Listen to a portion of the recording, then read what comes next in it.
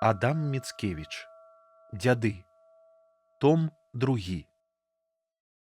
Святой памяці Яну Сабалеўскаму, Цыпрыяну Дашкевічу, Фэліксу Кулакоўскаму, маім сябрам па вучэнні, па затачэнні, па выгнанні, якія цярпелі пераслед за любоў да айчыны і памерлі ад тугі па айчыне ў Архангельску, Маскве, Петерсбургу. Народнай справы пакутнікам. Прысвячае аўтар. Польшча з паўстагоддзя ўяўляе сабой карціну з аднаго боку безупыннай, нестамлёнай і бязлітаснай жорсткасці тыранаў, а з другога такой бязмежнай самаахвярнасці народа і такой упартай трываласці, якім не было прыкладу ад часу пераследу хрысціянства. Здаецца, што цары і каралі, як некалі Ірад, маюць прадчуванне пра з'яўленне новага святла на зямлі і пра блізкі свой заняпад. А народ штораз мацней верыць у сваё адраджэнне і ў васкрэсенне. Гісторыя пакутнай Польшчы ахоплівае шэраг пакаленняў і нязлічанае мноства ахвяраў. Крывавыя сцэны адбываюцца ва ўсіх краях зямлі нашай і за яе межамі. Паэма, якую мы сёння прадстаўляем, змяшчае толькі некалькі абрысаў таго агромністага вобразу, некалькі выпадкаў з часу пераследу, што быў учынены праз імператара Аляксандра. Каля 1822 году палітыка імператара Аляксандра, якая не прымала ўсялякія праявы свабоды, пачала акрэслівацца, грунтавацца і браць пэўны кірунак. У той час і пачынаецца паўсюдны пераслед і ўціск усяго польскага роду, якія штораз рабіліся ўсё гвалтоўнейшымі і болей крывавымі. Выйшаў на сцэну памятны ў нашай гісторыі сенатар Навасільцаў. Ён першы інстынктыўную і звярыную нянавісць расейскага ўраду да палякаў прыняў як выратавальную палітыку, узяў яе падставаю сваіх дзеяў, а за мэту паклаў знішчэнне польскае нацыі. Тады ўся краіна ад Просны да Дняпра і ад Галіцыі да Балтыйскага мора была ізаляваная і ператвораная ў гіганцкую вязніцу. Уся адміністрацыя была як адзіная вялікая дыба для катавання палякаў, кола якой круцілі царэвіч Канстанцін і сенатар Навасільцаў. Навасільцаў меў сваю сістэму. Найперш ён паслаў на мукі дзяцей і моладзь, каб у зародку знішчыць надзеі будучых пакаленняў. Галоўны штаб катавання быў закладзены ў Вільні, у сталіцы навукі і асветы літоўска-рускіх правінцый. У той час сярод універсітэцкай моладзі існавалі розныя літаратурныя таварыствы, што мелі на мэце захаванне мовы і польскай нацыі. Права на гэта было замацавана Венскім кангрэсам і прывілеямі імператара. Гэтыя таварыствы, адчуўшы падазрэнне ўраду, самараспусціліся яшчэ да таго, калі яны былі забароненыя спецыяльным указам. Але Навасільцаў, прыбыўшы ў Вільню праз год пасля гэтага, схлусіў імператару, што знайшоў іх дзейнымі, а іх літаратурныя займанні выставіў як выразны бунт супраць урада. Арыштаваў некалькі сотняў маладых людзей і ўстанавіў пад сваім уплывам ваенныя трыбуналы для суда над студэнтамі. У расейскай закрытай судовай працэдуры аскарджаныя не маюць спосабу абароны, бо часта не ведаюць, у чым іх абвінавачваюць. Камісія паводле сваёй прыхамаці адны паказанні прымае і ў рапарце змяшчае, другія ж адхіляе. Навасільцаў, які быў прысланы царэвічам Канстанцінам і надзелены неабмежаванай уладай, стаўся і аскарджальнікам, і суддзём, і катам. Ён скасаваў колькі школаў на Літве, каб моладзь, што наведвала іх, была пастаўлена перад грамадзянскай смерцю, каб яе не прымалі ні на якую службу, не дазвалялі ёй ані ў публічных, ані ў прыватных установах скончыць навучанне. Гэты ўказ, які забараняў вучыцца, не мае прыкладаў у гісторыі і з'яўляецца арыгінальным расейскім вынаходніцтвам. Адначасова з закрыццём школаў некалькі дзясяткаў студэнтаў былі сасланыя на сібірскія руднікі, да тачкаў альбо азіяцкіх гарнізонаў. З-паміж іх былі непаўналетнія, былі юнакі з самых вядомых літоўскіх сем'яў. 20 з нечым юнакоў, якія працавалі ўжо настаўнікамі, ці тых, што сталі студэнтамі універсітэту, саслалі на вечнае пасяленне ў глыб Расеі, як падазронцаў у польскім нацыяналізме. З усіх тых выгнаннікаў толькі аднаму ўдалося выбрацца з Расеі. Усе пісьменнікі, якія ўзгадваюць пераслед на Літве, згаджаюцца, што ў справе віленскіх вучняў было штосьці містычнае і таямнічае. Містычны, лагодны, але непахісны характар Томаша Зана, кіраўніка гэтай моладзі, рэлігійнае самаадрачэнне, братэрская згода і любоў маладых вязняў, кара Божая, што спасцігае іх прыгнятальнікаў, пакінулі глыбокія ўражанні ў свядомасці тых, хто быў сведкаю альбо удзельнікам падзеяў, а іх апісанні быццам пераносяць чытачоў у далёкія часы, часы веры і цудаў.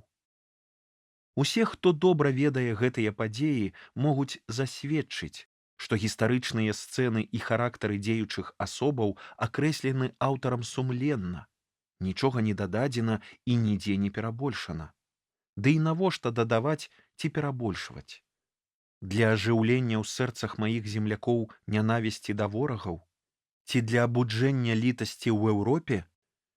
Але чым жа ёсць жорсткасць мінулых гадоў у параўнанні з тым, што польскі народ церпіць цяпер, і на што Еўропа глядзіць абыякава? Аўтар хацеў толькі захаваць народу верную памяць з літоўскай гісторыі за некалькі апошніх гадоў. Яму не было патрэбы абуджаць нянавісць землякоў да ворагаў, якіх яны ведаюць адвеку.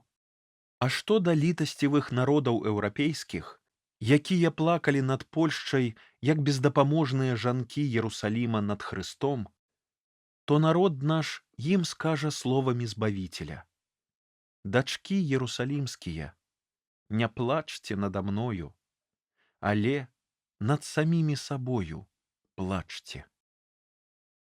Дзяды. Частка 3. Літва. Пралёг. У Вільні на Вострабрамскай вуліцы, у базыліянскім кляштары, ператвораным у дзяржаўную вязніцу. Камора вязня. Сцеражэцеся людзёў, бо яны будуць выдаваць вас радам і ў бажніцах сваіх будуць біць вас. Матвея, раздзел 10, верш 17. І павядуць вас да правадыроў і каралёў за мяне, на сведчанне ім і паганым. Верш 18. І будуць усі ненавідзець вас за імя маё, але хто вытрывае да канца, той спасецца. Верш 22. Вязень, абапершыся на падваконне, спіць. Анёл-ахоўнік.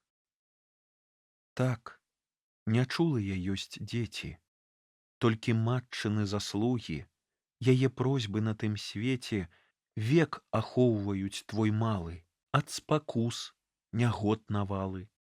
Як садоў анёлак, ружа, водарам ад сноў дзіцятка вабіць рой начных крылаткаў, і яны над ёю кружаць.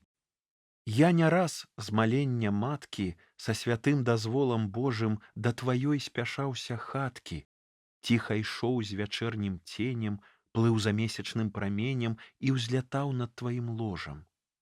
Змрок твае ахутваў веі, я над сном бянтэжным, смутным нахіляўся, як лілея над ручаем каламутным. І ў душы тваёй, што ў цернях, добрыя шукаў парывы, як мурашніку верлівым ладана шукаюць зерне.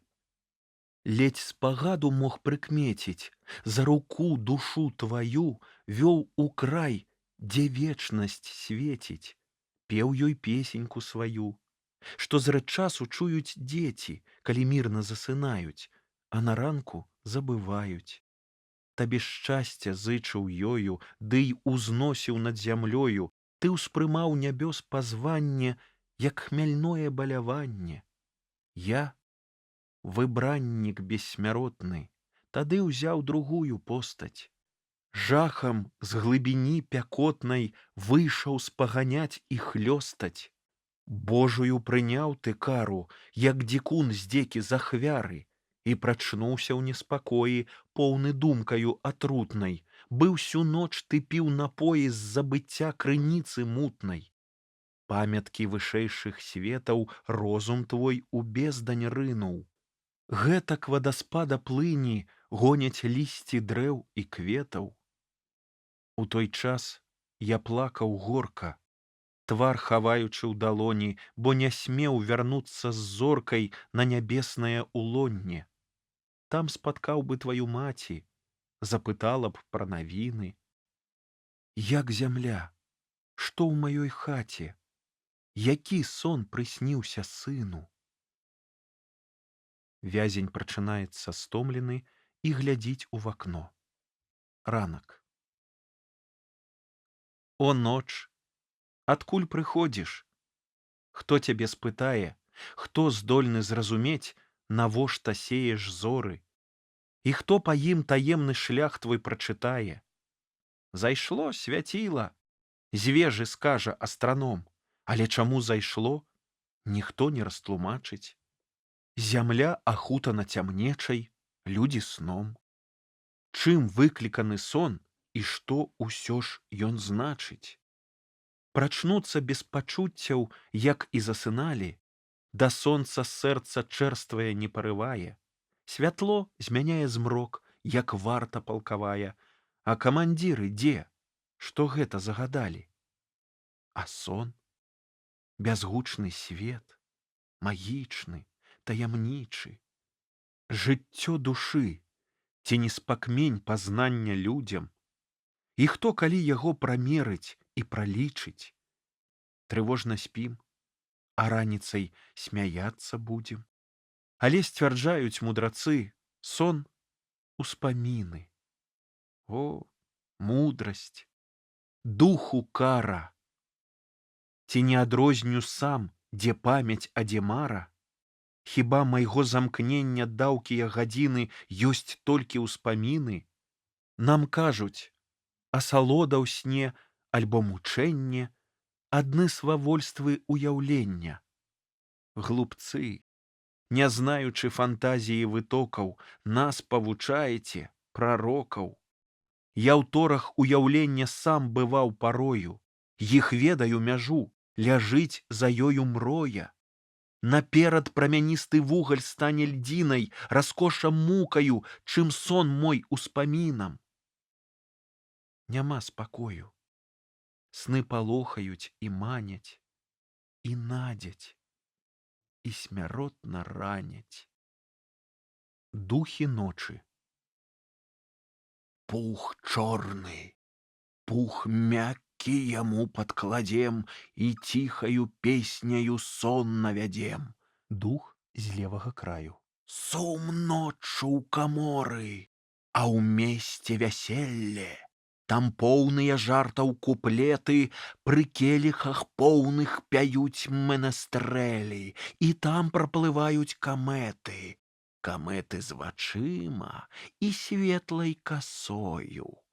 За імі ў ладдзі, хто памкнецца, на хвалях засне, стрэне злашчаным рою, на беразе нашым прачнецца. Анёл. Прасілі Бога мы нястомна, каб ворага ты быў палонны, самота, мудрацу паплечнік. Панурым вязнем у замкненні, як праведны прарок у пустэчы, пазнай сваё ты прызначэнне. Хор начных духаў. Днём Бог дакучае, а ўночы вяселле, гулякамі ночка абрана. Свабодней уночы спяваць менестрэлям, іх песенькам вучаць шатаны. З касцёла узятыя думкі святла і радасць размовы пачцівай ноч высмакча п'яўкаю чорнай шчала, атруціць вужакаю хцівай. Спяем жа над сонным падземнае племя, паслужым, паспіць хай падолей, пролезем у сэрца, ускочым на темя, ён будзе пад нашаю волей. Анёл.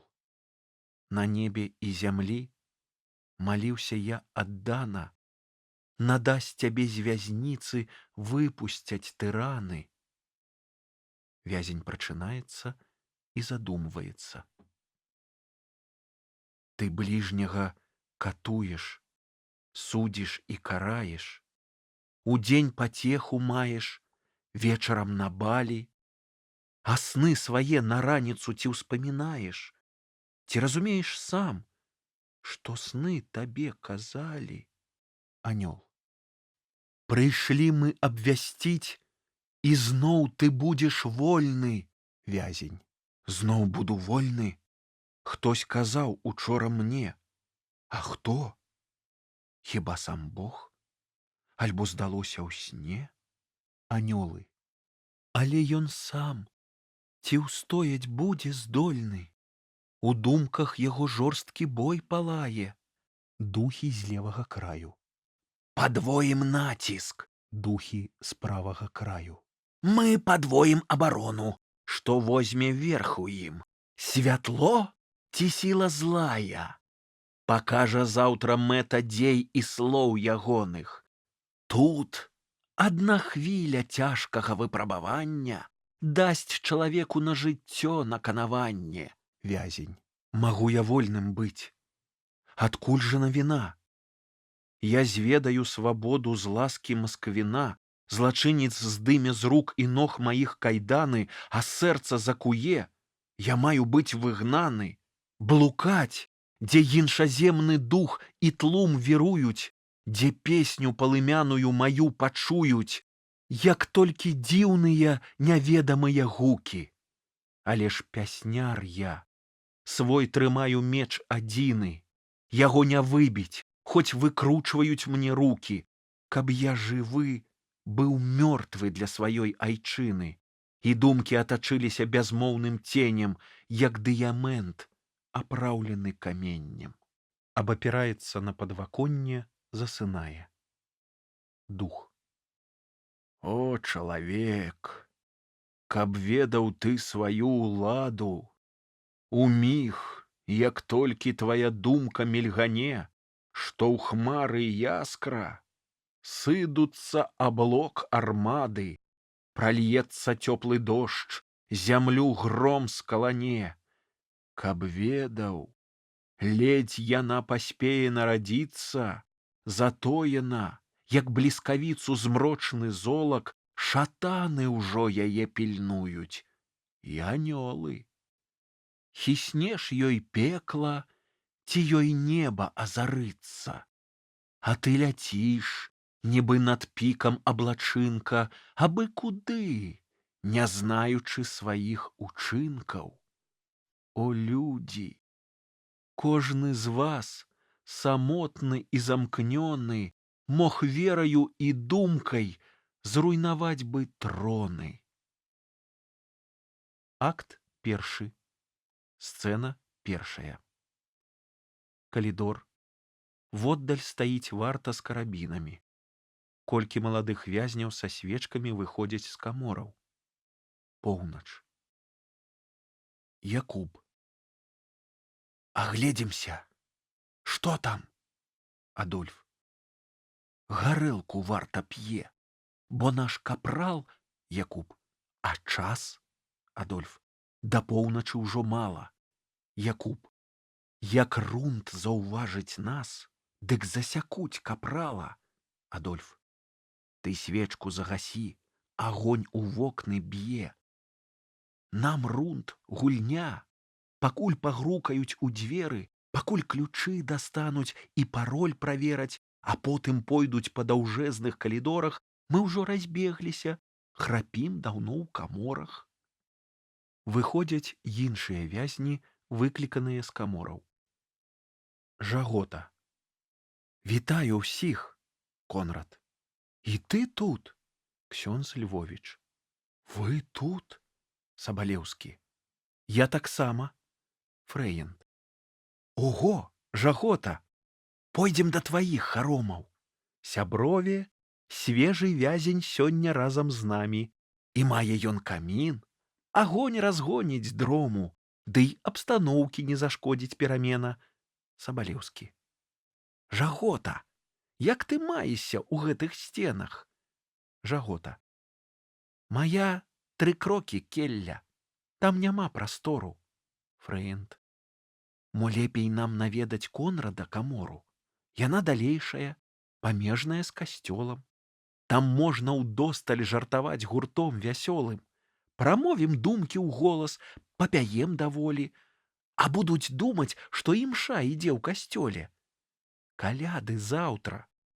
Вып'ем, браткі, для запалу. Бутэлек я прыпас. Якуб. Без ведама капрала? Фрэйнд. Капрал пачцівы яшчэ фору дасць, павер. Прытым паляк ён і былы легіянер.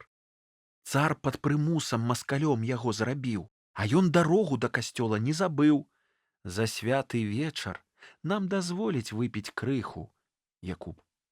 Калі даведаюцца, не мінуем ліха. Уваходзяць у камору Конрада, разводзяць агонь у каміне, запальваюць свечку. Камора Конрада, як у пралёгу. Ксёндз Львовіч. Адкуль ты тут, Жагота, мілы і каханы? Калі? Жагота. Забралі са стадолы сёння ўвечар. Ксёндз Львовіч. Ты стаў гаспадаром? Жагота. Прызнаюся без зману.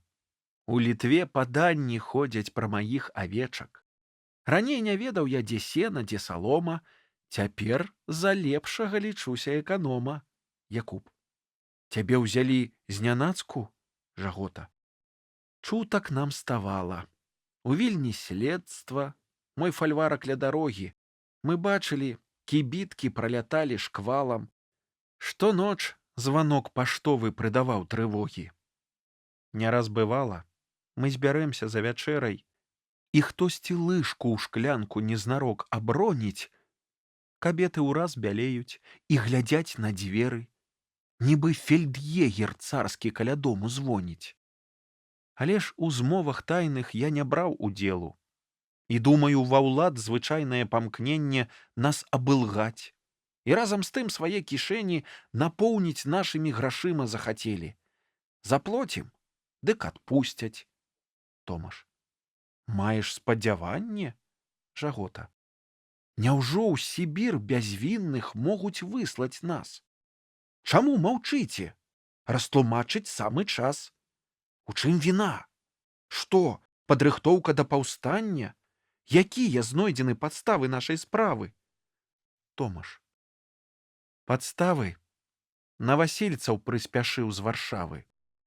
Яго сваёй пазбавіў ласкі імператар. Што за характар, знаеш, мае пан сенатар.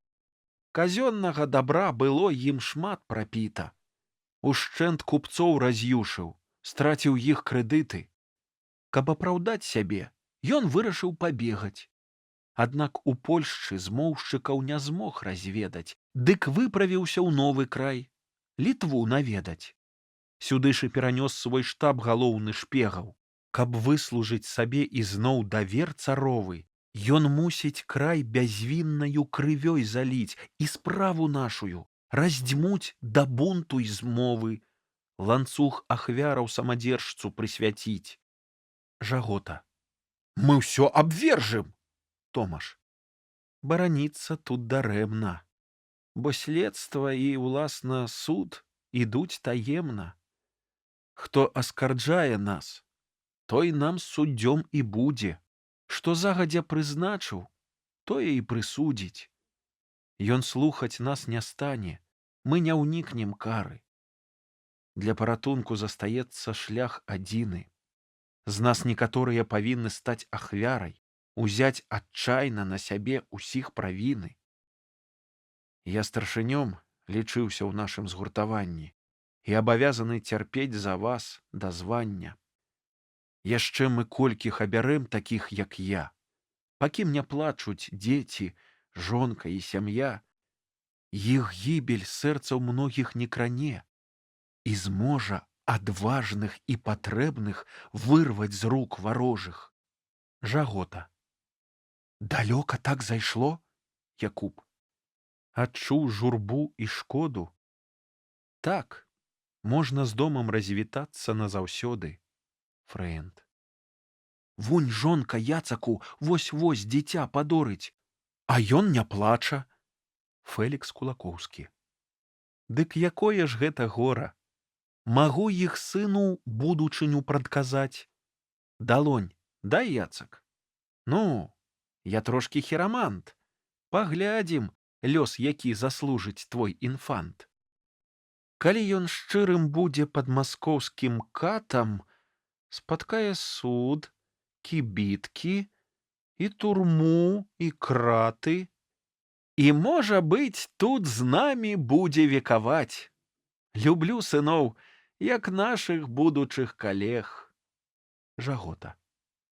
Даўно вы тут, Фрэнд? Ды і што сказаць? Лістоў няма, календара няма, дзён не прасочыш бег. І жах не знаць, як доўга будуць нас трымаць. Сузін. Калі ў нас дошкі на вакне замест фіранак, як зразумееш, вечар за сцяной ці ранак? Фрэнд. У Томаша спытай. Ён патрыярх вязніцы.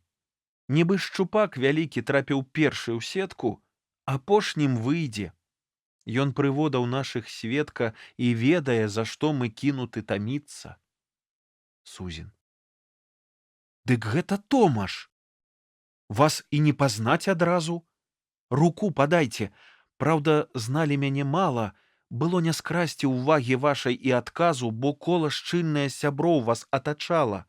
За нас пакутвалі і нас жа ратавалі. Адзін уступілі ў бой з варожымі палкамі. З той хвілі ганаруся, што знаёмы з вамі. Пры смерці ўспомню, з Томашам мы гаравалі.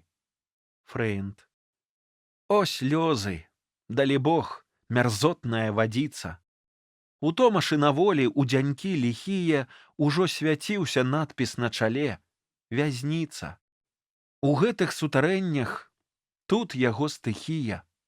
Ён быццам грыб, на сонцы проста жыць не ў стане, хаваецца ад свету ў вільготным лёху, дзе мы, сланечнікі, чаўрэем, хутка вянем, а ён тлусцее нават і расце патроху.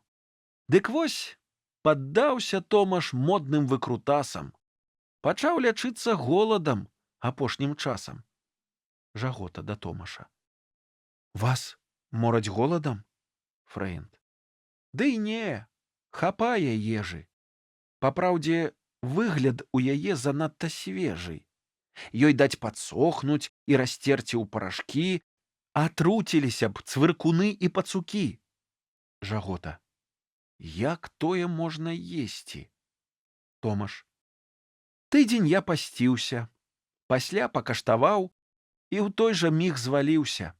Скруціла, як халераю ад калацця, і месяц праляжаў у хмарах забыцця. Не ведаю, якою мучыўся хваробай, бо лекар не цікавіўся маёй асобай.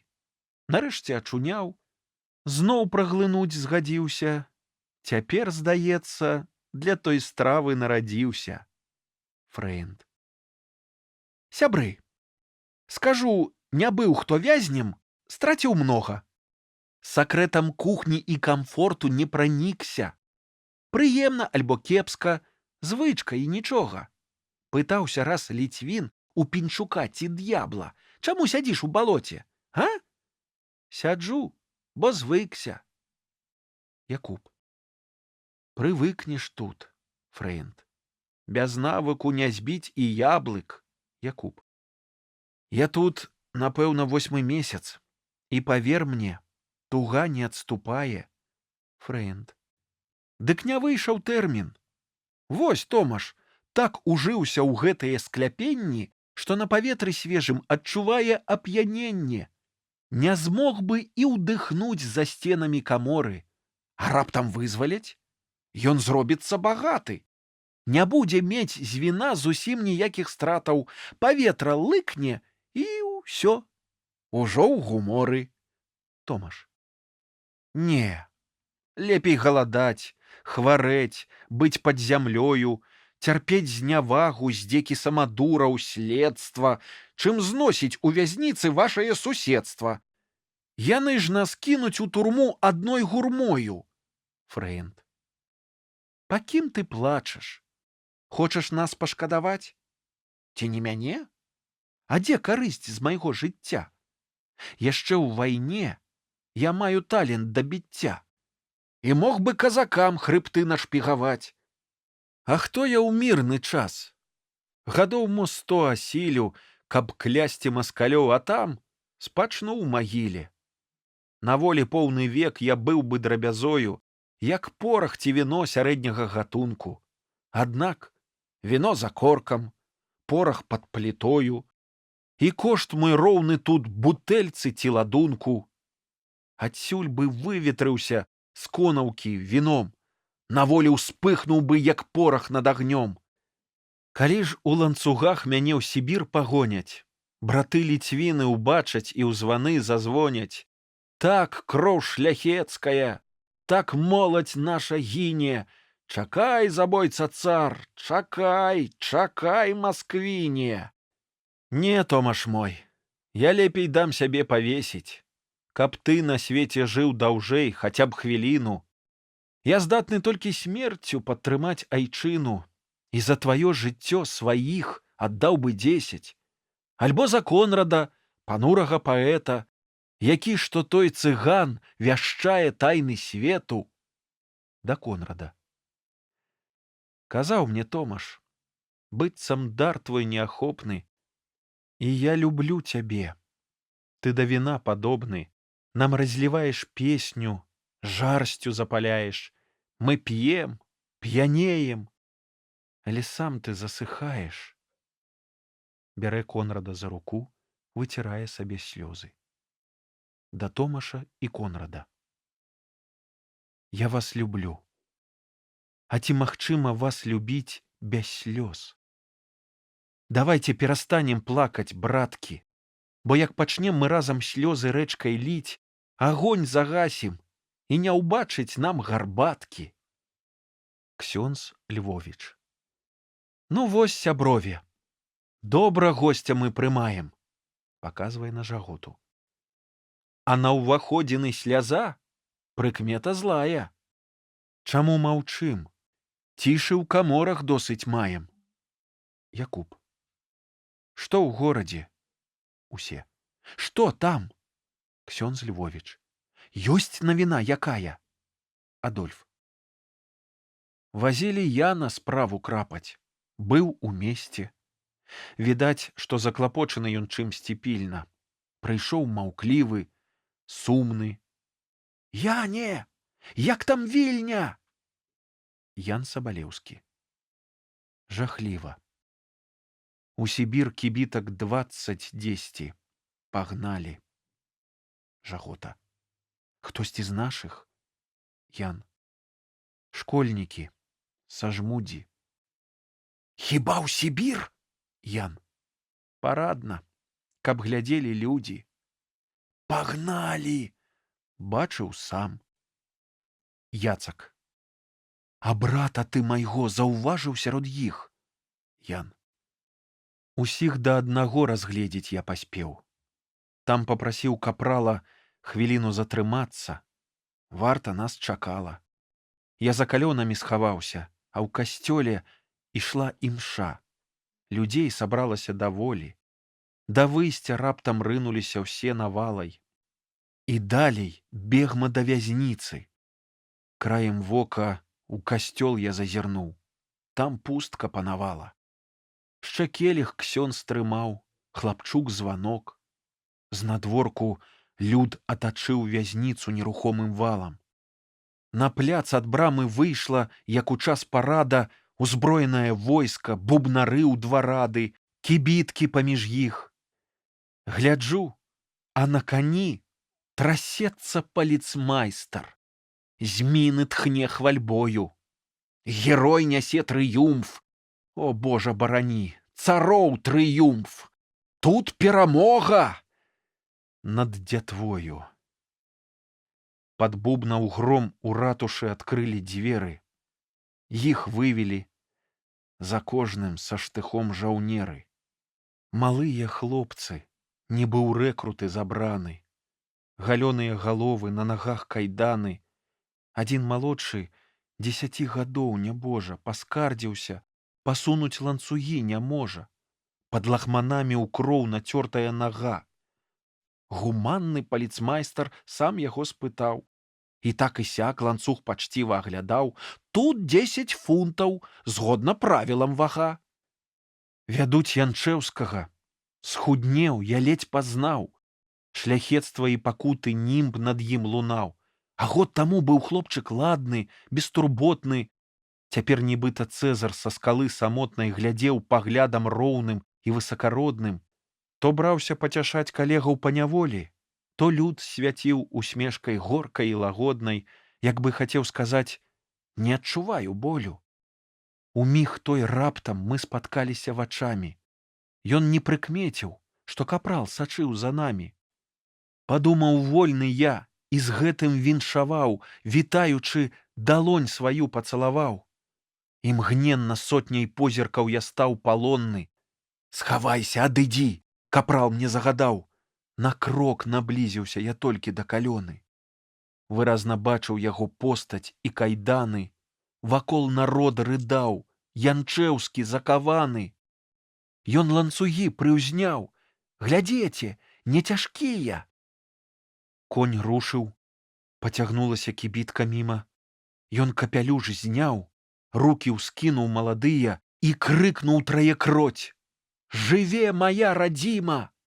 Худыя рукі працялі нябёс прасцяг, а чорны капялюш нібы жалобны сцяг. І галава яго, насільна пагалёная, здалёку бачная і нескароная, узвышаецца над сотнямі галоў людскіх. Бязвіннасць альбо ганьбу смела абвяшчае. Нібы дэльфін ляціць вышэй віроў марскіх, шторм навальніцу над зямлёю прадракае. Карціны тыя я запомню дэталёва, каб компасам былі мне на шляху жыццёвым. Мой Бог, прашу цябе, калі забуду іх, забудь мяне. Ксёндз Львовіч. Амін за вас. За нас усіх. Ян Сабалеўскі. Кібіткі пад'язджалі іншыя тым часам. У іх саджалі новых вязняў раз за разам. Я азірнуў натоўп, народ, і нават войскі стаялі бледныя, як вылітыя з воска. Злавесная навісла цішыня наўкруг. Былі чутны ў ёй мерны крок, а з ім ланцуг. У сэрцах боль. Завошта моладзь пакарана? Аднак народ маўчыць, баючыся тырана. Апошняга ўвялі, ён быццам упіраўся, але я зразумеў, ад слабасці хістаўся, ісці не мог. Ледзь-ледзь ён на прыступку ўстаў, сарваўся і на бруку цела распрастаў. То Васілеўскі, што быў з намі па суседству. Ён перад гэтым палкі вытрываў на следстве. На твары не было ніводнае крывінкі. Прыбег жаўнер, падняў нібы былінку, панёс яго, трымаючы адной рукою, і ў той жа час тайком смахнуў слязу другою. Да чорнае кібіткі нёс марудна і няўмела, а той не звіс, не змяк. Напружылася цела. Уражанне было, з крыжа вось толькі зняты, раскінутыя рукі, як Хрыстос распяты, пашыраныя вочы ў неба скіраваны, і вочы ў людзей напоўніліся жахам. І разам з тысячы грудзей стогн нестрыманы міжволі вырваўся, працяўшы ўсё наўкола. Нібы магілы енклі з-пад муроў касцёла. Гром тарабанаў выбухнуў, прайшоў па дахах. Да зброі марш! Далі загад. І вось імчыцца кібітка ўперад чорнай бліскавіцай. Яна здавалася пустой, але з саломы руку сінелую працягваў невідомы. І пальцы тонкія дрыжэлі, бы жагналі. Праз люд кібітку да касцёла падагналі. Званок пачуўся з храма ўласна ў тыя хвілі, калі нябожчыка вязлі. Там так званілі.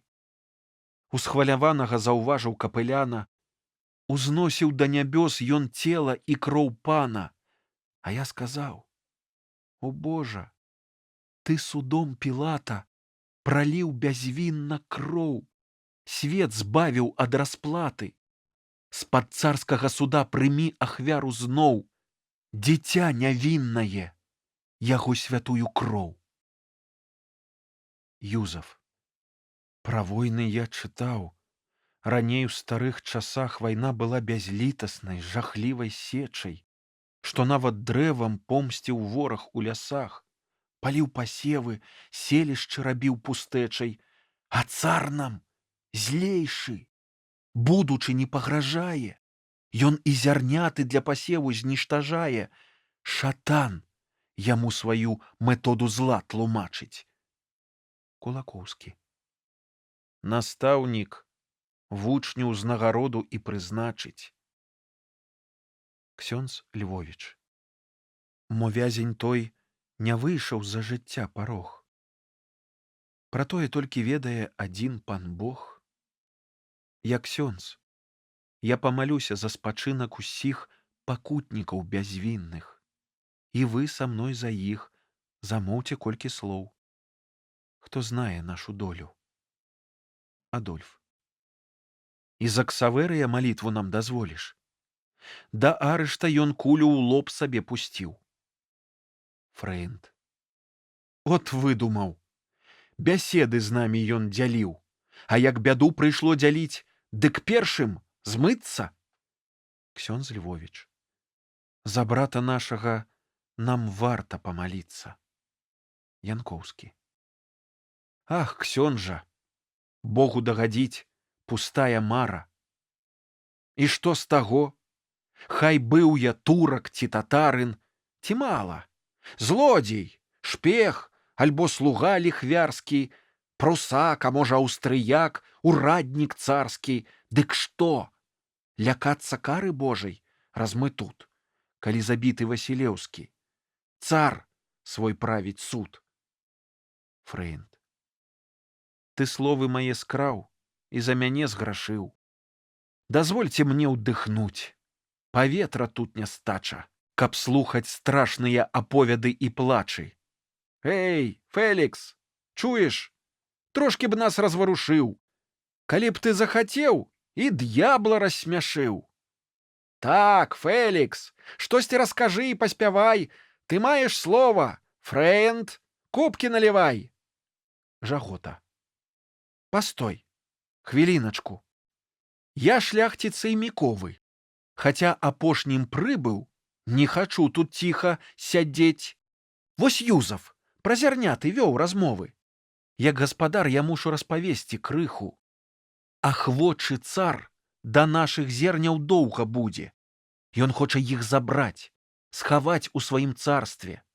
Ну што ж, цана ўзрасце. Не згаладаюць людзі. Антоні напісаў аб гэткім гаспадарстве. Які Антоні?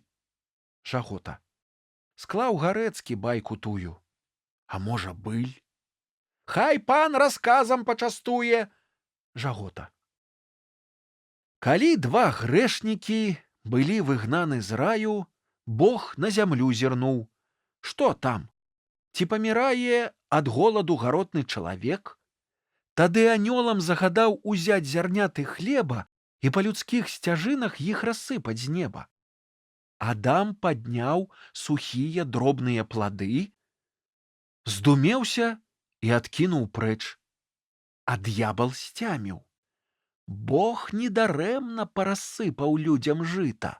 Відаць, у зернях непрывабных моц укрыта. Схаваю іх падалей. І давай рагамі зямлю рыхліць. Кідаць у баразну зярняты. І капытамі прытаптаў, рабіў заўзята. Узрадаваны, думку Бога разгадаў, зароў, зарагатаў і ў пекла паскакаў. Якое было ўвесну д'яблава здзіўленне, калі паўсталі каласы, далі насенне. О, розум хцівы, зло рабіць ахвочы! Пачуй мой голас, сцяты холадам паўночным. Хто зернейка свабоды марыць пахаваць, не Богу, а сабе той мае напсаваць. Якуб. Але штукар! Антонію за байку брава, пасадзяць зноў, калі наведае Варшаву. Фрэнд. Сябры, да Фелікса вярнуцца прапаную, бо вашы байкі, скажам шчыра, не па мне. Пакуль там знойдзеш сэнс, дык галаву раздзьмуе. Няхай наш Фелікс з песенькай жыве і п'е. Янкоўскі. А Львовіч што? Малітву распачаў нанова? Для пана Львовіча пяю я адмыслова. Кажуць мальцы і старыя, Ісус Марыя, ці ж свабоду нам адкрые, Ісус Марыя. Нечысць хай спярша зарые, Ісус Марыя. Там цары, як змеі злыя, Ісус Марыя. Шпегі, служкі іх начныя, Ісус Марыя.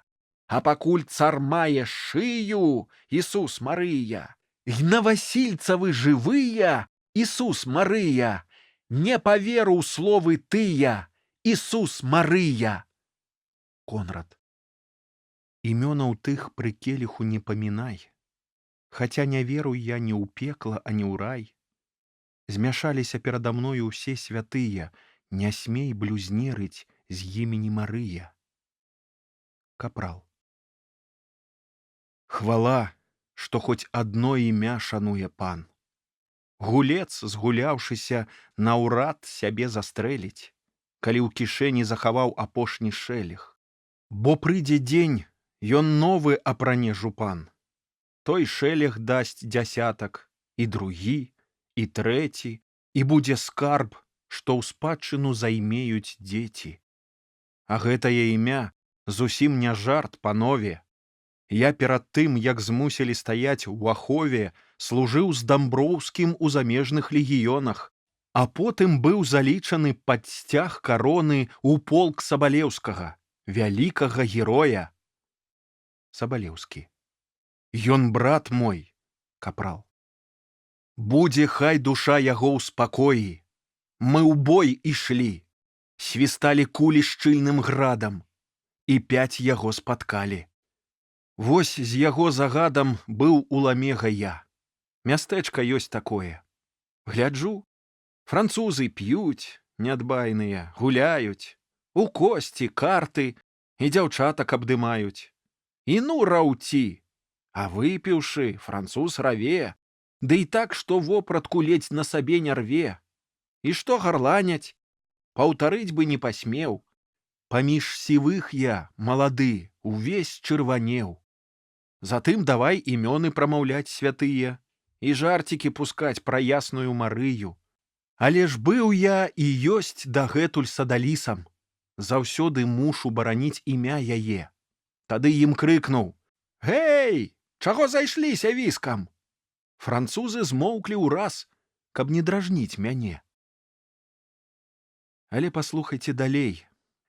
Як павялося, пасля п'яной тузні спаць войска разляглося, а ўночы збор трубяць, рыхтуй абоз дарожны. Французы, хоп, да шапак, а надзець не можна. Няма на што. Вось так. Выпадак быў суровы. Жаўнеры бедныя пазбаўленых галоваў. Іх гаспадар, чык-чык, курэй не быў фальварку. І толькі чую, галава моя на карку. Цыдулка ў шапцы. Словы ў ёй былі такія: «Віват Палонус, унус дэфенсор Маріе». Яе імя заўжды мяне ад бедаў скрые. Адзін з вязняў: «Гэй, Фелікс, нам спяеш? Наліць яму гарбаткі альбо віна». Што ж, просьбу вашу знаю, браткі. Каб не дрыжэла сэрца ад журботнай млосці, я зараз падару вам спевы весялосці. Ехаць мне ў Сібір пара, лезці ў шахты і кайданы, буду працаваць аддана, я для бацюхны цара. Біць руду — моя работа, дом мой — шэрая нара, з той руды хтось зробіць потым і сякеру для цара. Як пайду на пасяленне, я татарку абяру, хай у першым пакаленні зродзіць палена цару. На сядзібку за гародам трохі грошай накаплю, буду на карысць народу сеяць лён і канаплю. Выйдзе шалік саматканы, ніткі з лёну і серабра, будзе шаліку пашана стаць удаўкай для цара. Хор. Зродзіць палена цару, туруру, туруру. Сузін. Чамусьці Конрад сумны, у сабе замкнёны, як бы да споведзі рыхтуецца ўтрапёна. Не слухаў Фелікса, хаваюць позірк веі, знянацку пабялеў і зноўку чырванее. Мо ён самлеў? Фелікс. Няўжо ты Конрада не знаеш?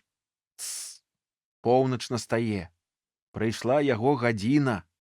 Я сам заўжды нямею ў гэтыя хвіліны. Пры нас узняцца песня лепшая павінна. Дзе твая флейта, фрэнд? Ціха падыграеш. Яго мелодыю ўзгадаў? І мы бадзёра, калі спатрэбіцца, падхопім зычным хорам. Юзаф, гледзячы на Конрада. Браты, пакінуў яго дух зямлі раздолле. Па зорах будучыню нашую чытае. Ён з духамі знаёмымі там размаўляе, яны паведаюць яму нябёсаў волю. А позірк бы відушчым і не быў ніколі. Нішто не скажа вока і не запытае. У ім душы няма. Вось так кастры гараць, пакінутыя войскам, што сышло з прывала. Вуголле тлее нават пад дажджом і шквалам, пакуль не вернецца назад са славай раць. Конрад. Мая песня памерла, застыла. Водар бітвы яе ажывіў. Як вампір яна мкнецца да жылаў. Да крыві, да крыві, да крыві. Гэй, збірайся на помсту ў дарогу. Пойдзем з Богам, альбо супраць Бога. Хор. Песня кліча і круціцца вірам. Ёй спярша землякоў зварушу. Каму іклы ўсаджу я ў душу, будзе той ненажэрным вампірам. Гэй, збірайся на помсту. Кроў варожую вып'ем, а цела мы сякерай ссячэм, раздзяром і цвікамі прыб'ем, каб змярцвелы ужо ніколі не ўстаў упыром.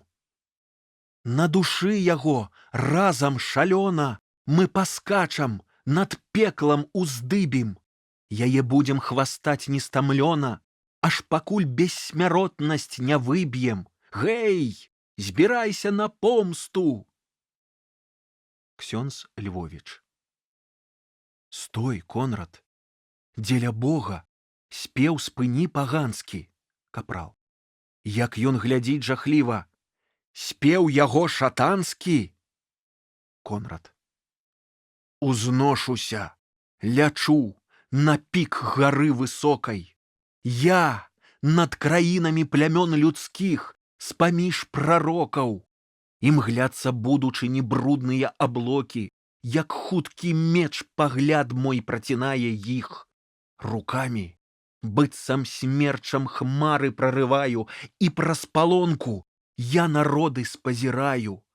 Сыбіллі кнігі, што вяшчаюць лёсы свету, раскрыты там, на доле. Хвіліны бачу я наступных летаў, як птушкі дробныя, яны, пачуўшы палёт арліны мой, бягуць ва ўсе бакі, свае ратуюць душы, дадолу і ў пясок ныраюць з галавой. За імі мае вочы. Гэй, саколе! Гэй, бліскавіца! Гэй, кіпцюры мае! Ці ім абараніцца? Што гэта? Птах з вышыняў да мяне імчыцца, на бой сцюдзёным вокам выклікае, а крылы змрочныя, як хмара навальніцы, шырокія, што небакраю доўгі лук, ён імі неба цалкам закрывае. То велічэзны круг. Куды ляціш ты, круг? І хто ты? Я арол. О, блытаюцца думкі. Я грому валадар, а ты? Глядзіш, мне ў вочы б'еш завесай дымавой. О, блытаюцца думкі. Колькі вязняў? Ён бледны, трызніць на парозе нематы. Цішэй! Стой! З крумкачом вяду смяротны бой. Я скончу песню, танчаць вобразы, малюнкі. Ксёндз Львовіч. Тых песняў досыць. Праўда, хопіць, капрал. Пан Бог з намі, званок. Ці чулі? То, напэўна, рунт пры браме. Гэй, па каморах усе! Адзін з вязняў глядзіць у вакно. Адкрылі дзверкі ў плоце. Знясілі ў Конрад. Хай пабудзе ў адзіноце. Усе збягаюць. Сцэна другая. Імправізацыя. Конрад. Самота. Хто я людзям? Я для іх пясняр? Дзе чалавек, што ў песнях слухаць думку здольны і ахінаць праменні духу зрокам вольным? Няшчасны, хто тлумачыць свету музы дар. Язык падманіць голас, голас зманіць думкі, яны лятуць, пакуль услоўныя карункі не трапяць. І дрыжаць над сцятай думкай словы, як глеба над падземнай незаўважнай плыняй. Ці дрохкасць тая нам раскажа пра глыбіні, таемныя адкрые сховы. Віруюць у душы пачуцці, паляць жарам, струменяцца нібыта кроў па сваіх цеснях. Румянцу колькі ўспыхвае на маім твары, пачуццяў столькі ж можна распазнаць і ў песнях. О, моя песня, зорка за мяжой сусвету, пагляд зямлян імкнецца да яе бясконца. І хоць шкляныя крыллі, недасяжна мэта, шлях млечны той палёт стрымае срэбным знічам. І разумець мем, што там сонцы, але ці змерым іх, пралічым. Вам, песні, ні вушэй і ні вачэй не трэба. Плынецеся ў душы глыбінях, свяцеце на яе вышынях, як той струмень падземны, быццам зорка ў небе. Ты, Божа, ты, прырода, абвастрэце слых, вас годная мелодыя песняў маіх. Я майстар, я небу выпрастаў далоні. Я майстар, зораў дакранаюцца мае далоні, нібы гармонікі крыштальных колаў. То рэзкім, то павольным рухам кручу я зоры сілай духу.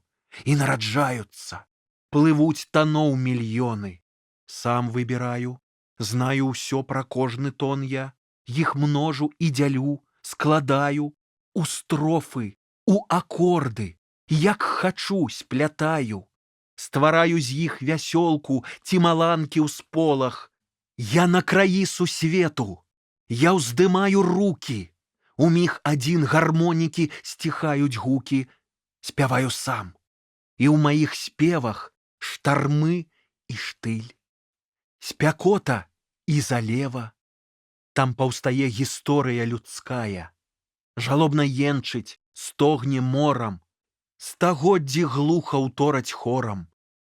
Адценне тону кожнага палае, за ім сачуе вухам, вокам, як вецер неўпрыкмет качуе, але я посвіст лёту чую і бачу шлях яго ў аблоках. Прыроды, Бога варты спеў мой зорны, ён твор мой, ён сам жыццятворны. О, песня, дзейнасць, моц і годнасць, о, песня, вечнасць, бессмяротнасць. Глядзі, я сам ствараю бессмяротнасць, Божа! Што больш вялікага зрабіць ты можаш? З сябе самога думкі здабываю, я ажыўляю словы імі, што ўюцца па ўсім небакраі, лятуць агнямі зіхаткімі, далёка іх магу прыкмеціць, сугуччамі замілавацца, рукой адчуць, зачаравацца, іх танцамі залюбавацца. Я вас люблю, прароцтва дзеці, вы, мае думкі, мае зоры, мае пачуцці і віхоры. З-паміж вас я, як бацька на сямейным зборы, вы ўсе мае, ва ўсёй прасторы. Над вамі я стаю, паэты, над вамі, мудрацы, прарокі, якіх уславіў свет шырокі. Калі б дагэтуль вы жылі між родных дзетак, калі б вы чулі пахвалу далоняў пляскат, штодзённа ведалі б ушанаванне, раскошу, хомар залатога бляску, на скронях бы зіхцеў вянок прызнання, каб музыку трыумфа, ласку, захапленне сабралі б вам з усіх стагоддзяў, пакаленняў, не адчувалі б шчасця вы і моцы ўласнай, якія тут я адчуваю ў ночы яснай, калі сам у сабе спяваю, сам для сябе спяваю. Так, я мудрэйшы сёння, свет выразней чутны, і як ніколі волю маю. Мой настае зеніт, і ў гэты міг спазнаю, я толькі горды ці вышэй за ўсіх, магутны. Хвіліна тая вызначана конам. Душы маёй напружаны рамёны, то будзе хвіляю Самсона, калі калёну абхапіў сляпец пакутны. Я скіну цела, возьме дух пяро свабоды, і прагне ён палёту, і ён імчыць з планетнага колазвароту туды, мяжуе, дзе стваральнік сам з прыродай. Я маю крыллі, абдымаю імі на захад ад усходаў з махам плаўным, былое левым, будучыню правым. Я да цябе па промнях пачуцця нязломных іду спалаць пачуццямі тваімі. О, ты, мне кажуць, з неба сочыш свет нястомна. Глядзі, я побач, тут, моц ува мне якая, цябе на крылах дасягаю, я чалавек. І цела на зямлі пакінуў, там я кахаў, і ў сэрца ўсю ўвабраў айчыну. Але мая любоў на свеце не на адным спачыла чалавеку, не як пчала на ружы квеце, не на адной сям'і, часіне, веку. Люблю я ўвесь народ, і як зямля людзей, наступныя і ўсе былыя пакаленні я прытуляю да грудзей. Люблю яго, як сябар, бацька, муж, каханак. Хачу даць шчасце і ўзрушэнне, накіраваць у вольны свет яго памкненні. Але пакуль той спосаб мной не адшуканы. Прыйшоў я думкаю дапытлівай узброены, якою з неба высякаю бліскавіцы, пільную ход планет, марскога дна тайніцы. Я маю болей. Моц, што ад людзей утоена, і пачуццё, што ў моцы той схавана, што толькі ў словах вырываецца вульканам. І моц я тую ўзяў не ад пазнання дрэва, не з плоду, які дала чалавеку Ева, не з кніг альбо апавяданняў і не з глыбокіх разважанняў, не з варажбы і чараванняў. Я нарадзіўся творцам. З вытокаў тых паходзіць моц мая, адкуль табе прыйшла твая. Яе ты не шукаў, калі задумаў сонца, і страціць не баішся. Так і я. Ці ты мне даў, ці сам, дзе і ты ўзяў я вока, што над зямлёй узносіцца высока. Плывуць там аблачыны сваім шляхам, там чарада вандруе птахаў. Як захачу, паглядам я спыню палёт іх. Яны заб'юць крыламі, быццам у цянётах, і плачуць, жаласна гамоняць, пакуль не адпушчу. Твой вецер іх не згоніць, а пагляджу ў хвіліны моцы на камету, не зрушыць з месца, не памкнецца ў глыб сусвету. І толькі збэшчаныя людзі, адвечныя ў сваёй аблудзе, не слухаюць мяне, цябе, не чуюць нас. Адсюль з нябёсаў хачу ім даць наказ, направіць лёс іх. Уладай, што я над прыродай маю, хачу абняць людскія душы.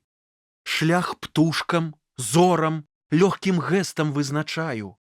Людзьмі таксама кіраваць я мушу, не зброяй.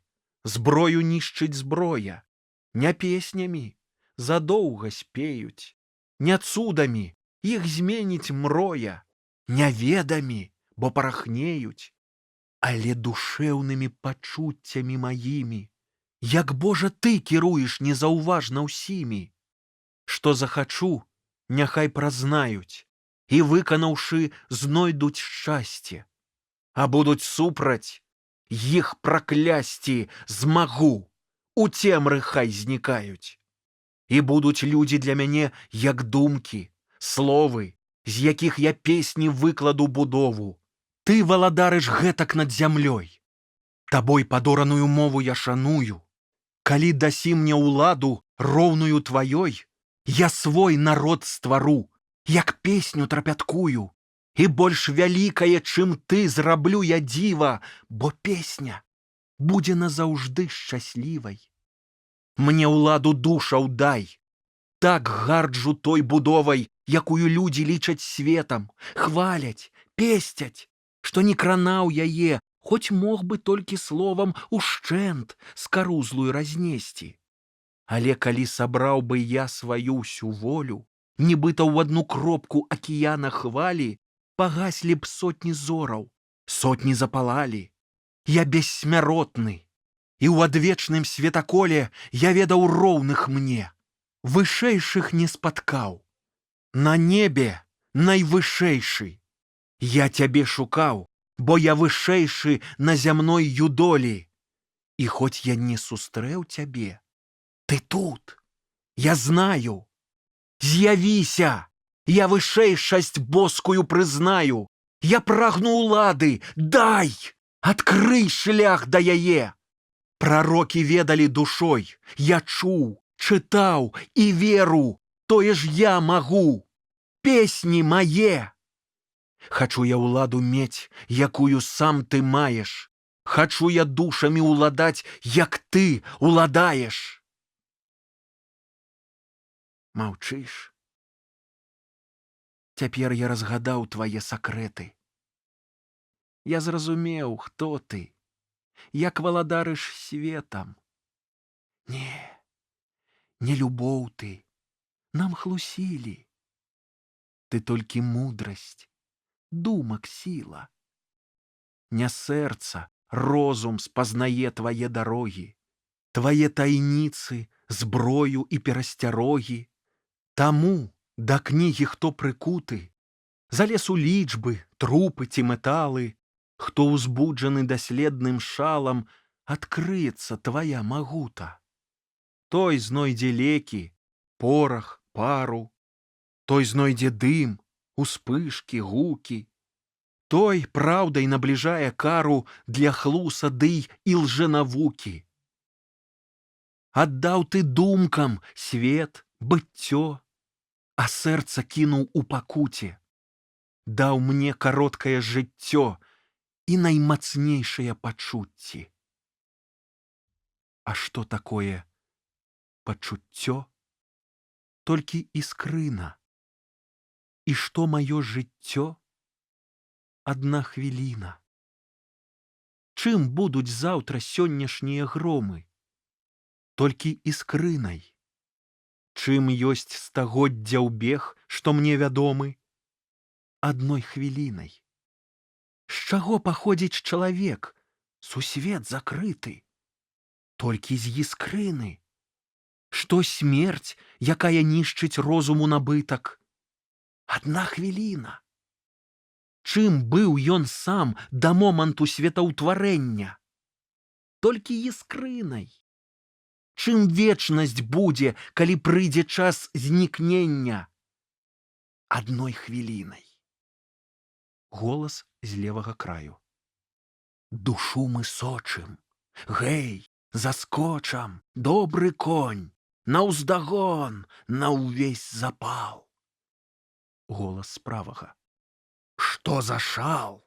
Яго мы ўкрыем, агорнем крыллем скронь. Падоўжацца іскра з хвілінай, запалаюць. Яны будуюць, разбураюць. Ану, смялей, смялей трымаем хвост хвіліны. Ану, смялей, смялей раздзьмуем зніч іскрыны. Так, добра, найвялікшы. Дзе твой голас боскі? Душу яшчэ раз адкрываю па-сяброўску. Маўчыш, змагаешся з шатанам асабіста. Хачу я папярэдзіць урачыста. Хоць бачыш аднаго мяне, я не адзіны. З народам, сэрцам і душою пабратаны.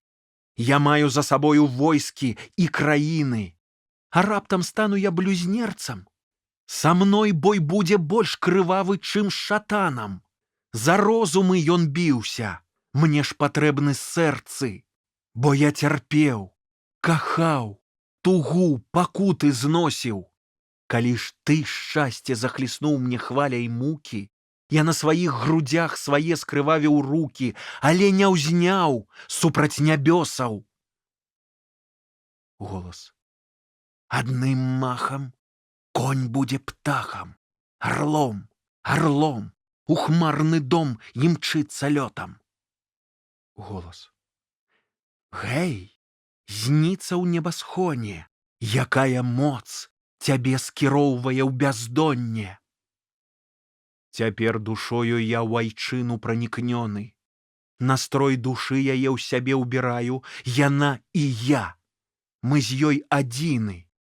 Імя маё мільён. Бо за мільёны люблю і мукі я трываю. Гляджу на смутную айчыну, як сын на бацьку перад пакараннем. Я адчуваю боль народу, як адчувае ў сабе маці болі плоду. Цярплю, шалею, а ты, мудры, без вагання кіруеш, асуджаеш, караеш, дагаджаеш. Памылак ты не дапускаеш? Калі ўсё праўда, што я з вераю сыновай прыняў ад часу нараджэння, што ты свет любіш, прызнаеш сваім тварэннем, глядзіш, гадуеш яго з літасцю бацьковай, і сэрца чулае было сярод жывёлін, якіх ты на каўчэгу збавіў хвалі пеннай.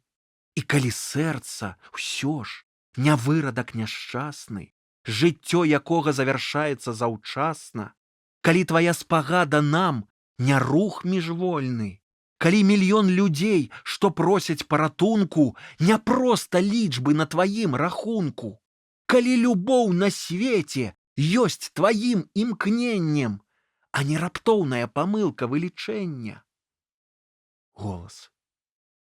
Арла ды ў гідру, яму вочы вырву, на штурм, на бой, хай дым гарой, пажар, грымоты. Голас.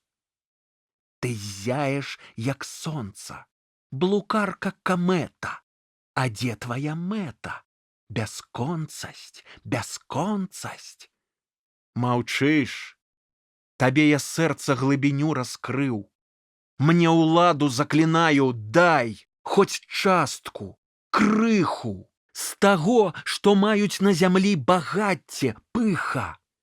З тае часціны, колькі б шчасця я стварыў. Маўчыш, дай розуму, як сэрцу даць нязгодны з людзей, з анёлаў грамады высакароднай. Я першы, хто цябе спазнаць змог паслядоўна. Нам варта ўладу падзяліць з табой пароўна. Няпраўда? Адкажы! Дык знай, я не хлушу. Ты маеш моц рамёнаў, я сваю душу. Пачуццямі спалю, што думкай не скрышу. Пачуцці. Вось агонь знішчальны мой. Яго збяру мацней. Ён будзе сцяты ў маёй жалезнай волі, бы набой закладзены ў гармату. Голас. Да бою рыхтуй. Голас. Літасць, ратуй. Мне адгукніся, альбо стрэлю ў тваю існасць. Яна, быць можа, утрымае непахіснасць. Табе ўсё ж падуладны скалану абшар. Мой голас дасягне мяжы светаўтварэння. Ён моцны, пойдзе з пакалення ў пакаленне. Я крыкну: ты не бацька свету, але... Голас д'ябла. Цар! Духі. Хапай! Яшчэ жывы! Прытомнасць страціў ён. Мо прыдушыць? Прэч! Не трывож ягоны сон. Глядзі, нас адганяюць. Ах ты, шкоднік глупы! Апошняе не даў яму прамовіць слова. Не падштурхнуў ты яго думу да высновы. Хвіліна думкі. Было б цела тое трупам. Быць блізка каля цела і не смець таптаць. На вуснах бачыць кроў, але не смець хляптаць. Ты выпусціў яго, няздара з паўдарогі. Ды вернецца, сыдзі, а то ўздыму на рогі, і праз мільён гадоў цябе я кіну прама шатану ў пашчу. Ха-ха-ха, мне страшна, мама. Дзіцяткам буду плакаць. На! Што, непрыемна? Ляці і не вылазь сам з яміны падземнай. Вам брава, рогі! Сакрэдзіо. Яшчэ? Наўцёкі? Прытоімся ў кутку. Ксяндза пазнаў я крокі. Сцэна 3. Уваходзіць капрал, брат бернардынец Пётр, адзін вязень. Ксёндз Пётр. У імя Айца і Сына і Духа Святога. Вязень. Эй, Конрадзе! Не чуе, аслабеў нябога. Ксёндз Пётр. Мір дому гэтаму, мір грэшным несвядомым. Вязень. Дзеля ўсяго святога, гляньце, хворасць злая, увесь дрыжыць ён, вусны да крыві кусае. Ксёндз Пётр моліцца. Капрал да вязня. Мой пане, я прашу, адных пакіньце нас. Вязень. Дзеля нябёс, малітвай не марнуйце час. Павінны перанесці мы яго на ложак. Ксёндз Пётр. Ксёндз Пётр. Пакіньце нас. Вязень. Падушку можа. Кладзе Конрада. Я ведаю, што значыць гэта. Часам нападае, нібы вар'яцтва на яго. Усю ноч спявае, а раніцай здаровы, жвавы. І хто ж вам пра ўсё сказаў? Капрал. Хай пан цішэй паводзіць сам, а ксёндз за сябра вашага памоліцца. Я знаў, нядобрае тут штосьці творыцца. Як рунт прайшоў, пачуў з каморы галасы і скрозь замок зірнуў. Паўсталі валасы. Да кума я пабег свайго, да святара, каб адшукаць хутчэй ксяндза Пятра. А гледзьце хворага, Нядобрае тут дзея. Вязень. Не разумею вас. Ці сам я вар'яцею. Капрал. Эй, вар'яцець, пасцеражэцеся, панове. На вуснах думка ў вас, навук шмат у галовах. А гэта галава нібы сівелая, у праху ўся, на вуснах пена белая. Спяваў ён тут, не пахапіў я толькі слоў. Штось у вачах і над чалом яго было. Павер мне, пане мой, нядобрая тут дзея. Пакуль сюды я трапіў, быў у легіёнах, браў штурмам замкі, крэпасці і бастыёны. Больш душаў бачыў я, што цела пакідалі, чым кніг, якія, моладзь, вы ў жыцці чыталі. А то рэч іншая — угледзець смерць наяве. Так, бачыў, як ксяндзоў у Празе заразалі, як звежаў у Гішпаніі людзей штурхалі, як шабляй у лонні мацяркам зладзей крывавіў, як дзеці паміралі на казацкіх дзідах, французы на снягу і туркі на палях, і ведаю, што назіраеш у забітых, а што ў забойцах, турках альбо маскалях. Я помню расстраляных. О, глядзелі смела на стрэльбы, бо мяшкі сарвалі ў запаленні, а ўпалі на зямлю, закурчыліся целы. І выпаў страх за ўласнага жыцця сумленне. І быццам авадзень заважкаўся ля трупа. Страх горшы, чымся той, што ў бітве ў сэрцы енчыць. І ледзь зірнеш на мёртвага чало, на губы. Як разумееш, вось душа яго ўжо кленчыць, ці болем пагарджае, мук страшыцца вечных. Мой пане, думаю, што твар памершага, нібы мандат да свету найвышэйшага. Адразу распазнаць, як будзе той прыняты, які прымерыць ранг, святы альбо пракляты. А вашага калегі песні і хвароба, чало і погляд мне зусім не даспадобы. Цяпер ідзеце, пане, да сваёй каморы. З ксяндзом Пятром мы паклапоцімся аб хворым. Конрад. Пустэча, бездань, 1000 гадоў, расколле. Стрываю я на сотні, сотні тысяч болей. Маліцца? Ці малітва тут прыдатная? Была такая бездань неаглядная? Не ведаю, але была. Капрал. Ён уздыхае, ксёндз Пётр. Сын мой, паблізу сэрца, што цябе кахае. Да капрала. За дзверы станьце, каб ніхто там не праходзіў, і мне, пакуль не выйду сам, не перашкодзіў. Конрад. Не, вока мне не вырваў, бо мацнее вока. Адсюль усё бачу, хоць тут цёмна і глыбока. Вітаю, Ралісон, цябе! Што гэта, браце? І ты ў замкненні, збіты, кроў на вуснах пенай, а Бог не чуе. Ты надзею цалкам страціў, шукаеш нож і б'ешся галавой у сцены. Ратунку! Бог жа не дае, а я далёка. Але мой погляд, што страла заб'е, як зловіш. Не, вокам пакажу апошнюю дарогу. Акно там ёсць. Сарві, скачы і шыю зломіш. Ляці са мною ў цемру, у глыбіню, у прадолле. О, бездань лепшая, чымся зямлі юдоля. Няма тут мацярок, народаў і тыранаў. Хадзем. Ксёндз Пётр. Дух цемры, пазнаю тваю атруту. І зноў сюды прыйшоў хітрэйшы з усіх шатанаў. І зноў у дом спустошаны ў лес, гадзе люты. Але ж у вусны тыя трапіў ты, каб знікнуць. Я імем Бога асвячу, табе не ўнікнуць. Эксорсізо! Дух. Стой! Адступі ледзь ад парога! Я выйду! Ксёндз Пётр. Выйдзеш, як ён вернецца да Бога. З Іуды роду леў тут мае перамогу. На льва ты ставіў сетку, але ў тую пастку патрапіў сам. Пан Бог пад грэшнай маскай у целе гэтым распазнаў цябе. Трымай адказ перада мной і ўсё распавядай. Дух. Parle moi donc français, mon pauvre Capuçon. J'ai pu dans le grand monde oublier mon latin.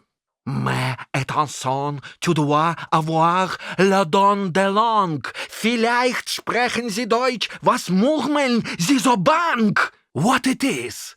Cavalleros respondero yo. Ксёндз Пётр. Змей стоязычны, вусны вызвали слабыя. Дух. C'est juste dans ce jeu, nous sommes de moitié. Et les savants, et moi, diable, de mon métier.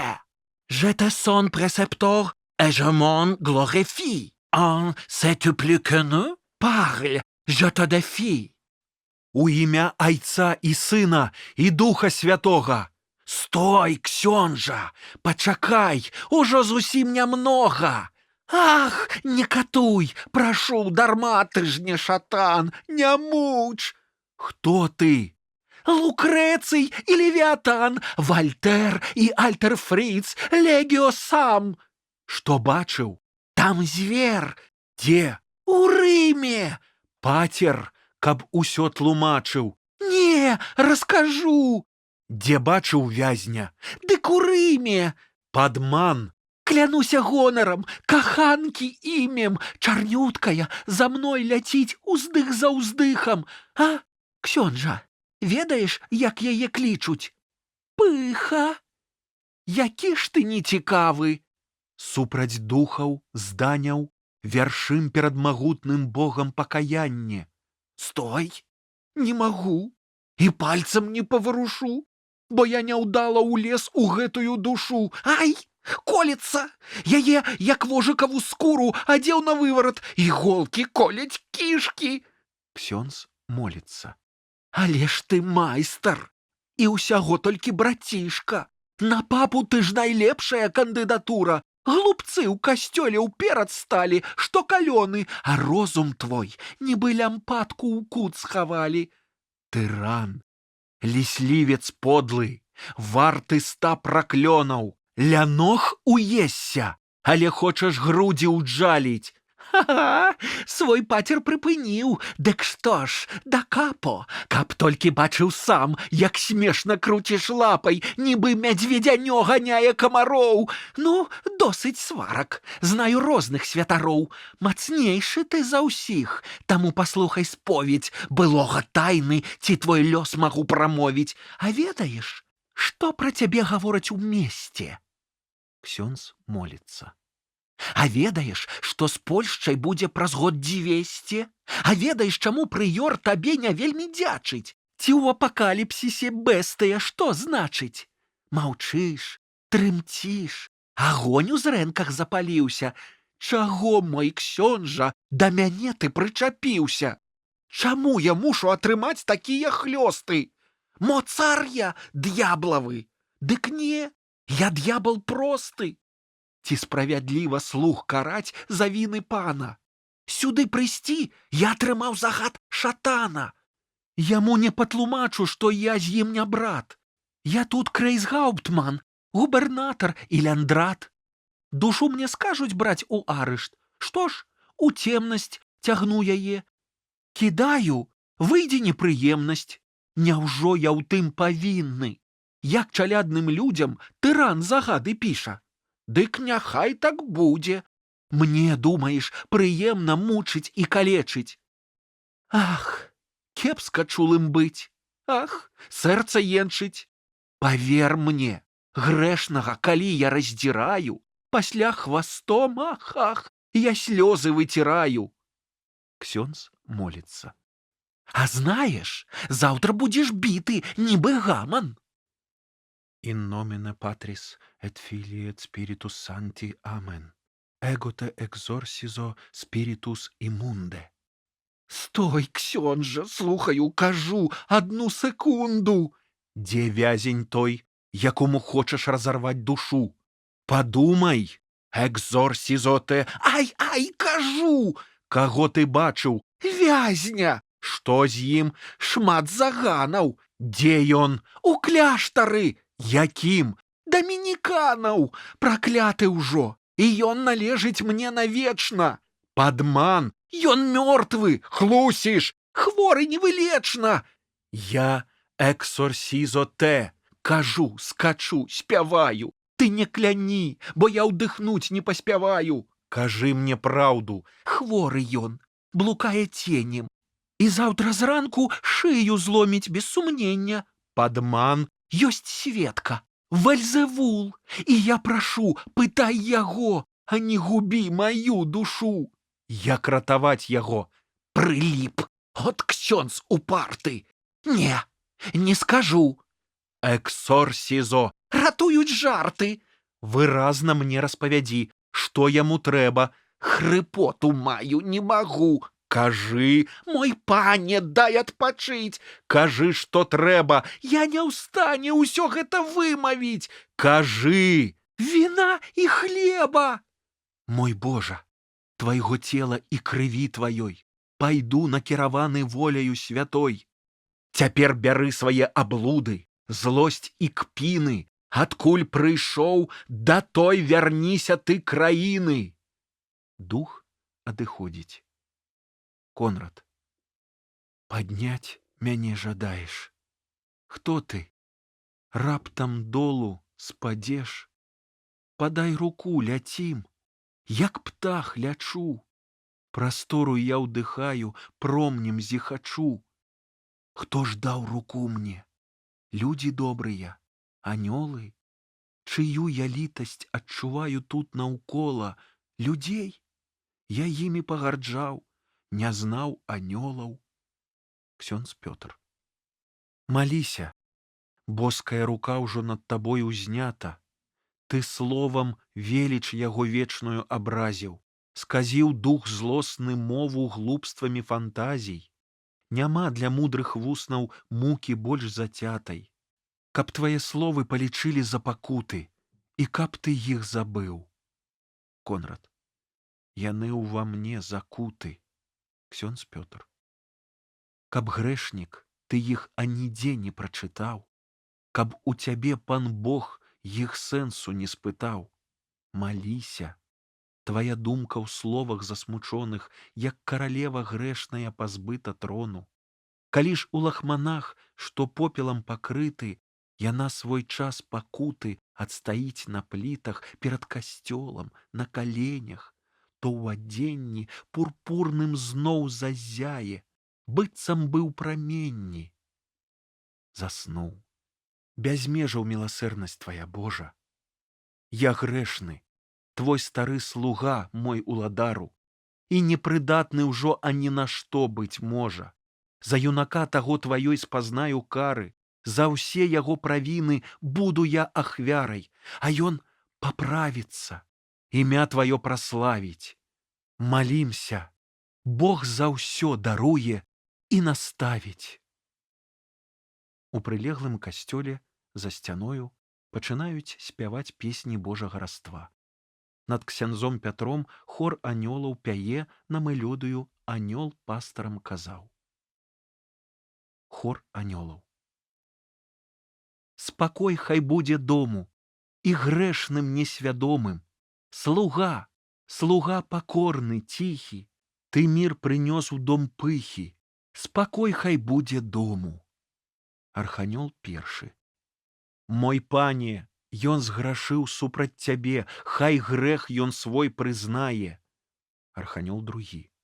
Над ім твае анёлы плачуць і вяршаць малітва ўспеў. Арханёл першы. Тых знішчы, пане, тых зламай, хто да судоў тваіх пагарду мае. Арханёл другі. А тым даруй, хто суд твой праведны не зразумеў. Анёл. Мы з зоркаю надзеі свяцілі і ўдзеі, і гімн раства мы ўсім спявалі, празорцы не пазналі, цары нас не ўслыхалі, нас пастушкі спаткалі, у Батлеем памчалі, каб мудрасць першымі вітаць і збаўцу ўсіх прызнаць, ён будзе ратаваць. Арханёл першы. Калі хітрыны, Крывадушкі ў сэрцы слух сваіх раптоўна Бог зазначыў, ён ім, адвечным духам і анёлам чыстым, не прабачыў. Надол спадалі, нібы зорны дождж, анёльскія грамадкі. За імі знічкамі ляцелі мудрых розумаў здагадкі. Хор анёлаў. Слабым Бог аб'яўляе, што моцным адмаўляе. Бог, літасць дай зямному сыну, ён быў між моцных слынны. Дай літасць, літасць сыну. Арханёл другі. Даследзены судоў тваіх, рабіў ён не як мніх цікаўны. Нядзеля мудрасці людской, нядзеля пагалоскі слаўнай. Арханёл першы. Ён не пазнаў цябе, не шанаваў, о Божа наймацнейшы. Ён не любіў цябе, не прызываў, не знаў тваю дарогу. Арханёл другі. Але ён шанаваў імя Марыі, маці найсвяцейшай. І ён любіў народ, любіў ён многіх, і любіў ён многа. Анёл. У залацістым промні крыж ззяе на кароне, на персях мудрацоў, вяльможаў, а ззяць у душы не можа. Іх асвяці, наш Божа. Хор анёлаў. Людзей мы так кахаем, мы з імі быць жадаем. Вяшчун і цар нас выганяў, бядняк жа нас прыняў, над ім дзень-ноч спяваем. Хор арханёлаў. Яго ўздымі, хай з праху ўстане і нябёс хай дасягае. Тады ён упадзе добраахвотна да крыжа падножжа і дакранецца да святынь, дзе свет вялікі палягае. Няхай уславіць ён цябе, наш літасцівы, справядлівы Божа. Абодва хоры. Спакой дай прастаце, цнатлівай беднаце. Слуга, слуга пакорны, ціхі, ты мір прынёс у дом пыхі. Спакой дай грэшнай сіраце.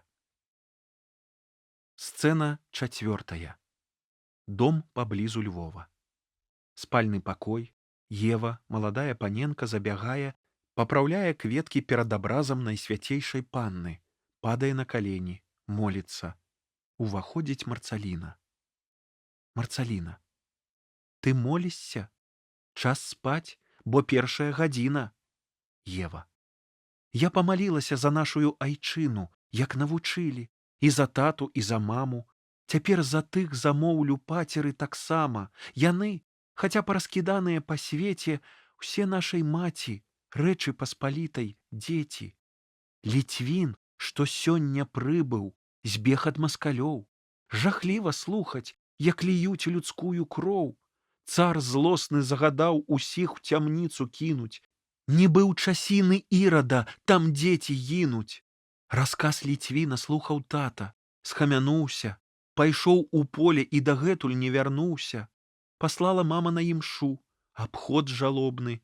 З іх многія памерлі.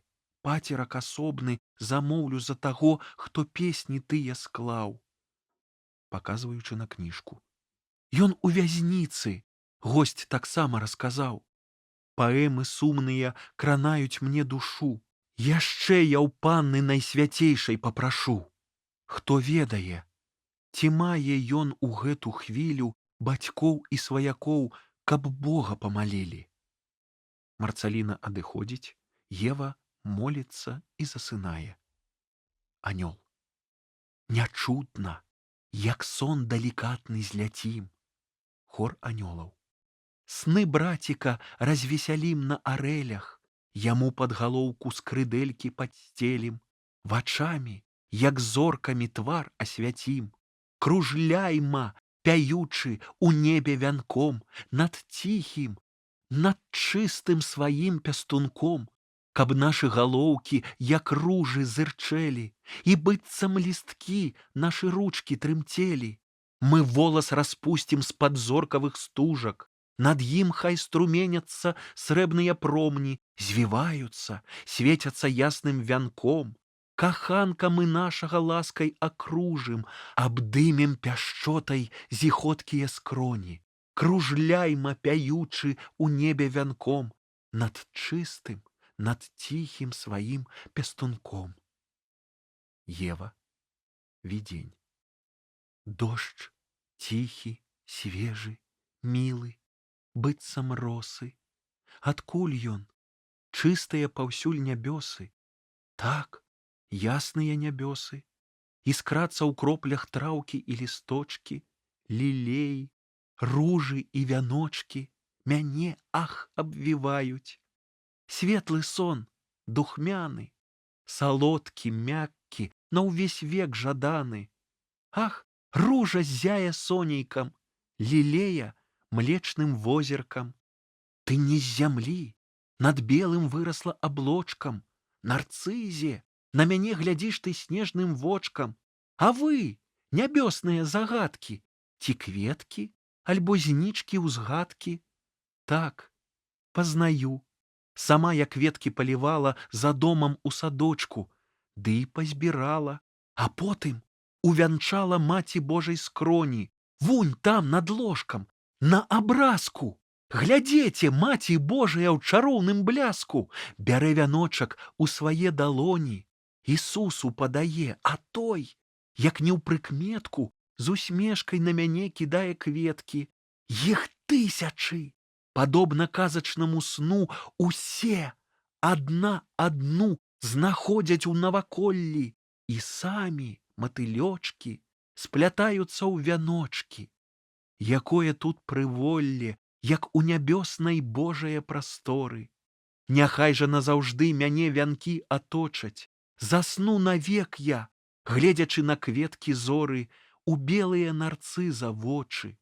О, ружа, ружа ажыла, душа ў яе ўсялілася, галоўка трошкі нахілілася, агонь у ружы запалаў, румянец грае, як світанка блёскі, бы усмешкай растуліліся пялёсткі, адкрыўшы свету вуснаў дзвюх каралі. Яна ціхутка шэпча, нібы ў сне. Што, ружа, кажаш ты ледзь чутна мне? Журботна, сумна. Гэта голас жалю? Мне скардзішся, вынята з родных траваў, але ты ўзятая не для забавы. Табою скроні маці Божай я абвіла, цябе слязамі пасля споведзі паіла, а з вусначак караляў злятаюць гронкае ззяння за яскай яшчэ яска. Ці, ружа, гэткае тваё спяванне? Аб чым бы ты прасіла? Ружа. Возьми да сэрца, калі ласка. Анёлы. Развяжам, распусцім вяночкі старанна. Ружа. Я крыллі спляту сабе, як у анёлаў. Анёлы. Да неба памкнемся чародкай вясёлай. Ружа. А я побач буду, чакаючы ранак, схілю ёй да сэрца ядвабныя скроні, як даўней апостал, гасподні каханак, прыпаў галавою да Божага ўлоння. Сцена 5. Келля ксяндза Пятра. Ксёндз Пётр. Ляжыць крыжам, моліцца. Мой Божа, я нішто перад тваім абліччам, але мой голас цябе кліча. Табе адкрыўся я. Мізэрнасць сваю знаю, але я, прах, з табою размаўляю. Видень. Устаў тыран, сам Ірад. Польшча маладая яму аддадзена, святая. Што бачу я? Дарог бясконцых берагі, дарогі доўгія праз пушчы і снягі імкнуцца ў край засцюжаны навекі і плыняцца, як рэкі. Бяжыць адна дарога да жалезнай брамы, другая, як змяя, упадае пад скалу, у яму, а тая пад ільдом. Ці здольны ты прыкмеціць? Лятуць вазы па іх, як хмары вецер гоніць, за зоркаю палярнаю пагоня. Ах, Божа, там айчыны нашай дзеці, вакол мароз і ноч, о, пане, пане, няўжо ты згодны, што іх лёс выгнанне? Усіх дасі згубіць у маладыя годы, дасі ты знішчыць наша пакаленне ўшчэнт? Глядзі, дзіцё, ён абаронца і паэт, ён адраджэнец нашага народа, ад іншаземнай маці мае кроў тытанаў, ён 44 будзе так названы. Божа, зрабі, каб надыход яго прыспешыць і мой народ усцешыць. Не, мой народ стрывае, хай злуюць тыраны. Забойцы наступаюць, мой народ звязаны, ва ўсёй Еўропе смех, цкаванні не сціхаюць. На суд бязвіннага забойцы абступаюць. Тут маскі ў мантыі, без рук і сэрцаў судзяць. Ці ж гэта суддзі? Вішчаць: гал, гал, суддзём тут будзе. Віны не бачыць гал, ён умывае рукі, а каралі крычаць: няхай пазнае мукі. Ці ж кроў падзе на нас, на радавую славу? Крыжуй Марыі сына, адпусці вараву. Распні, ён Цэзара карону зневажае. Распні, уладу вечную ён зніштажае. Гал выдаў, і таго схапілі, а на скронях ужо крывавіцца цярновая карона. Народ сышоўся, бачыць лёс свой непазбежны, вяшчае гал: вось люд свабодны, незалежны. Ах, пане, бачыш крыж, вялікаю вагою ляжыць на нас. Дык злітуйся ты над слугою, дай моцы пілігрыму, што дарогаю стамлёны. На ўсю Еўропу крыж той распрастаў рамёны. Ён з 3 народаў, нібы з дрэва 3 парод, звязаны на пакутным троне мой народ. І смага точыць, воцат аўстрыяк падносіць, прусак напоіць жоўцю, воля слёзы росіць. Глядзі, жаўнер маскальскі з дзідаю падскочыў, і вастрыё кроў нашага народа смокча. Што ж ты зрабіў, найгоршы з катаў, сам прапашчы? Адзін паправішся ты, Бог табе прабачыць? Схіліўшы долу галаву, герой каханы спытаў: за што пакінуў ты мяне, мой пане? І надышоў ягоны скон. Чуецца хор анёлаў, далёкі спеў велікоднай песні. На заканчэнне даносіцца алілюя, алілюя. На неба ён, на неба узлятае, ад стоп яго, як белы лён, пушысты вэлюм ападае, і быццам снег зямлю шырока ахінае. На небе мой каханы, ён не памірае. Як сонцы 3, у яго палаюць 3 зяніцы, і людзям падае прабітую правіцу. А хто герой? Намеснік на зямной юдолі. Я знаў яго, з маленства знаў і бачыў, як ён рос, мужаў. Так, ён сляпы, але вядуць яго анёлы. Так, ён страшэнны, 3 абліччы паяднаных мае. Над галавой, як балдахім, уззянні зніча, раскрыта кніга таямніцаў, а пад нагамі 3 сталіцы. 3 краі задрыжаць, калі ён пажадае. Я чую з неба голас, як раскаты грому. Намеснік вольнасці нам знак дае свядомы, свайго касцёла ў будучым. Праз бітвы, штормы ён вежы уздымае. Ён узвышаецца, пад ім дзяржавы, троны. Стаіць на 3 каронах, сам жа без кароны. Жыццё яго у працы ўзнагарода, а тытул праведны — народ народаў. Ад іншаземнай маці мае кроў тытанаў. Ён 44, так названы. Дык слава, слава, слава. Засынае. Анёлы. Сыходзяць бачныя. Заснуў. Душу мы возьмем з цела, як дзіцятка з калыскі залатой. Дум светлую сукніцу пяшчотна здымем, агарнем душу дзянніцай і панясем да неба 3 ў зіхценні. Айцу там пакладзем дзіцятка на калені, і Бог сваёй увагай соннага атуліць, а раніцай душу малітваю абудзім. Няхай у чыстых думках зноўку яна будзе, і ў цела вернем быў калыску залатую. Сцена 6.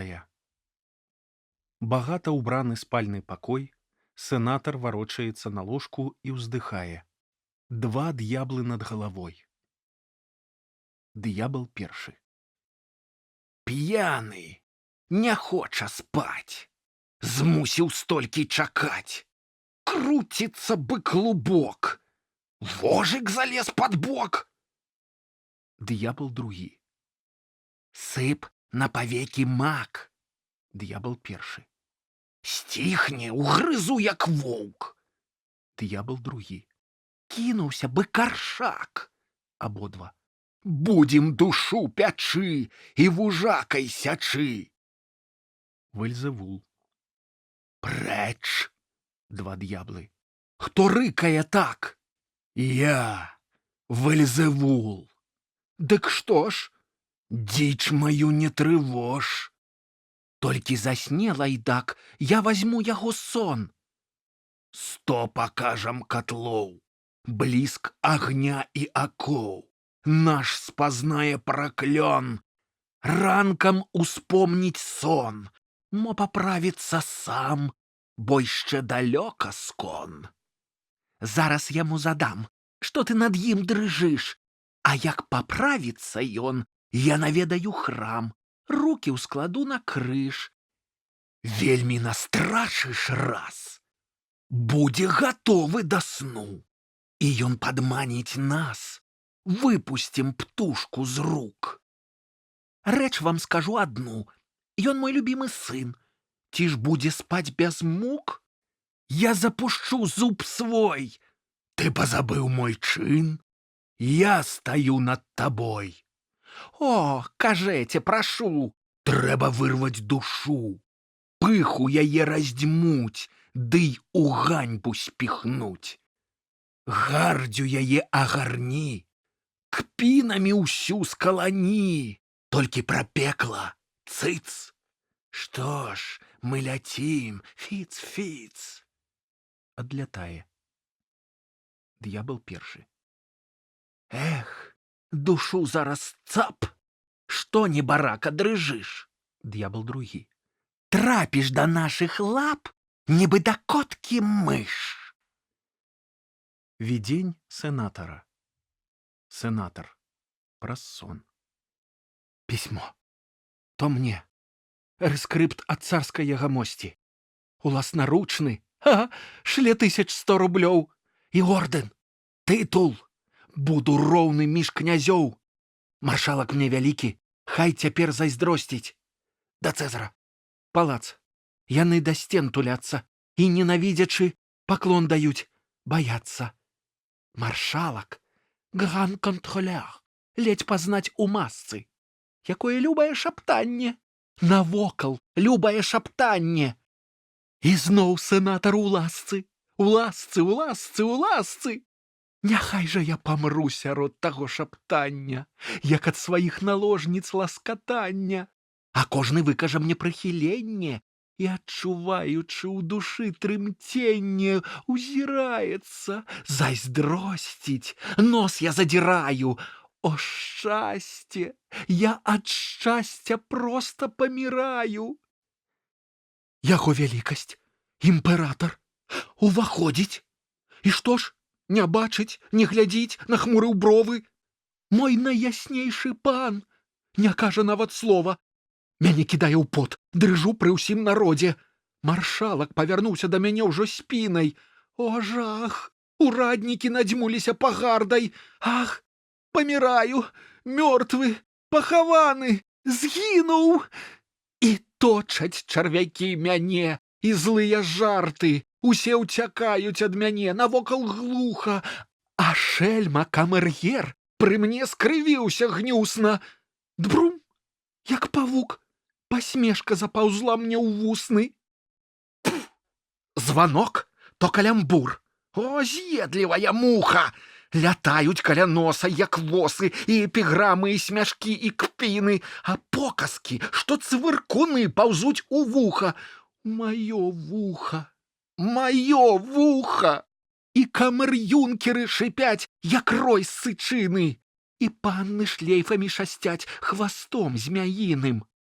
Паўсюль агідны шум, ухмылкі, байкі-казкі.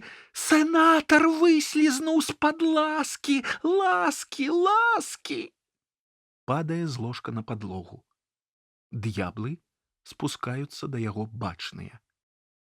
Душу, нібы сабаку злога з-за куцця, мы з цела вырвем. Не ўсю, адну палову, каб ён не страціў і на хвілю пачуцця. Знясем туды, дзе сходзіцца нябёс падкова з зямлёй, дзе час знікае і пануе вечнасць, там, дзе мяжуюць кары пекла і чалавечнасць, на тым памежжы пса дурнога прыкуём, ды і папрацуюць нашы рукі з бізуном. Як толькі певень трэці прапяе па будку, растурзаны пакутамі ягоны дух назад да розуму пасадзім на ланцуг і ў цела ўкінем, як у цемру цвілай будкі. Сцэна 7. Варшаўскі салён. Колькі высокіх ураднікаў, колькі знатных літаратараў, колькі велікасветскіх дам, колькі генералаў і штабс-афіцэраў п'юць гарбату за столікам. Бліжэй да дзвярэй гурток маладых людзей і 2 старыя палякі. Тыя, што стаяць, жвава размаўляюць. За столікам гавораць па-французску, ля дзвярэй па-польску. Каля дзвярэй. Зянон Немаеўскі да Адольфа. Скажы, ці тое ж адбываецца з Літвою? Адольф. Не, яшчэ горай. Там заліта ўсё крывёю. Зянон Немаеўскі. Кроў? Адольф. Не на поле бітвы, з-пад пальчаткі ката, ды не з-пад меча, а з-пад бізуна ля кратаў. Размаўляюць цішэй. Пры століку. Граф. Баль пышны быў. Вайсковых, кажуць, як ніколі. Француз. Я чуў, было не густа, быццам у касцёле. Дама. Не, поўна. Граф. Але пышна, дама. Ах, расказваць нудна. Камер-юнкер. Прыслугі досыць, а прыслужвалі няўклюдна. Не змог дастаць ані віна, ані паштэту. Натоўп гасцей стварыўся пры дзвярах буфета.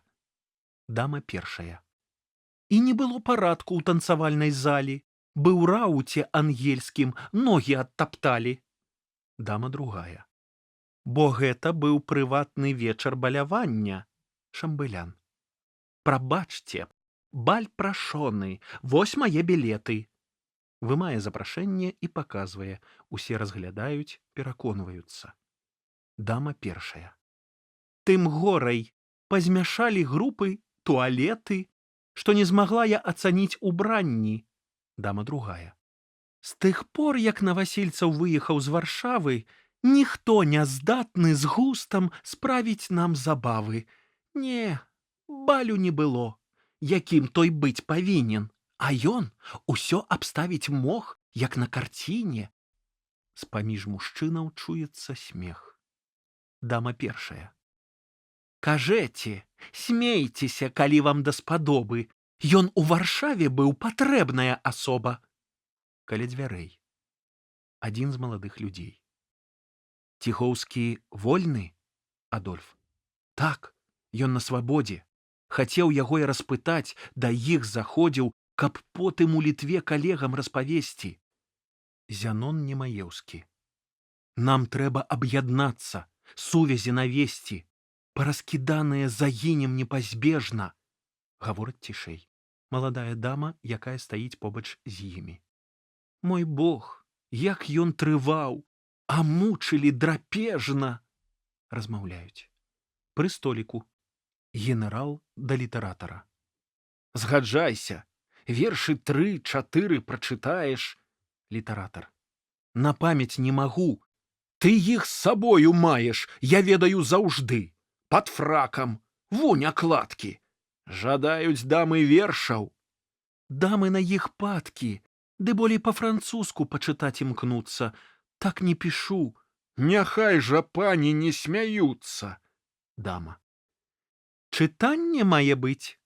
Даруйце, хоць умею па-польску, але вершаў тых не разумею.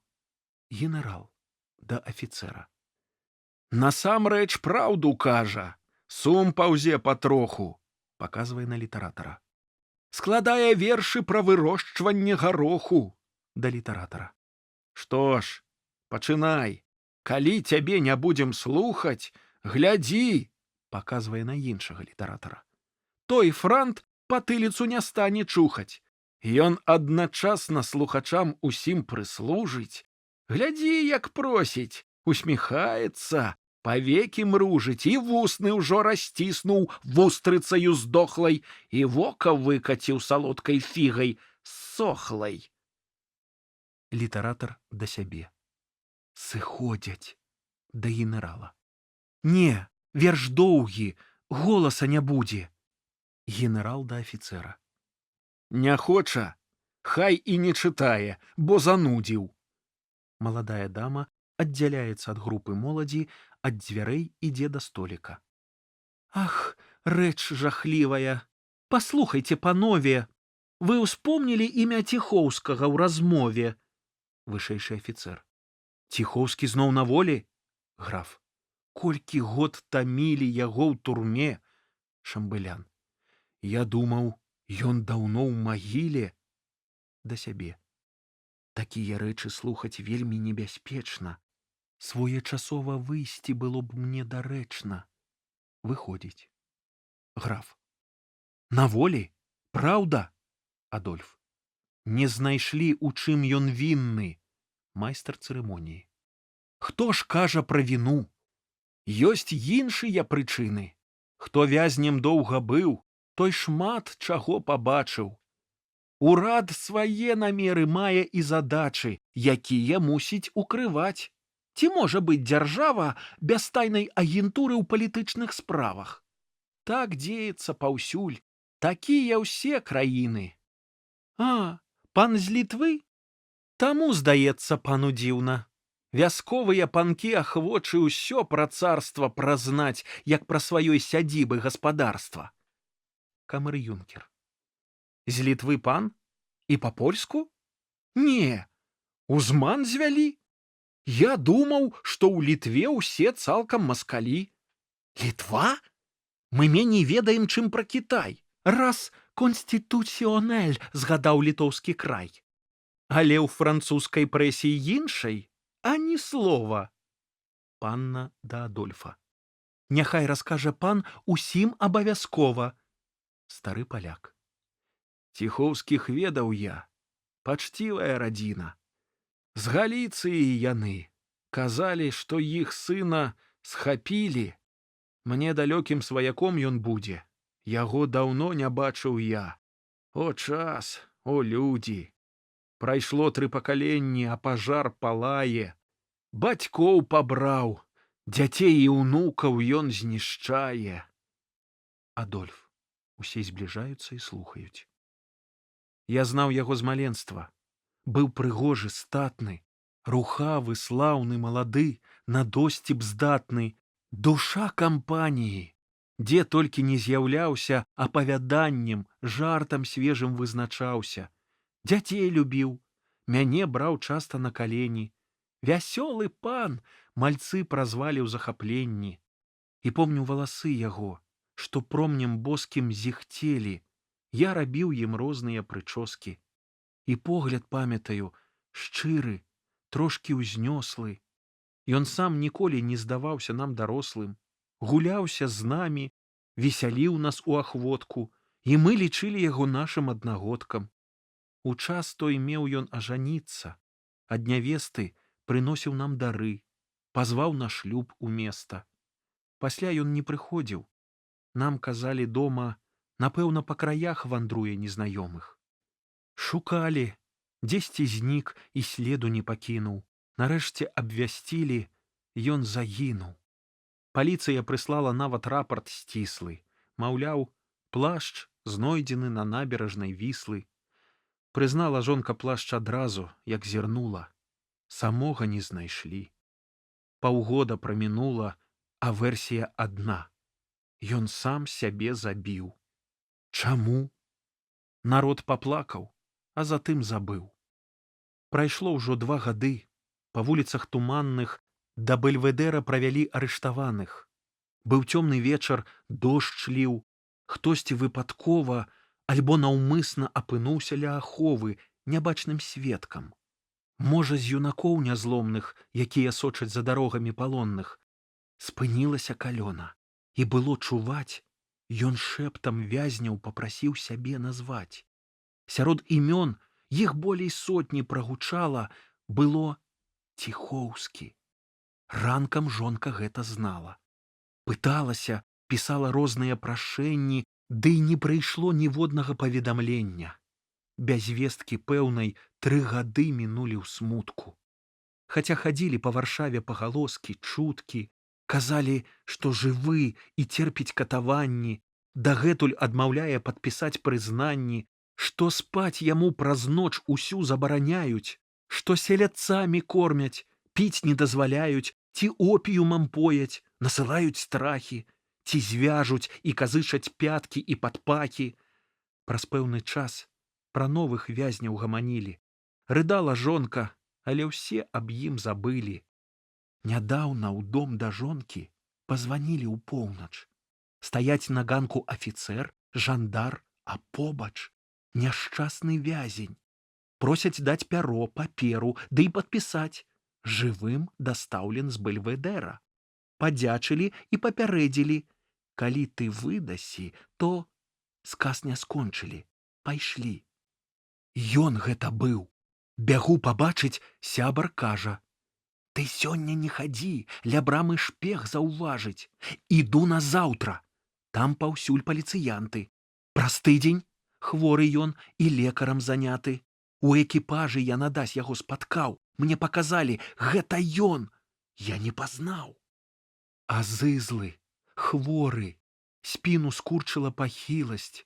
Знаць далі ежа злая і паветра гніласць. Набраклі шчокі, наліліся жаўцізною. Разоры зморшчын на чале, і сівізною зіхцелі валасы.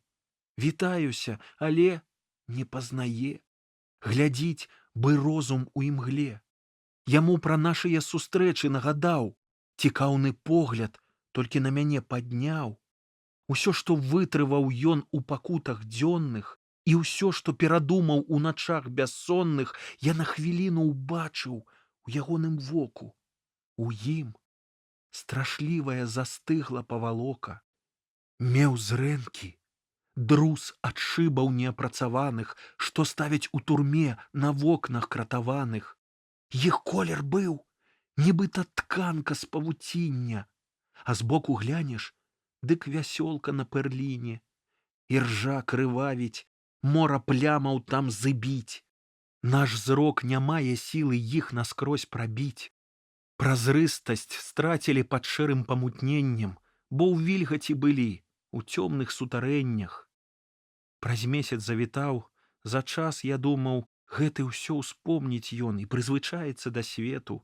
Але ж ён столькі тысяч дзён быў у замкненні, і столькі год цярпеў тыранавы мучэнні, і тысячы начэй у думках вёў размовы. Вакол стаялі сцены, што пачулі б словы. Надзейнай абаронай ён абраў маўчанне, надзейнымі сябрамі цені і начныя зданні. Вясёлае жыццё вялікіх гарадоў не згладзіла за месяц досвед тых гадоў. Яму здаецца сонца шпегам, дзень зласліўцам, аховай сваякі, а сябар, госць лісліўцам. Пачнуць наведнікі пытанні задаваць. Ён думае, прыйшлі, каб тайны вызнаваць. Тады на рукі галаву абапірае і волю ўсю, і моц сваю ў кулак збірае, сціскае вусны, словы з іх, каб не зляталі, адводзіць вочы, думкі, каб не адгадалі. Пабачыцца яму, што зноў у затачэнні, падхопіцца, бяжыць у кут схавацца ў ценю, крычыць: «Нічога не скажу, не ведаю». Штораз, як прымаўкаю адпаведнаю, гучалі тыя словы. Моляцца ў слязах і сын, і жонка, толькі б ён адолеў страх.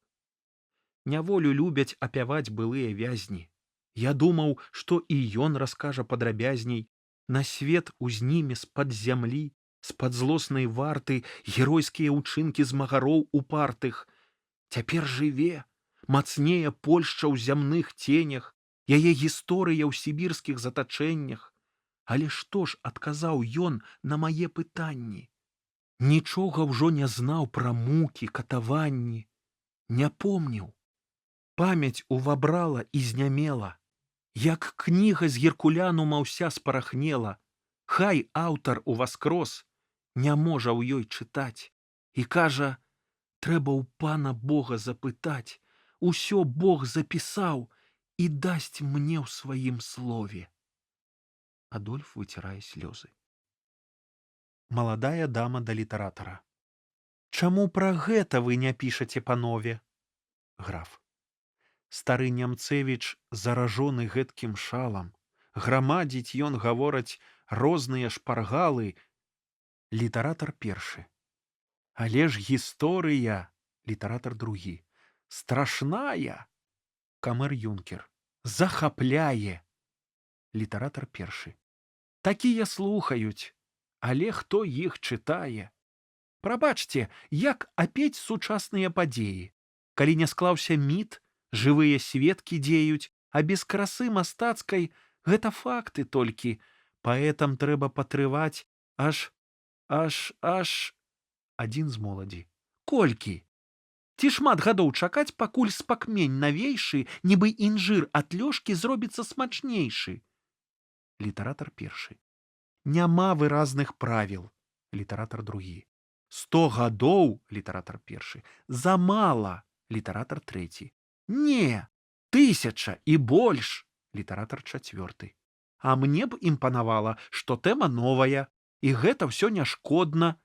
Няхай была б не мудрагелістай, народнай.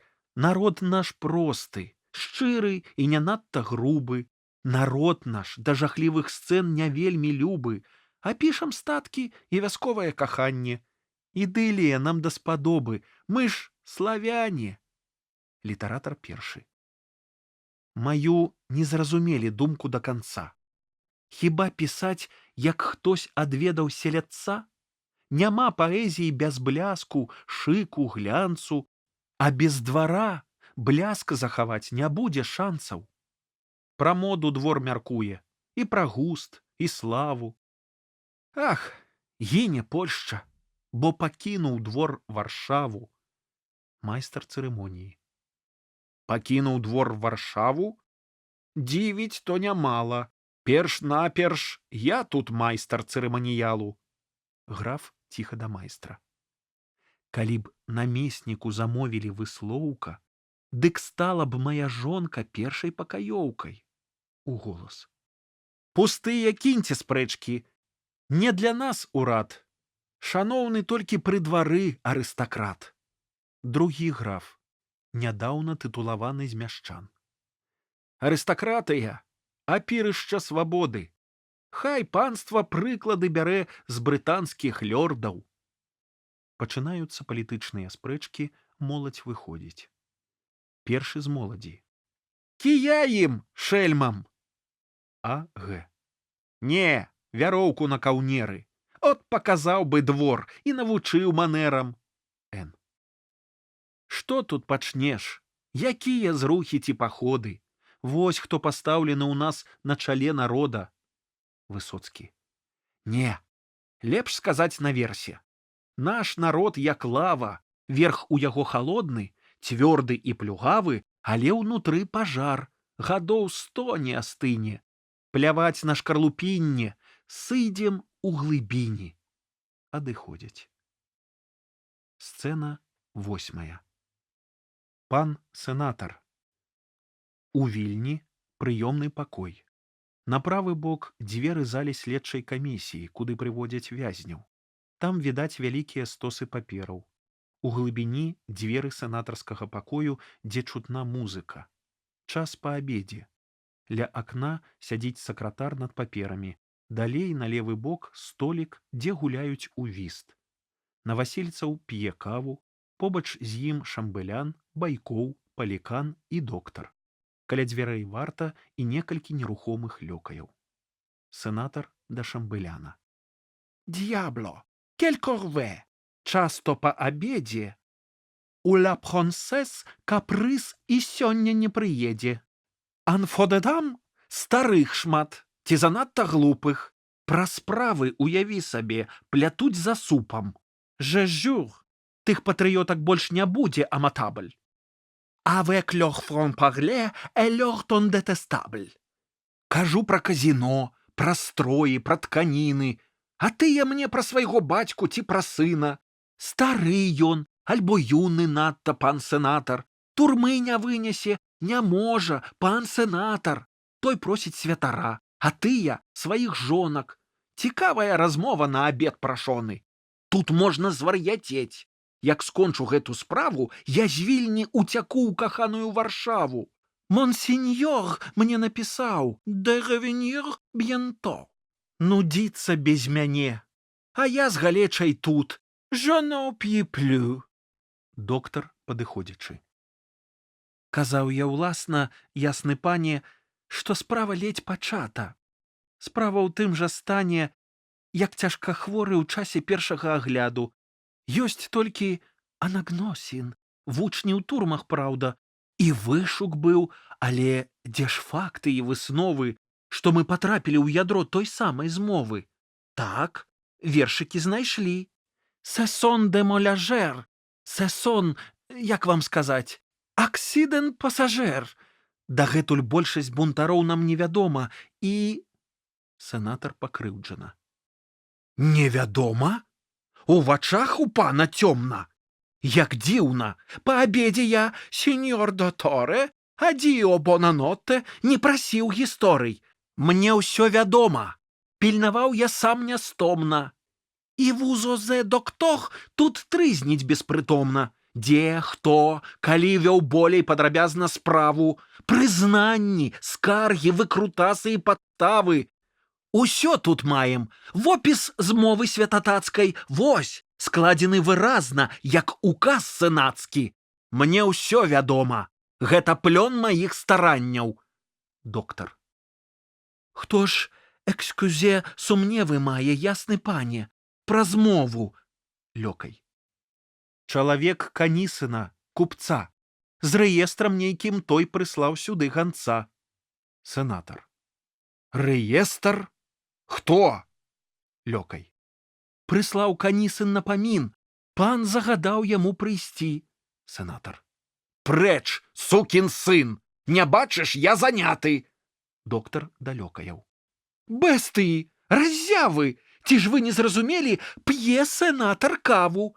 Сакратар, уставаючы ад століка. Ён кажа, калі пан заплатай затрымае, пачне працэс. Сенатар. Ты папрасі, хай патрывае. Апропо, той Канісын.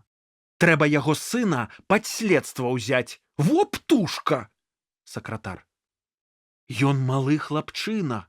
Сенатар. Яны малыя ўсе. І ў іхных сэрцах ясных агонь гасіць прасцей яшчэ пры першых ясках. Сакратар. Цяпер яго сын у Маскве. Сенатар. А, воеву! Пасланнік тайных таварыстваў, быць таму. Час надышоў. Сакратар. Ён, пэўна, служыць у кадэтах. Сенатар. Кадэт? Чужыя ў войску насаджаць імпэты? Сакратар. Ён з Вільні выехаў дзіцём. Сенатар. О, сатон сондьер, паплечнікаў ён мае тут. Соне патон афер. Ці ясна? Гэй, дзяжурны, вам за суткі кібітку выправіць, сабраць паперы хутка. Баяцца бацька нас не будзе мець прычыны, калі сынок прызнае сам свае правіны. Доктар. Уласна, Як казаць меў гонар ясна пану, у змове людзі веку рознага і стану. У гэтым бачны небяспечныя сімптомы. Спружына, што ўсё рухае, нам невядома. Яна... Сенатар крыўдна. Зноў невядома? Доктар. Не, была схавана і выкрыта абачлівасцю ясна пана. Сенатар адварочваецца да сябе. Не чалавек, шатан шалёны, от напасць. Я столькі рэчаў маю выказаць, не дасць. Палікан да сенатара. Што з ралісонам загадае пан рабіць? Сенатар. З якім? Палікан. На следстве яго мусілі пабіць. Сенатар. Эб'ен? Палікан. Ён захварэў. Сенатар. Шмат палак атрымаў? Палікан. Я не лічыў, і сам я рапарт не прымаў, бо пан Бацвінка ім займаўся. Байкоў. Той? Ха-ха, не хутка скончыць, раз кіём пачаў махаць. Ручаюся, ён спрацаваў, ого, дабротна. Парён, што прапісаў не меней, чым 300. Сенатар здзіўлены. 300 coups et vivant? 300 coups le coquin? 300 coups sans mourir? Quel dudor jacobin? Я думаў, што ў Расіі la vertu cutanée. Surpasse tout, ён мае un peu mutané. Je n'y conçois rien. Ха-ха-ха-ха, mon ami. Да гульца ў віст, які чакае свайго партнёра. Палякі пераб'юць нам гандаль скурамі. Анонет солда, ансоремол діфва. Кель ребель. Падыходзіць да століка. Для пана маю аном де буа. Хлапец драўляны. Сам Батвінка ўспорваў швы. 300 палак. Фігуреву. Яшчэ жывы. Да Палікана. Нічога не сказаў? Палікан. Амаль што не. Сцяў зубы, крычыць сяброў нявінных не аддам на згубу, але ў тых словах можна ўбачыць многа сэнсу. Відаць, яму сябрамі тыя навучэнцы. Сенатар. C'est just. Во ўпарты ён? Доктар. Дакладваў я нямала. Падлеткаў, ясны пане, зараджаюць шалам. Іх навучаюць глупствам, старажытным дзеям. Адразу бачна, моладзь ад таго шалее. Сенатар весела. Vous ne me pas l'histoire. Ха-ха, un satirique. Aurait dit, страшыся devenir historique. Доктар. Хай вучаць дзеі верных трону ваяроў, князёў, міністраў, богам дадзеных цароў. Сенатар. C'est juste. Доктар задаволена. Пан, пэўна, бачыць, пане дабрадзею, ёсць спосаб выкладаць студэнтам тыя дзеі, але казаць навошта пра рэспубліканцаў, успамінаць афінцаў, рымлян і спартанцаў. Палікан да аднаго са сваіх таварышаў, паказваючы на доктара. Глядзі, за ім пляцецца нібы кот ліслівы. У ласку яму ўлазіць выкрунтасам хцівым. Падыходзіць да доктара. Казаць пра тыя рэчы не пара, павер. Як можна турбаваць сенатара цяпер? Лёкай да сенатара. Дазвольце прапусціць? Да вас прыйшлі кабеты, якіх заўжды прывозіць, знае пан, карэта. Адна сляпая.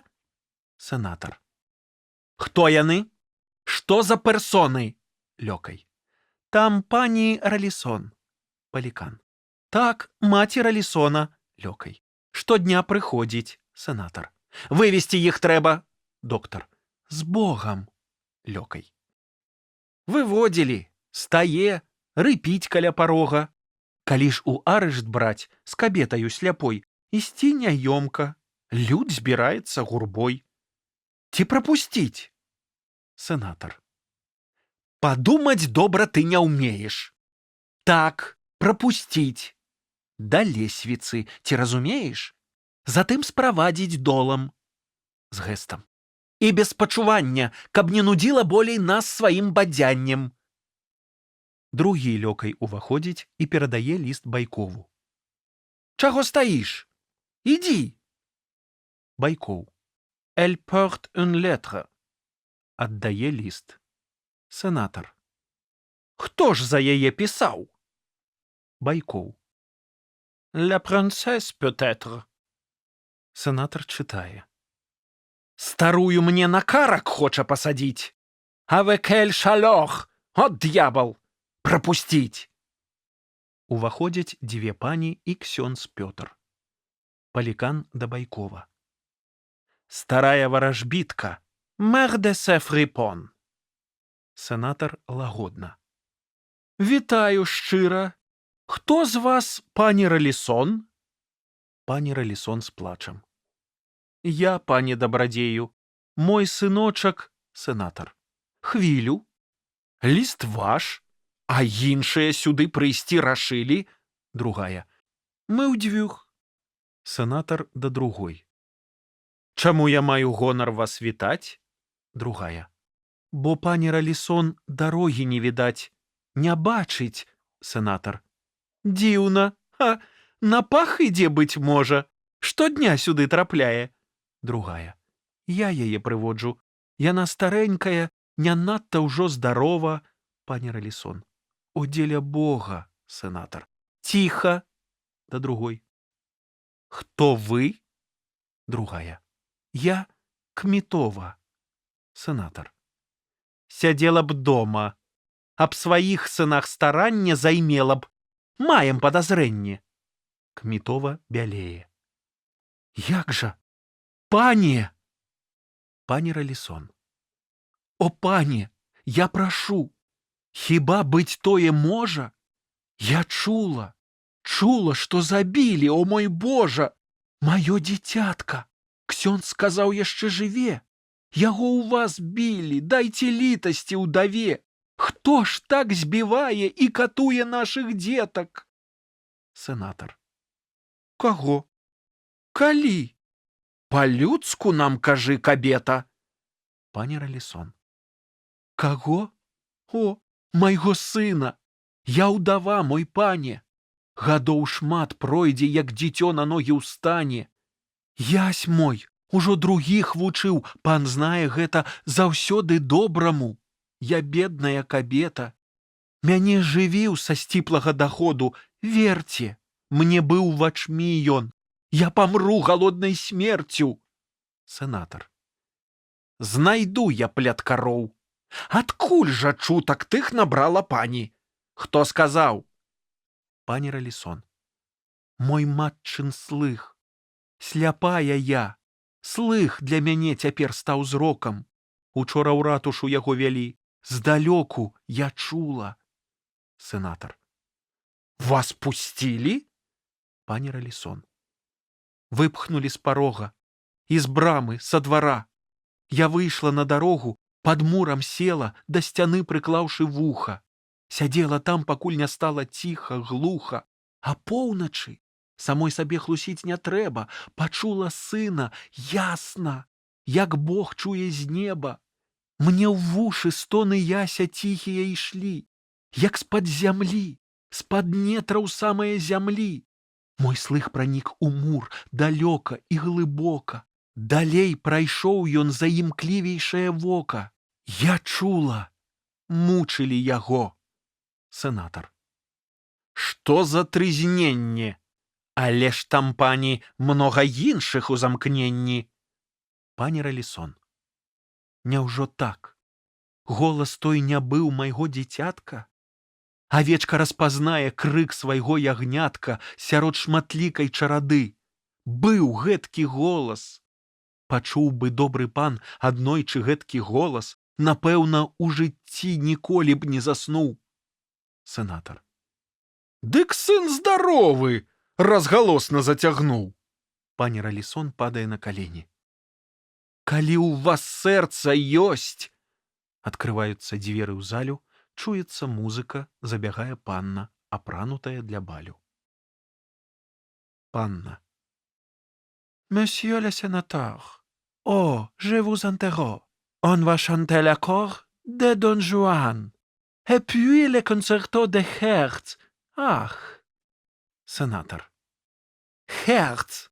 Кор! У нас якраз пыталіся пра сэрца.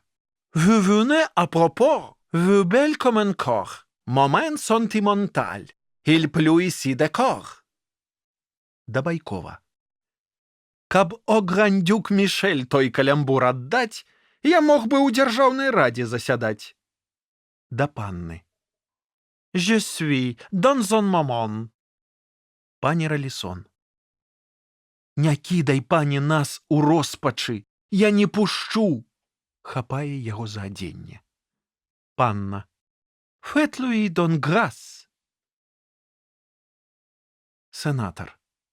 Д'ябло мампорт, што яна хоча без канца. Пані Ралісон. Пусці да сына. Сенатор з націскам у голасе. Цар не пусціць. Ксёндз Пётр. А ксяндза? Пані Ралісон. Хаця б ксяндза пусцеце. Сын прасіў ксяндза. Мо пры смерці. Калі вас матчын плач не ўзрушыў, над вамі Бог, губеце целы, а не душы. Сенатор. C'est drôle. І хто ж у месце тыя чуткі носіць? Хто пані расказаў, што ўжо ксяндза сын просіць? Пані Ралісон паказвае на ксяндза Пятра. Вось, ксёндз пачцівы траціў свае час і сілу. Хадзіў, прасіў, не прапусцілі і на хвілю. Спытай ксяндза. Сенатор, зірнуўшы на ксяндза. Вось хто ўсё ведае. Пачцівы. Ну, згода, згода. Добры цар наш, справядлівы. Ксяндзоў ён не забараняе. Няхай ходзяць. Абы маралі правільнай вучылі моладзь. Ніхто больш за мяне рэлігію не любіць. Ах, недахоп маралі моладзь нашу згубіць. Эб'ен, быў рад пабачыць пані. Пані Ралісон да панны. Ах, паненка, і вы ж стаялі перад Богам на каленках. Прашу, мой сын на хлебе і вадзе ў замкненні, год поўны ў холадзе, без цёплага адзення. Панна. Est-il possible? Сенатор заклапочана. Хіба? Ён год сядзіць, дрыжыць? Imaginez-vous, ніхто не можа далажыць. Да Палікана. Паслухай, тую справу праглядзець я мушу. Ледь што, то камісарам нацягаем вушы. Да пані Ралісон. Свае транкіль, прыйдзі сюды а 7 гадзіне. Пані Кмітова. Не плач. Сенатор сам не знаў аб тваім сыне. Даведаецца, будзе сын твой на свабодзе. Пані Ралісон узрадавана. Ён хоча знаць? Хай Бог яго узнагародзіць. Я ўсім казала, што такім ён быць не можа, жахлівым, жорсткім. Ён тваё стварэнне, Божа.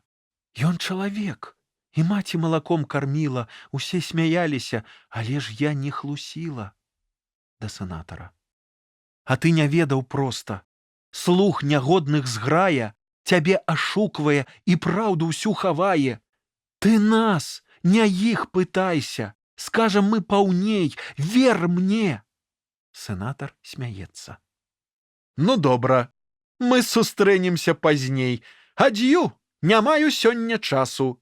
Вы, княгіні, скажэце, я турбуюся аб вашым сыне. Ад'ю, мадам Кміт. Мы зрабіць усё гатовы. Да ксяндза Пятра. А вас, мой ксёндз, прашу застацца на 2 словы. Да панны. Je suis dans un moment. Усе адыходзяць, апрача тых, хто быў раней. Сенатор пасля паўзы далёкаяў. А шэльмы, лайдакі! Каля дзвярэй у вас парадак гэтакі? Нягоднікі, я службу несці навучу. Да аднаго лёкая. Ідзі за бабай. Да Палікана. Лепей пану даручу. Як выйдзе ад княгіні, дай ёй дазваленне пабачыць сына. Правядзі да сутарэння. Замкні ў каморы на 4 аж ключы. Сонетро! Вас трэба службе навучыць. Падае на крэсла. Лёкай з трымценнем. Пан сам казаў пусціць. Сенатар ускоквае. Мне смееш нагадаць? Як з панам размаўляць, вучыўся тут, відаць. Чакай, я адвучу. У пастарунак злыдня спачатку 100 кіёў, пасля 4 тыдні на хлеб і на ваду. Палікан. Ёсць тэма для размовы. Нягледзячы на тайну следства і ахову, праз права ў ход непажаданыя персоны разносяць весткі, могуць і шляхі да трона знайсці. А там нас ачарніць перад царом, калі аб тым не паклапоцімся дабром. Доктар. Уласна, я пра тое думаў, ясны пане.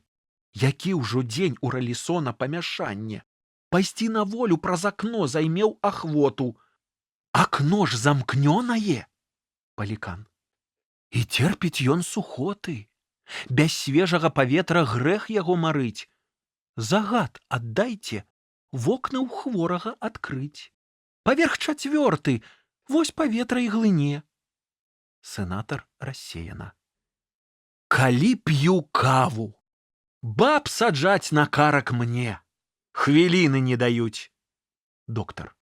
Кажу вам, ясны пане, заўсёды неабходна пра здароўе дбанне. Разгледзець варта справы ўсе пасля абеду. Каміны ласанте і прывядзе да бедаў. Сенатар спакойна. Мон доктор, спачатку служба і парадак. Пасля слабы мой страўнік нават будзе рады прытоку свежай жоўці. Жоўць. Фэ ля дыжэсцён. А па абедзе я магу вардоне ля кэсцён. Што зробіш? Служба. Ан пренон сан кафе. Мне ўласна прыйдзецца глядзець аўтодафе. Палікан адштурхоўвае доктара. Як справу Ралісонаву ўпарадкаваць? Бо раптам сёння ён памрэ. Сенатар. Дык пахаваць? А як захочаш, дам дазвол бальзамаваць. Апропо, і Байкова нашмаруй бальзамам, ён мае твар нябожчыка таксама, а ўсё жаніцца ўдумаў. Вунь і нарачоная. Дзверы з левага краю адкрываюцца, уваходзіць Лёкай. Сенатар паказвае на залю. Паненка белая, ах, чырвоная. Фі, а жаніх, а вы кантансі де лабрэ. Бярэш ты шлюб нібы ты берый, а капрэ. Якім неверагоднейшым з усіх прымусаў схітрыўся слова «так» сарваць з пунцовых вуснаў. Байкоў. Прымусам? Не, пагло, праз год, развод. Я маладую жонку буду браць штогод. Зірнеш? Бяры любую, іх вакол нямала. Сэбу шляхцянцы юнай быць за генералам. Спытай ксяндза, як возьме шлюб яна пакорна. Сенатар. Апропо, дзе мой ксёндз? Да ксяндза. Мой херувім у чорным. Глядзеце, кель фігюр, мае лярдан поэт. Хтось бачыў з вас «un regard à сібет»? Мурому з намі вып'еш, ажывіш пагляд? Ксёндз Пётр. Не п'ю. Сенатар. Дазволь сабе, айцец. Ксёндз Пётр. Я толькі брат. Сенатар. Ці брат, ці можа дзядзька? Ну, адкуль вашэці вядома, што ў турме чужыя робяць дзеці? Ты весткаў назбіраў і маці расказаў? Ксёндз Пётр. Так, я. Сенатар да сакратара. Пішы хутчэй, мы сведкі, сам прызнаў. Да ксяндза. Адкуль дазнаўся? Змоўк, спалохалася птушка. Убачыў пратакол і затрымцела душка. З якога кляштара ты, браце? Ксёндз Пётр. Бернардынаў. Сенатар. Але ў дамініканцаў мае брат кузінаў, бо Ралісон той у дамініканцаў быў. Мы слухаем далей. Хто далажыў? Ці чуеш? Не маўчы, распавядай паціху. Я от цара прошу, не доводи до лиха. Ты с русским батагом знакомы хоть немного? Сакратару. Пиши. Маўчаў. Ксяндзу. Калі ты служыш праўдай Богу, прытрымлівайся запаветаў веры строга. Ты знаеш, нам цары даны наказам Божым. Калі цар хоча слухаць, мы маўчаць не можам. Ксёндз маўчыць. А ведаеш, монах, што я магу павесіць? Хай паспрабуе твой прыёр цябе ўваскрэсіць. Ксёндз Пётр. Цярпець уладу не кажу. Прыняць свядома. Бог часам можа даць яе і духу злому. Сенатар. Аджа, павешу я цябе. А цар празнаў бы, што пакараны без суда. Мо ён сказаў бы, няўжо сенатар бесамі апанаваны? А ты вісіш, як быў вісеўшы, бездыханы. Ну, ксёндз, апошні раз я задаю пытанне, хто, чуеш, нашаптаў табе пра катаванні? Маўчыш? Сам Усявышні, можа, знак падаў? Дык хто? Анёл, Бог альбо д'ябал? Ксёндз Пётр. Ты сказаў. Сенатар абурана. Ты? Мніх наважыўся мне ты сказаць? Доктар. Мужлан, запомні, гэта ясна асвячоны пан. Да Палікана. Эй, навучы яго. Не бачыш, мніх той з хлева. Дай так! Паказвае рукой. Палікан дае ксяндзу па шчацэ. Асёл! Сенатар ускіпеў ад гневу. Ксёндз Пётр да доктара. Гасподзь, яму даруй. Не ведаў, што рабіў, а ты сябе, брат, злой парадай пагубіў. І сёння станеш перад Богам. Сенатар. Што? Байкоў. Сурочыць! Ах, блазан, дай яму яшчэ, хай не прарочыць. Дае яму пстрычку. Ксёндз Пётр. І ты ўзяў, браце, дрэнны прыклад ад нябогі. Так і пры смерці вашы сыдуцца дарогі. Сенатар. Гэй, дзе бацьвінка? Што мы робім з вешчунамі? Трымайце мніха, зараз суд наладзім самі. Пабачым, ці маўчаць яшчэ ён будзе ўпарта. Хтось падвучыў яго. Доктар. Заўважыць пану варта, існуе сувязь. Ксёндз да змоўшчыкаў тых блізкі, а ўсім, відаць, кіруе сам князь Чартарыскі. Comme dites-vous là, mon cher? Князь? Што? Дзе? Impossible. Да сябе. Не менш дзесяцігоддзя пройдзе, пакуль адмыецца наш князь ад плямы гэткай. Да доктара. Адкуль дазнаўся? Доктар. Справу рухаюць даведкі. Сенатар. І ты нам не паведамляў? Доктар. Пан і не слухаў. Я ўжо казаў, што той пажар хтосьці раздзьмухаў. Сенатар. Хіба то князь? Доктар. Так, след вядзе, няма сумнення. Сабраныя лісты і скаргі, данясенні. Сенатар. Лісты належаць князю? Доктар. Там аб ім размова. Пра дзеянні яго, пра думкі і пра словы, пра нашу прафесуру. Ёсць там завадатар, сам Лелявель, вось хто арганізатар. Сенатар да сябе. Ах, каб якісьці доказ, хоць бы падазрэнне, след доказу, цень следу, хоць бы цень ад ценю. Не раз мне вушы праціналі шэпт ці віскат, узвысіў на Васільцава князь Чартарыскі. Пабачым, хто хваліцца будзе праз гадзіну. Той, хто узвысіў, альбо той, хто ўмее скінуць. Да доктара. Эх, que je vous embrasse. Наш пан усё прыкмеціць. Я здагадаўся ўраз, што тут не толькі дзеці. Я здагадаўся сам, што гэта князя штучкі. Доктар фамільярдна. Сам д'ябал перад вамі ў следстве недавучка. Сенатар паважна. Хоць я пра ўсё ўжо ведаў, пан дарацца. Вы доказ прывялі? Лягчэй за следства брацца. Экюте, я даю сенатарскае слова.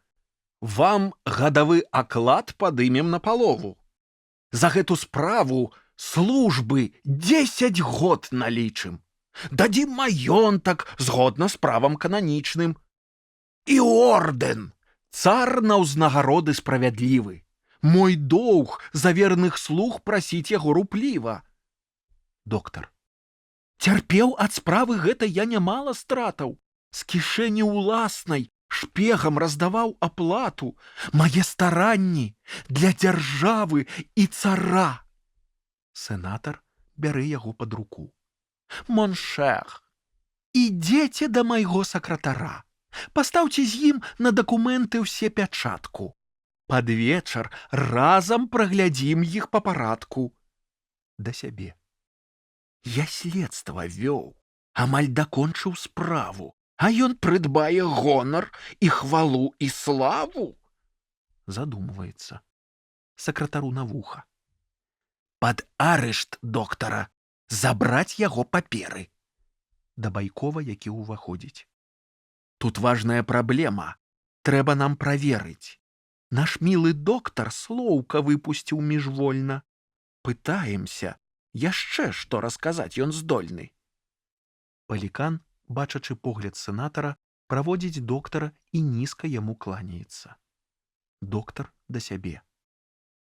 Надась, адпіхваў ты мяне, га, палікане?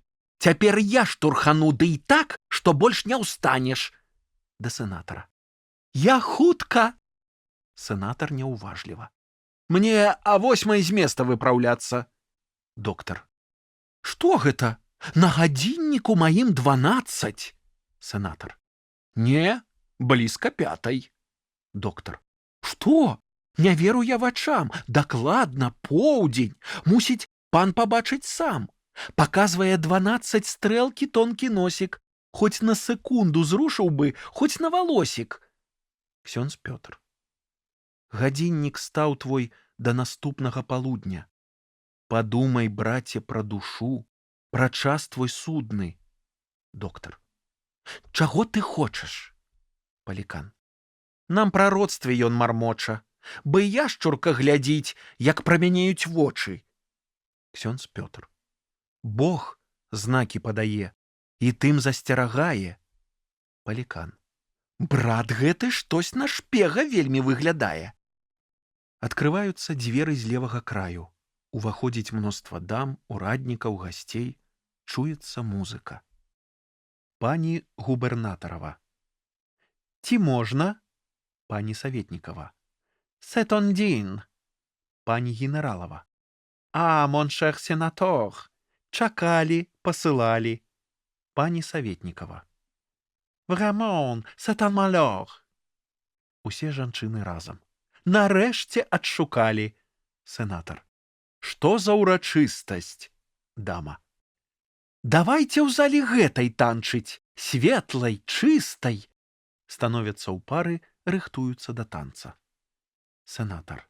Pardon, mille pardon, j'étais très occupé. Quand vois-je un menuet? Parfaitement groupé. Cela m'a rappelé les jours de ma jeunesse. Княгиня. Ce n'est qu'une surprise. Сенатор. Est-ce vous, ma déesse? Que j'aime cette danse en surprise. Adieu. Княгиня. Vous danserez, j'espère. Сенатор. Certes. Et de mon mieux. Музыка грае мэнуэт з Дон Жуана. Злева стаяць ураднікі з жонкамі і дачкамі. Справай моладзь. Колькі маладых рускіх афіцэраў, колькі старых, апранутых па-польску і колькі маладых дам. На сярэдзіне танцуюць мэнуэт. Сенатар танцуе з нарачонай Байкова, а Байкоў з княгіняй. Баль. Спеўная сцэна.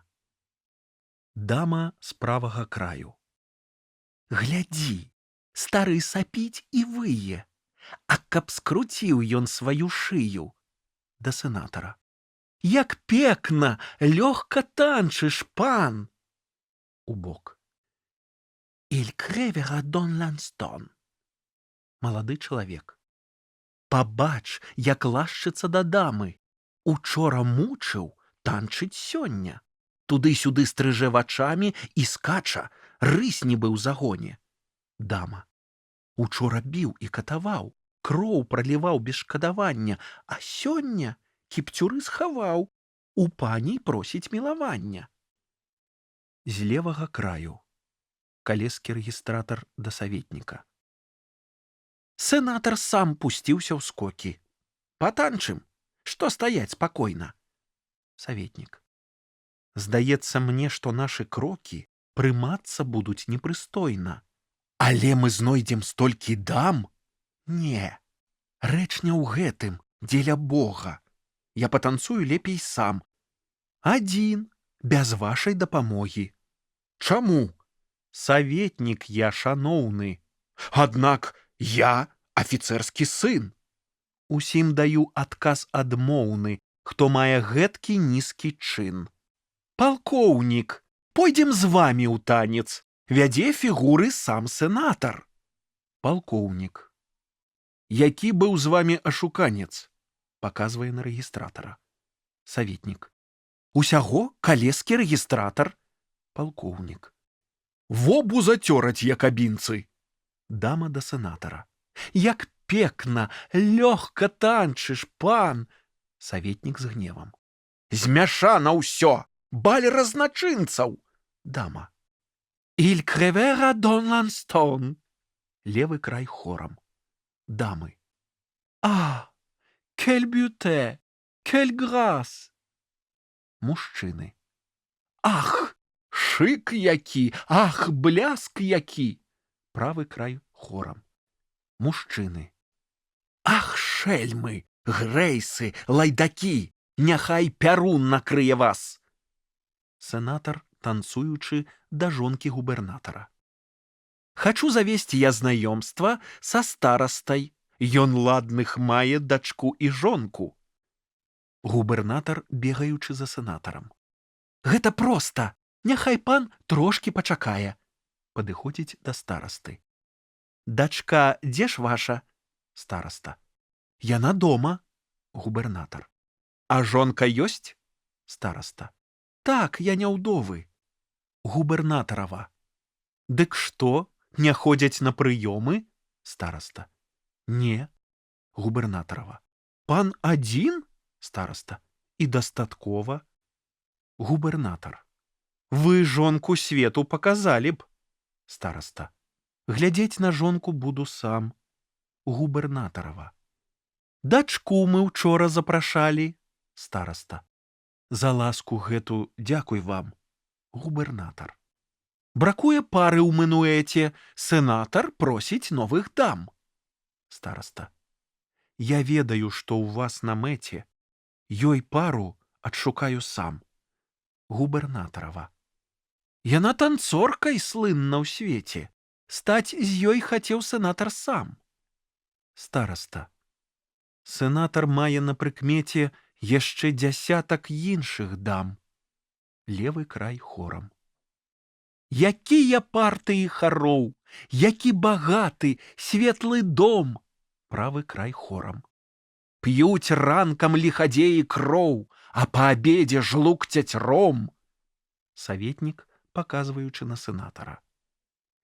Ён бавіць іх і б'е, няволіць, ніколі не адчуе жаль. Стараста. Сядзіць па турмах наша моладзь. Нам загадаў прыйсці на баль. Расійскі афіцэр да Бястужава. Не дзіўна, што нас праклінаюць. У край заходні будзе век. З Масквы злачынцаў прысылаюць чыніць падступствы, гвалт і здзек. Студэнт да афіцэра. Глядзі, ідзе Байкоў, нахаба. Якая міна, ну і рухі. Нібы па смецці скача жаба, надзьмуха вусцішнае бруха. А шчэрыў зубы, каўтануў, Як брыдка губы выпхнуў ён, паслухаў, нешта буркатнуў. Байкову, які спявае. «Мон генераль, кель шансон!» Байкоў спявае песеньку Бэранжэ. «Quel honneur, quel bonheur! «Ah, monsieur le sénateur, je suis votre humble serviteur, etc., etc.» Студэнт. «Général, ce sont vos paroles?» Байкоў. «Oui, Студэнт. je vous en fais compliment. Адзін з афіцэраў смяецца. Ces couplets sont vraiment fort drôles. Quel ton satirique et plaisant. Малады чалавек. Pour votre muse son rival, je vous ferai académicion. Байкоў на вуха, паказваючы на княгіню.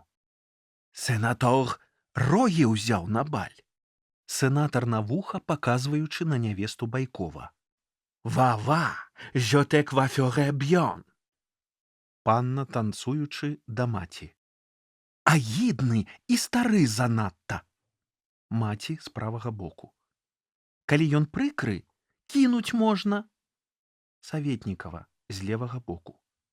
Маёй пасуе ён выдатна. Стараста. Як ромам тхне ад іх бязбожна. Другая Саветнікава да дачкі, якая стаіць поруч. «Ах, Зося, уздымі свой зрок, сенатару дай прыглядзецца». Стараста. Калі мяне ён дакранецца, схуднее, бярэцца за шаблю, яго тлусты бок. Левы край хорам. «Ах, бляск які! Ах, шык які! Ах, кёль боте! Кёль грасе!» Правы край. «Ах, шельмы, грэйсы, лайдакі! Няхай пярун накрые вас!» З правага краю з-паміж моладзі. Юстын Поль да Бястужава, паказваючы на сенатара. Яму сцізорыкам быў бруха, пальчаткай выцяць бы пашчэнкі. Бястужаў.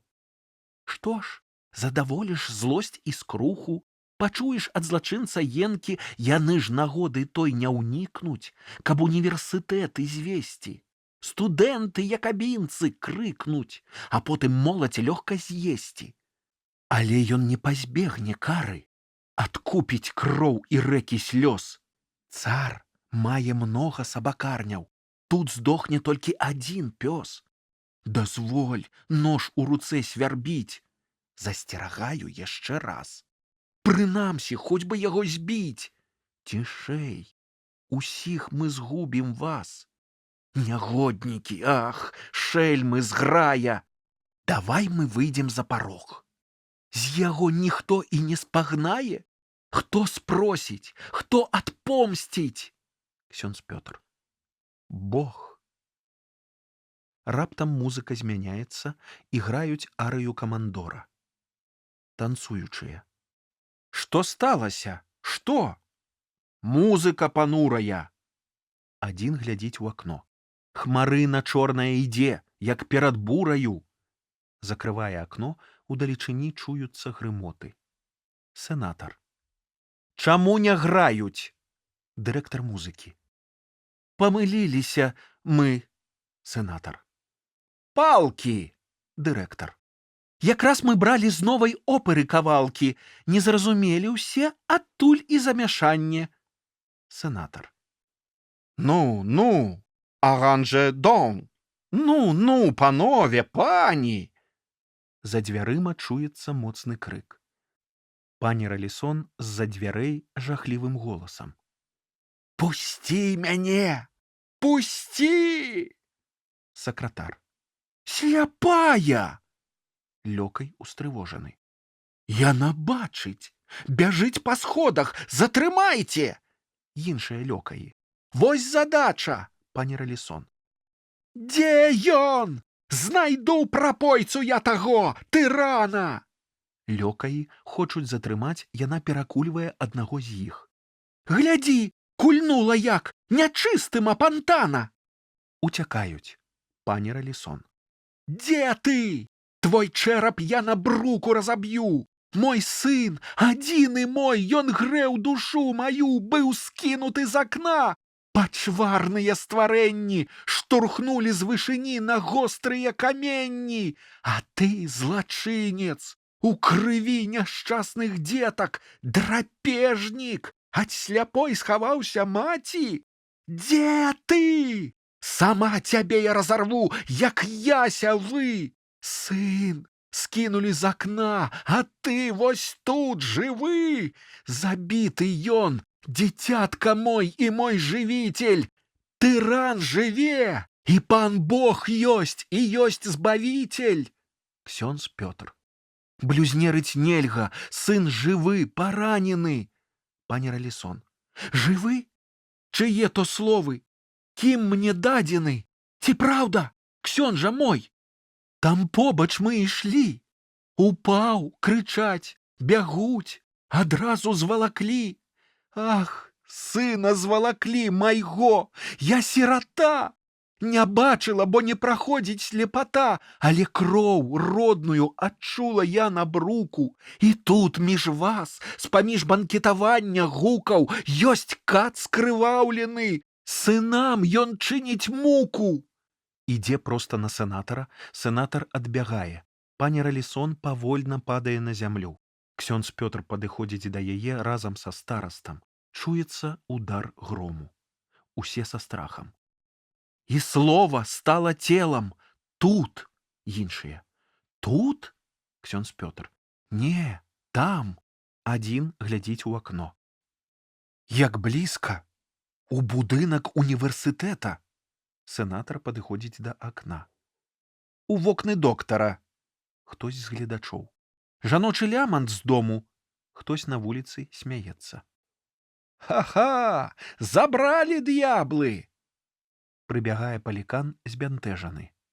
Сенатар. Што там? Палікан. Доктар громам забіты. З'ява патрабуе з нас даводаў. Вакол будынку 10 пік грамаадводаў. Пярун яго ў далёкай кельні пахапіў. Нічога не крануў, а срэбра растапіў. Рублі ляжалі на стале, ён пералік ім вёў.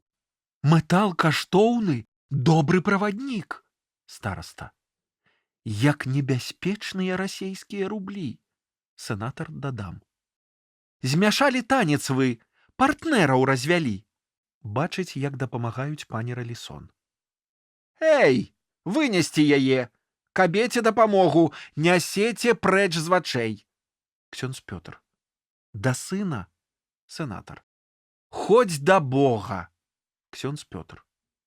Яшчэ жывы сын, толькі цяжка яму дыхаць. Дазволь пайсці мне да яго. Сенатар. Ідзі ад ліха. Да сябе. Забіты доктар. Ах, ах, ах. C'est inconcevable. Той ксёндз яму наканаваў. Ах, ах, c'est diable. Да гасцей. Што ж дзіўнага? Нясуць вясною хмары воды. У хмарах бліскавіцы, тут закон прыроды.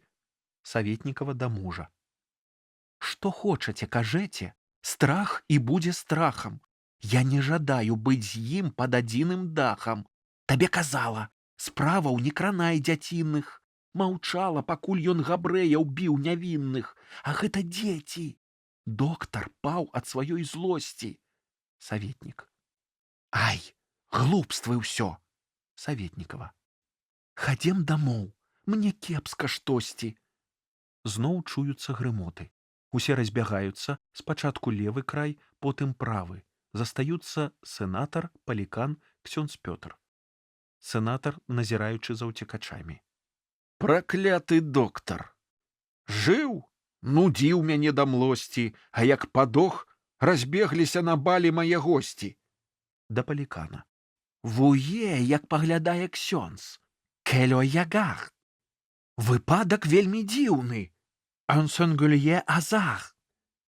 Паведай, ксёндз, ты знаеш, пэўна, чары, як гром прадбачыў і хвіліны Божай кары. Ксёндз маўчыць. Так, шчыра кажучы, меў доктар наш правіны. З падданых спаганяў без усякае прычыны. Оноре форадір, хто дасць перасцярогу? Мой бог, чаму прамою не ісці дарогай? Ну што там, ксёндз? Маўчыць, панура звесіў нос. Я адпушчу яго, он деребьон де шос. Палікан. Ха-ха! Калі б нам следства несла небяспеку, дык першых нас, маланкі, громы, зжылі б з веку. Ксёндз Пётр. Вам раскажу два даўнія апавяданні. Сенатар з цікавасцю. Пра перуны? Пра доктара? Ксёндз Пётр. Не. Два паданні. Аднойчы ў спёку ў ценю мура грознага вандроўнікі ляглі. Люд роду рознага. Між імі быў разбойнік, і калі ўсе спалі, анёл збудзіў яго. Каменні з муру ўпалі, сцяна абрынецца, уставай. І той паспеў у бок перапаўсці, і крыкнуць не пасмеў. Усе загінулі. Хваліў разбойнік Бога, што Бог найгоршаму паслаў перасцярогу. Анёл жа адказаў: ты кары не абмінеш. Пазней, але ганебней і страшней загінеш. Другая прыпавесць. За часам старажытным начальнік рымскі вёў вайну з царом выбітным. І войскі разграміў таго. Нявольнікаў ён пакараў, пасля жаўнераў, сотнікаў. А палкаводцаў і цара ад смерці збавіў. І кожны з іх начальніка і Рым уславіў, і кубак асушыў за ўласнае здароўе. Шануецца паўсюль вышэйшае саслоўе. Ды і рымлянін, жаўнер, што ім прыслугаваў, сказаў: наш правадыр жыццё вам захаваў, каб прыкаваць да калясніцы ланцугамі і правясці перад вайсковымі шыхтамі па гарадах з трыумфам і па Рыме слаўным. Люд будзе ведаць, што начальнік іх дзяржаўны герой вялікі. Бачыце, што ён зрабіў? Хітрэйшых палкаводцаў і цара разбіў. А потым у кайданах залатых вас кіне ў падзямелле, дзе святло любое гіне. Там будзе вечны плач, зубоўны скрогат, там палкаводцаў і цароў не стала многа. Так рымлянін казаў, а цар амаль не слухаў. Прамовіў толькі: глупствамі не сей нам скруху. Хіба гуляў з правадыром ты на бяседах? Дарадцам яму быў і думкі яго ведаў. Палонны цар смяяўся, піў, было як моцы. Банкетавалі з ім таксама палкаводцы. Сенатар змораны. Ільбаля кампань. Цяпер ідзі, куды імкнешся. Атрапішся ізноў, без скуры застанешся. Не зможа маці апазнаць тваю персону. Падобным будзеш у мяне да Рэлісона. Сенатар і палікан адыходзяць да сваіх пакояў. Ксёндз Пётр ідзе да дзвярэй і сустракае Конрада, якога вядуць на допыт два жаўнеры. Убачыўшы ксяндза, Конрад спыняецца і доўга уважліва ўглядаецца ў яго. Конрад. Рэч дзіўная. Яго не бачыў я ніколі, а ведаю як свайго брата. Мо на волі мы сустракаліся. Ці ў сне? Так, гэта ён, той самы твар і вочы. Так, той помню сон. У ім, здалося, вырваў ён мяне з бяздоння. Да ксяндза. Хоць не спаткаліся мы на зямным улонні, прынамсі, ты мяне не ведаў, ксёндза мілы. Я дзякую табе, наколькі маю сілаў, з'яўляюцца і ў снах адданыя сябры. Наяве мала іх. А знаеш, ксёндз, бяры пярсцёнак мой, прадай, дай бедным грош, прашу. І спраў за душы ўсе чысцовыя імшу. Іх разумею, чысцец тое ж затачэнне. Імшу паслухаць мне, ці будзе дазваленне. Ксёндз Пётр. Табе я за пярсцёнак дам перасцярогу. Далей ты пойдзеш незнаёмаю дарогай і будзеш між людзей багатых, знакамітых. Там будзе той, хто мае ключ ад ведаў скрытых. Знайдзі яго, ён прывітае імем Божым. Што скажа, выслухай. Конрад. Хіба ты? Быць не можа. Стой, хвілю, дзеля Бога. Ксёндз Пётр. Не магу, бывай. Конрад. Адно мне слова. Жаўнер. Разышліся. Ну, давай. Сцена 9. Ноч дзядоў. Наводдаль відаць капліцу, могілкі, гусляр і кабета ў жалобе. Гусляр. Глядзі, у царкву ідуць грамады. Вось-вось пачнуць дзядоў абрады. І нам пара. Ужо цёмна, глуха. Кабета. Я застануся на пагосце. Хачу майго пабачыць госця, таго разгубленага духа, што праз гады зямной кружэлі з'явіўся па маім вяселлі. Між духаў грамады змярцвелай паўстаў скрываўлены, збялелы. Мяне лавіў ён вокам дзікім, без слова, стогна альбо крыка. Гусляр. Мо ён жывы, яго пытаў, але ён не распавядаў. Зрэд час на духаў зграмаджэнні у ноч дзядоў абраным людзям жывых магчыма вызваць цені. На балю шумным цела будзе, на гульбішчы, на полі боя, там застанецца ў спакоі. Душа па імені названа, аб'явіцца празрыстай зданей, і вуснаў быццам бы не мае, стаіць здранцвелая, нямая. Кабета. Што ў персях яго значыць рана? Гусляр. Яна ў душы наканавана. Кабета. Тут я магу згубіць дарогу. Гусляр. Я побач буду. Там старога запросяць гусляра, каб чары ён здзейсніў і прынёс ахвяры. Ты чуеш галасы далёка. Народ сышоўся, сціхлі крокі. Вось клятву першую запелі, вянка то клятва і кудзелі.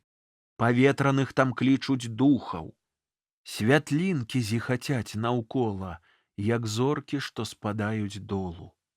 Ці бачыш, колькі ўсюды руху, паветраных там роі духаў, глядзі, як зяюць над капліцай, пад неба чорнага абшарам, так галубоў чародка мчыцца ўначы над гарадскім пажарам. Уецца белых крылаў пух, жар адбіваючы агнішча, як гронкі зорак птаства блішча. Кабета. Не, з тымі мой не будзе дух. Гусляр. Святла ў капліцы завіруха, ноч зараз дасць агню ўладанне, з магілаў, пустак злога духа прагоняць целы, а іх здані, пакорныя закляццям чарам, прыйдуць пазнаць, хто памінае. У дуб схаваемся, пажарам прапалены ён небарака, тут быў прытулак ваўкалакаў. Пагост знянацку ажывае, хутчэй пагляд укрый ад страхаў. Спалох нябёс, як зрэнка кошкі, варушацца на гурбах дошкі, праклятых рукі ўверх цягнуцца, галовы бледныя трасуцца, вунь апраметнай жыхары пякуць вачамі упыры. Яны ідуць, іх многа, многа. Не, гусляру шкадзіць не могуць. Ха! Кабета. Што відаць? Гусляр. Нябожчык свежы, не пачалі яшчэ гніць адзежы. Дым серны валіць з рукава, як вугаль чорны галава. Не вока, цёмная вачніца, але ў ёй бляшка залаціцца. І ў цэнтры зыркае манеты, нячысцік скача быў зяніцы, шпурляе кпіны д'яблік гэты, і хвост матляе бліскавіцы. Мярцвяк бяжыць, ратом раскрытым паветра хапае струмені, але ў руках ён сіта ў сіта перасыпае срэбра жмені. Прывід. Касцёл дзе? Скажы мне, дзе Бога люд хваліць. Там хтосьці мяне абароніць. Дукат, ах, чало маё вусцішна паліць, і срэбра цячэ па далоні. Ах, вылі для беднага, для сіраты, для вязня альбо для ўдавы. Ах, вылі, жар срэбны і жар залаты, з маёй вынь дукат галавы. Расплавы металаў сабе я нашу, пакуль не памрэ людажэрца, што дзецьмі бяздонную сыціць душу, пакуль не залью яму сэрца. Праз вочы, праз вушы, праз рот лихадзея ізноўку метал будзе зліты. Я трупам тым буду варочаць, як сітам. Налью, працаджу і прасею. Калі ж праз яго той метал працаджу я? Ах, доўга чакаць, ах, гару я, гару я! Уцякае. Гусляр. Ха! Кабета. Што відаць? Гусляр. Ха! Блізка як! Другі паўстаў, бяжыць да нас. Які агідны, злы мярцвяк! Ляжаў зусім нядоўгі час, багаты строй на тлустым целе, апрануты, як на вяселле. І гад нядаўна яго точыць, ледзь напалову выгрыз вочы. Труп ад капліцы ў бок адскочыў. Чорт звёў яго, чорт замарочыў і не пускае да капліцы. Чорт постаць пераняў дзявіцы, пяшчотнай ручкаю махае, вачамі вабіць, заклікае. За ёй труп скача запалёны. Па-над магіллях, як шалёны, паветра чэпае рукамі, нібы вятрак стары крыламі, да любай падае ў абдоймы. З-пад ног адразу выпаўзаюць зубастых доўгіх мысаў плоймы. Псы чорныя зямлю ўзгрызаюць, труп з рыкам цягнуць ад дзяўчыны, на шкумаццё рвуць мертвячыну. Пачвары на падліну ласы, па цвінтары разносяць мяса. Псы згінулі, от небыліца, а грыз там кожны варушыцца, і сам, нібы маленькі трупік, бяжыць да сваякоў, да купы, і скача галава жабінай. Агонь страляе праз наздрыны, а грудзі ў дростках апранахі паўзуць, як панцыр чарапахі. Вось галава зраслася з целам, хімерай гідкай затрымцела, і пальцы, быццам чарвякі, ў траве звіваюцца ў клубкі. Праз міг з чырвонага пяску далонь выцягвае руку. Мацуюцца ўжо ног кавалкі. Труп устае, гатовы цалкам. Ізноў бяжыць ён за ўлюбёнай і абдымае за рамёны, ізноў трапляе чорту ў пастку, ізноў псы рвуць яго на часткі. Я не хачу то бачыць, не! Кабета. Баішся вельмі? Гусляр. Брыдка мне. Хімера, чарвякі, рапуха. Адзін мярцвяк, а ў ім жа гадаў. Кабета. Не, з тым не будзе майго духа. Гусляр. Дзядоў канчаюцца абрады. Вось трэці абудзіўся певень. Вяршаць у славу продкаў спевы. Сыходзіць люд, ідзе дзянніца. Кабета. Ён на дзяды не змог з'явіцца. Гусляр. Пэўна, дух яшчэ ў целе. Прамаўляй яго імя. Чарадзейнай моцы зелле заклінаю рымам я. Пакідай дух сваё цела, перад намі ўставай смела. Кабета. Я прамаўляю. Гусляр. Не паслухаў маіх закляццяў. Кабета. Няма духа. Гусляр. Мая жанчынка, твой каханак ці веру памяняў бацькову, ці сам змяніў імя нанова. Глядзі, на даляглядзе ранак, Няма ўжо ў маіх гуслях сілы. Не пакажацца твой мілы. Выходзяць з дрэва. Што гэта? Бачыш над лагчынай, ад самай вежы Гедыміна, змятаючы з дарог туман, вазоў грукоча караван. На поўнач, быццам ад пагоні, у бурай пене мчацца коні. Наперадзе, у строі чорным, глядзі, вязуць. Кабета. Ён! Гусляр. Непакорны. Кабета. Сюды зірнуў, які пагляд, і ўжо адвёў яго назад. Ах, толькі раз убачыць вочы. Гусляр. Лёс кроўю грудзі яго змочыў. Быў тысячам клінкам ахвярай, хоць шмат пакут ім перажыта.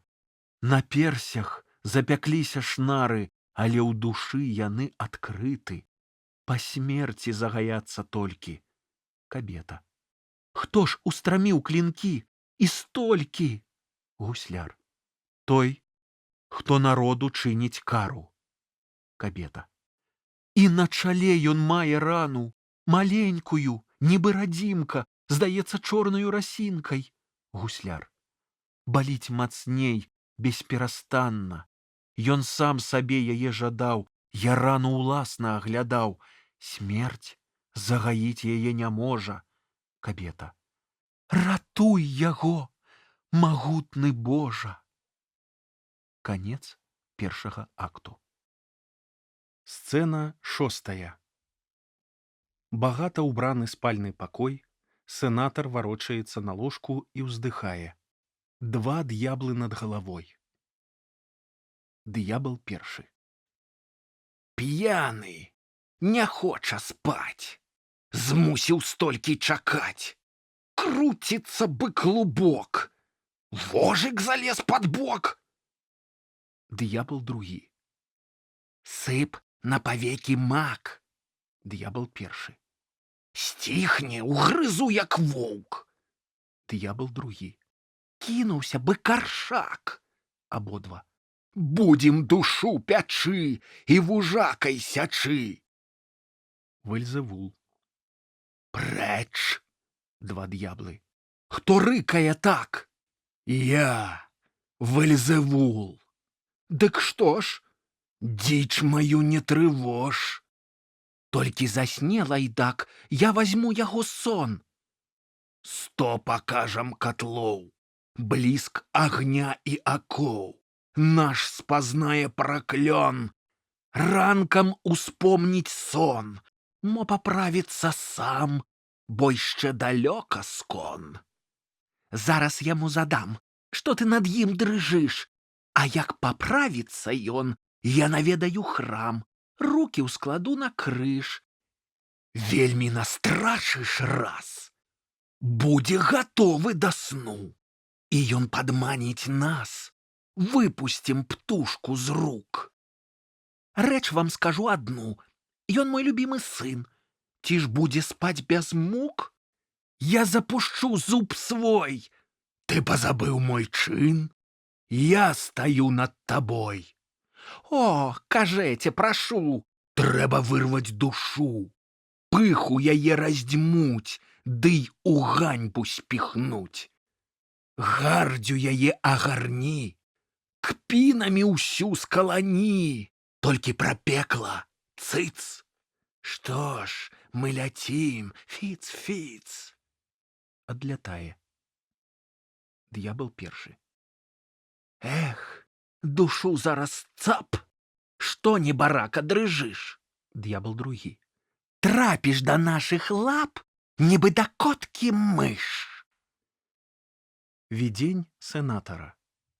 Сенатар. Праз сон. Пісьмо. То мне.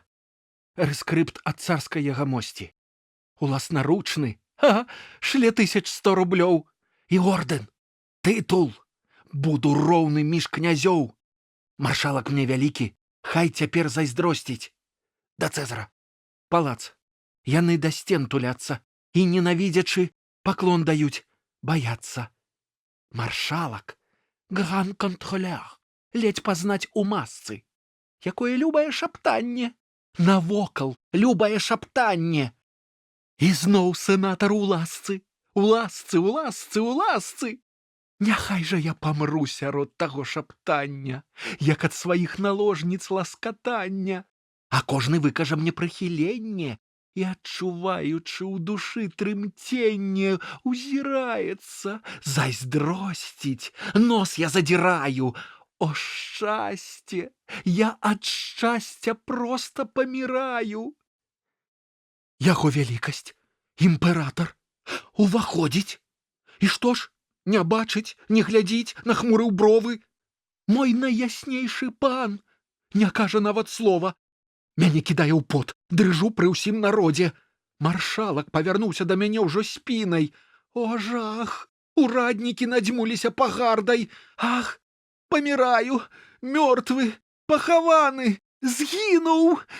І точаць чарвякі мяне, і злыя жарты. Усе ўцякаюць ад мяне, навокал глуха, а шэльма камергер пры мне скрывіўся гнюсна. Дбрум, як павук, пасмешка запаўзла мне ў вусны. Пф! Званок то калямбур. О, з'едлівая муха! Лятаюць каля носа, як восы, і эпіграмы, і смяшкі, і кпіны, а показкі, што цвыркуны паўзуць у вуха. Маё вуха! Маё вуха! І камер-юнкеры шыпяць, як рой з сычыны, і панны шлейфамі шасцяць хвастом змяіным. Паўсюль агідны шум, ухмылкі, байкі-казкі. Сенатар выслізнуў з-пад ласкі, ласкі, ласкі. Падае з ложка на падлогу. Д'яблы спускаюцца да яго бачныя. Душу, нібы сабаку злога з-за куцця, мы з цела вырвем. Не ўсю, адну палову, каб ён не страціў і на хвілю пачуцця. Знясем туды, дзе сходзіцца нябёс падкова з зямлёй, дзе час знікае і пануе вечнасць. Там, дзе мяжуюць кары пекла і чалавечнасць, на тым памежжы пса дурнога прыкуём. Ды й папрацуюць нашы рукі з бізуном. Як толькі певень трэці прапяе па будку, растурзаны пакутамі ягоны дух назад да розуму пасадзім на ланцуг і ў цела ўкінем, як у цемру цвілай будкі. Сцэна 7. Варшаўскі салён. Колькі высокіх ураднікаў, колькі знатных літаратараў, колькі великасветскіх дам, колькі генералаў і штабс-афіцэраў п'юць гарбату за столікам. Бліжэй да дзвярэй гурток маладых людзей і 2 старыя палякі. Тыя, што стаяць, жвава размаўляюць. За столікам гавораць па-французску, ля дзвярэй па-польску. Каля дзвярэй. Зянон Немаеўскі да Адольфа. Скажы, ці тое ж адбываецца з Літвою? Адольф. Не, яшчэ горай. Там заліта ўсё крывёю. Зянон Немаеўскі. Кроў? Адольф. Не на поле бітвы, з-пад пальчаткі ката, ды не з-пад меча, а з-пад бізуна ля кратаў. Размаўляюць цішэй. Пры століку. Граф. Баль пышны быў. Вайсковых кажуць, як ніколі. Француз. Я чуў, было не густа, быццам у касцёле. Дама. Не, поўна. Граф. Але пышна, дама. Ах, расказваць нудна. Камер-юнкер. Прыслугі досыць, а прыслужвалі няўклюдна. Не змог дастаць ані віна, ані паштэту. Натоўп гасцей стварыўся пры дзвярах буфета. Дама першая. І не было парадку ў танцавальнай залі. Быў рауце ангельскім, ногі адтапталі. Дама другая. Бо гэта быў прыватны вечар балявання. Шамбылян. Прабачце, баль прашоны, вось мае білеты. Вымае запрашэнне і паказвае. Усе разглядаюць, пераконваюцца. Дама першая. Тым горай пазмяшалі групы, туалеты. што не змагла я ацаніць убранні. Дама другая. З тых пор, як Навасільцаў выехаў з Варшавы, ніхто не здатны з густам справіць нам забавы. Не, балю не было, якім той быць павінен, а ён усё абставіць мог, як на карціне. З-паміж мужчынаў чуецца смех. Дама першая. Кажэце, смейцеся, калі вам даспадобы. Ён у Варшаве быў патрэбная асоба. Каля дзвярэй. Адзін з маладых людзей. Ціхоўскі вольны? Адольф. Так, ён на свабодзе. Хацеў яго я распытаць, да іх заходзіў, каб потым у Літве калегам распавесці. Зянон Немаеўскі. Нам трэба аб'яднацца, сувязі навесці. Параскіданыя загінем непазбежна. Гавораць цішэй. Маладая дама, якая стаіць побач з імі. Мой Бог, як ён трываў, а мучылі драпежна. Размаўляюць. Пры століку. Генерал да літаратара. Згаджайся, вершы 3-4 прачытаеш. Літаратар. На памяць не магу. Ты іх з сабою маеш, я ведаю заўжды. Пад фракам, вунь акладкі. Жадаюць дамы вершаў. Дамы на іх падкі, ды болей па-французску пачытаць імкнуцца. Так не пішу. Няхай жа пані не смяюцца. Дама. Чытанне мае быць. Даруйце, хоць умею па-польску, але вершаў тых не разумею. Генерал да афіцэра. Насамрэч праўду кажа. Сум паўзе патроху. Паказвае на літаратара. Складае вершы пра вырошчванне гароху. Да літаратара. Што ж, пачынай. Калі цябе не будзем слухаць, глядзі. Паказвае на іншага літаратара. Той франт патыліцу не стане чухаць. Ён адначасна слухачам усім прыслужыць. Глядзі, як просіць, усміхаецца, павекі мружыць, і вусны ўжо расціснуў вустрыцаю здохлай, і вока выкаціў салодкай фігай сохлай. Літаратар да сябе.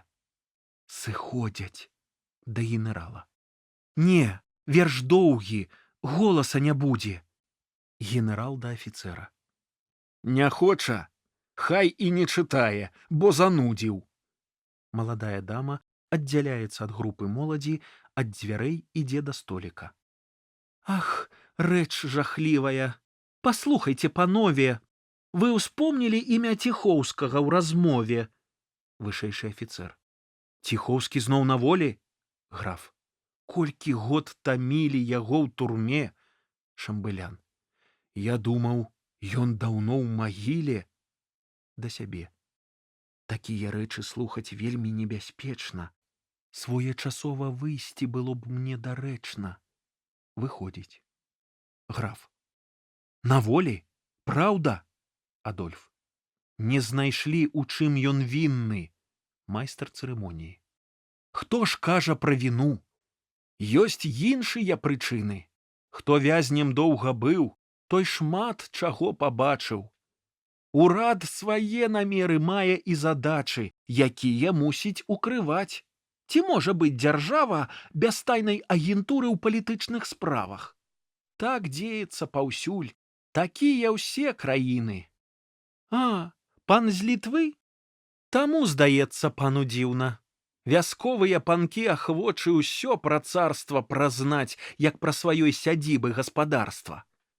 Камер-юнкер. З Літвы пан? І па-польску? Не, узман звялі. Я думаў, што ў Літве ўсе цалкам маскалі. Літва? Мы меней ведаем, чым пра Кітай. Раз конституцыонель, згадаў літоўскі край. Але ў французскай прэсе іншай ані слова. Панна да Адольфа. Няхай раскажа пан усім абавязкова. Стары паляк. Ціхоўскіх ведаў я. Пачцівая радзіна. З Галіцыі яны. Казалі, што іх сына схапілі. Мне далёкім сваяком ён будзе. Яго даўно не бачыў я. О час, о людзі!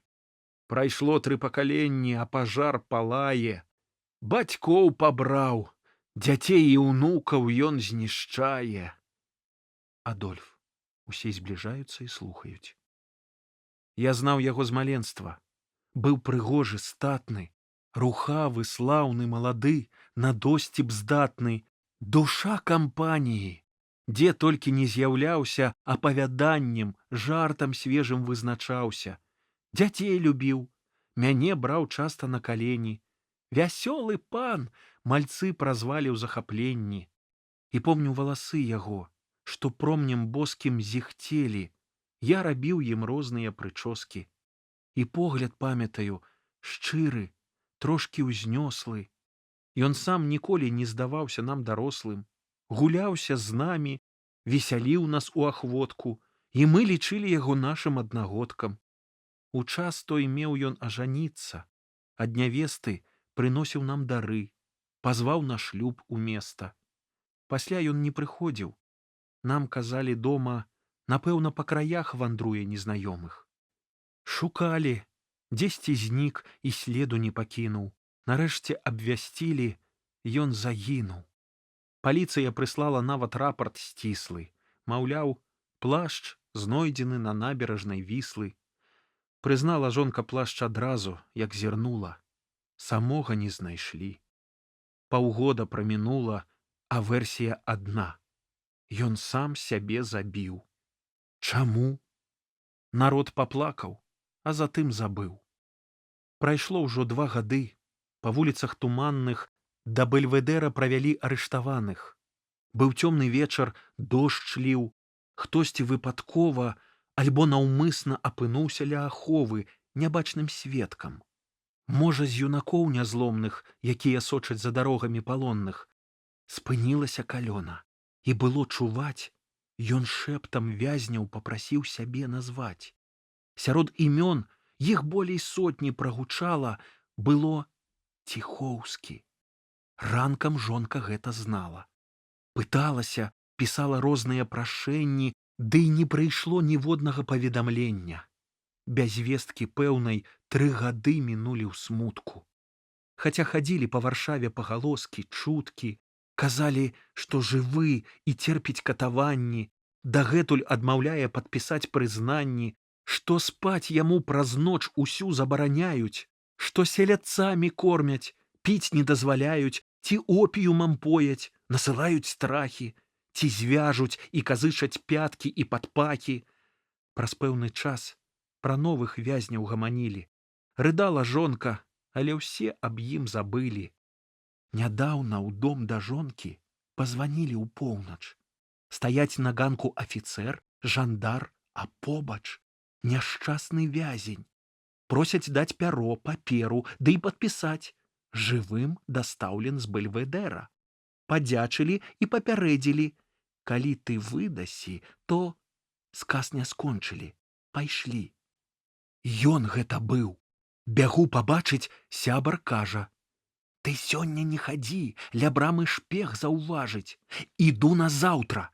Там паўсюль паліцыянты. Праз тыдзень хворы ён і лекарам заняты. У экіпажы я надась яго спаткаў. Мне паказалі, гэта ён. Я не пазнаў. А зызлы, хворы, спіну скурчыла пахіласць. Знаць далі ежа злая і паветра гніласць. Набраклі шчокі, наліліся жаўцізною. Разоры зморшчын на чале, і сівізною зіхцелі валасы. Вітаюся, але не пазнае. Глядзіць бы розум у імгле. Яму пра нашыя сустрэчы нагадаў. Цікаўны погляд толькі на мяне падняў. Усё, што вытрываў ён у пакутах дзённых, і ўсё, што перадумаў у начах бяссонных, я на хвіліну ўбачыў у ягоным воку. У ім страшлівая застыгла павалока. Меў зрэнкі, друз ад шыбаў неапрацаваных, што ставяць у турме на вокнах кратаваных. Іх колер быў, нібыта тканка з павуціння, а збоку глянеш, дык вясёлка на пэрліне. Іржа крывавіць, мора плямаў там зыбіць. Наш зрок не мае сілы іх наскрозь прабіць. Празрыстасць страцілі пад шэрым памутненнем, бо ў вільгаці былі, у цёмных сутарэннях. Праз месяц завітаў, за час я думаў, гэты ўсё ўспомніць ён і прызвычаецца да свету. Але ж ён столькі тысяч дзён быў у замкненні і столькі год цярпеў тыранавы мучэнні, і тысячы начэй у думках вёў размовы. Вакол стаялі сцены, што пачулі б словы. Надзейнай абаронай ён абраў маўчанне, надзейнымі сябрамі цені і начныя зданні. Вясёлае жыццё вялікіх гарадоў не згладзіла за месяц досвед тых гадоў. Яму здаецца сонца шпегам, дзень зласліўцам, аховай сваякі, а сябар, госць лісліўцам. Пачнуць наведнікі пытанні задаваць, ён думае, прыйшлі, каб тайны вызнаваць.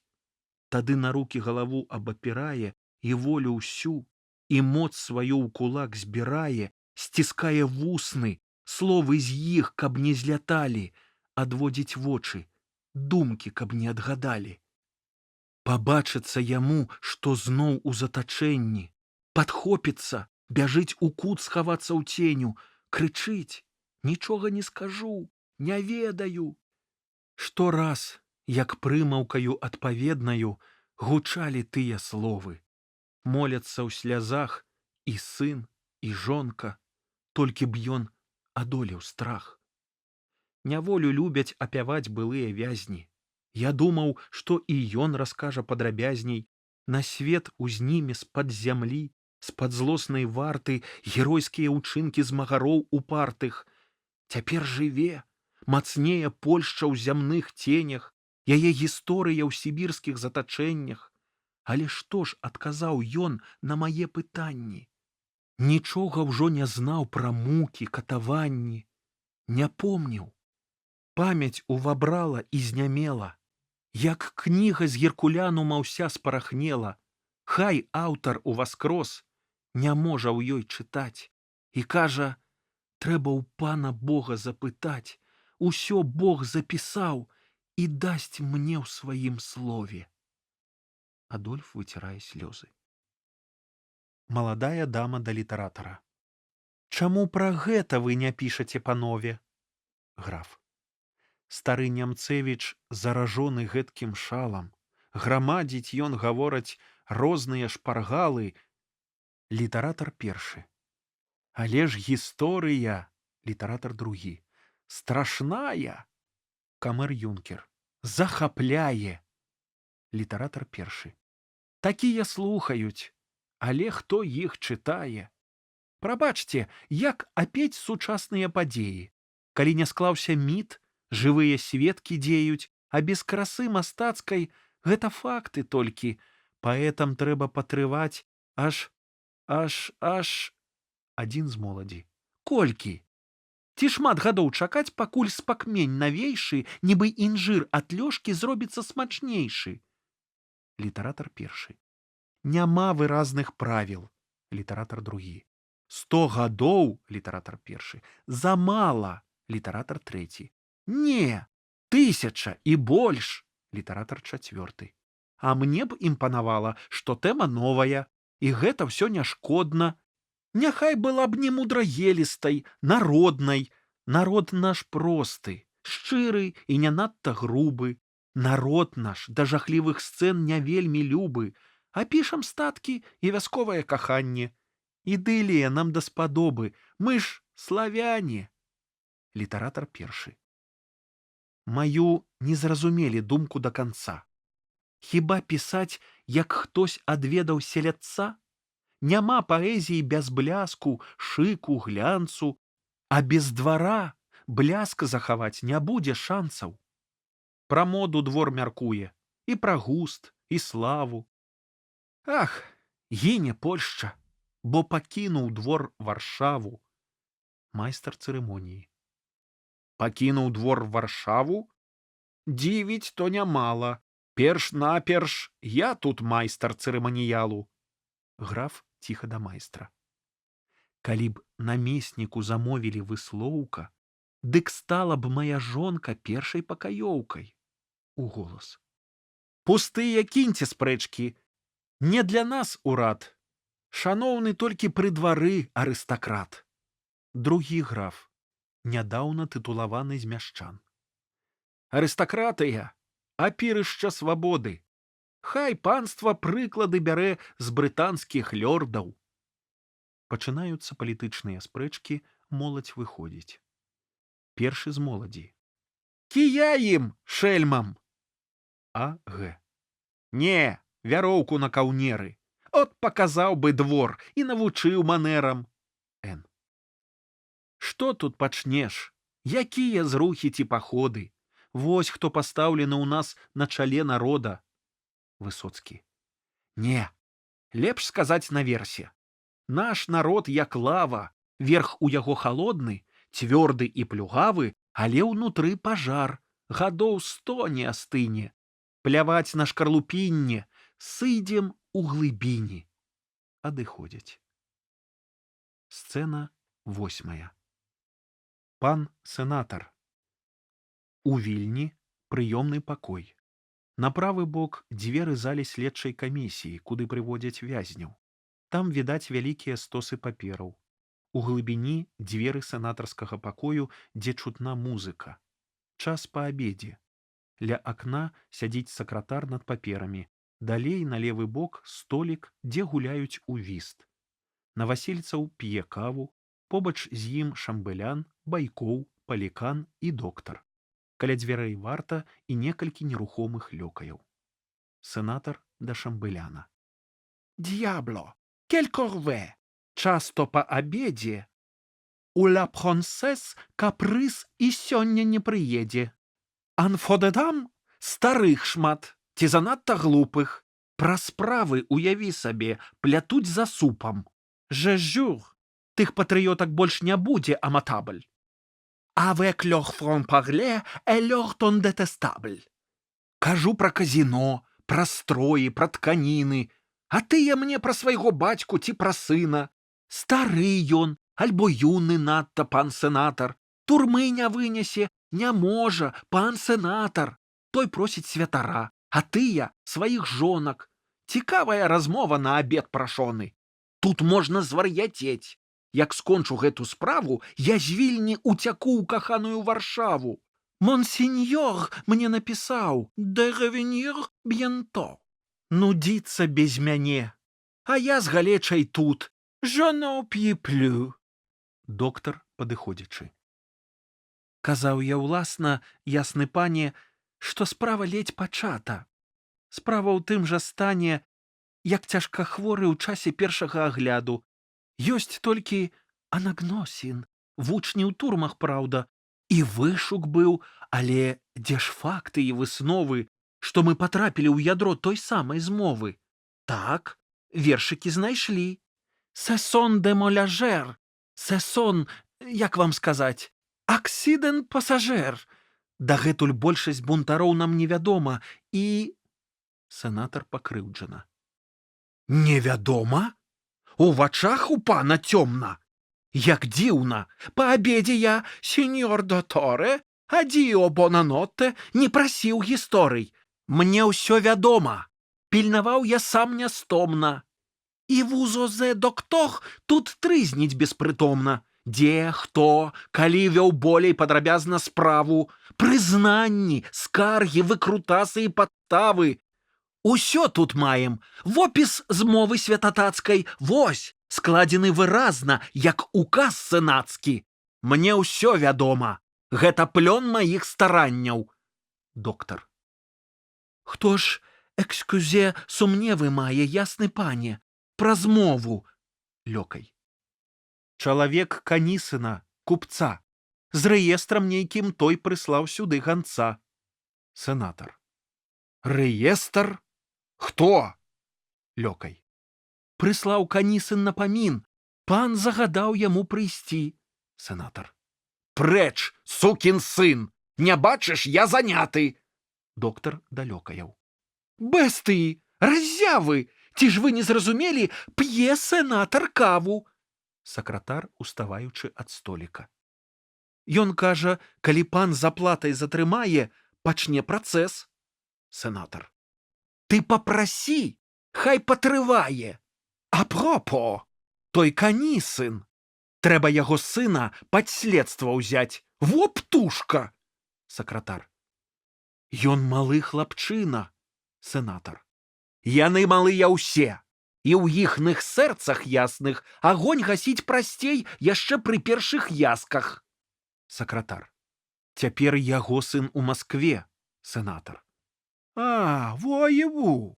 Пасланнік тайных таварыстваў. Быць таму. Час надышоў. Сакратар.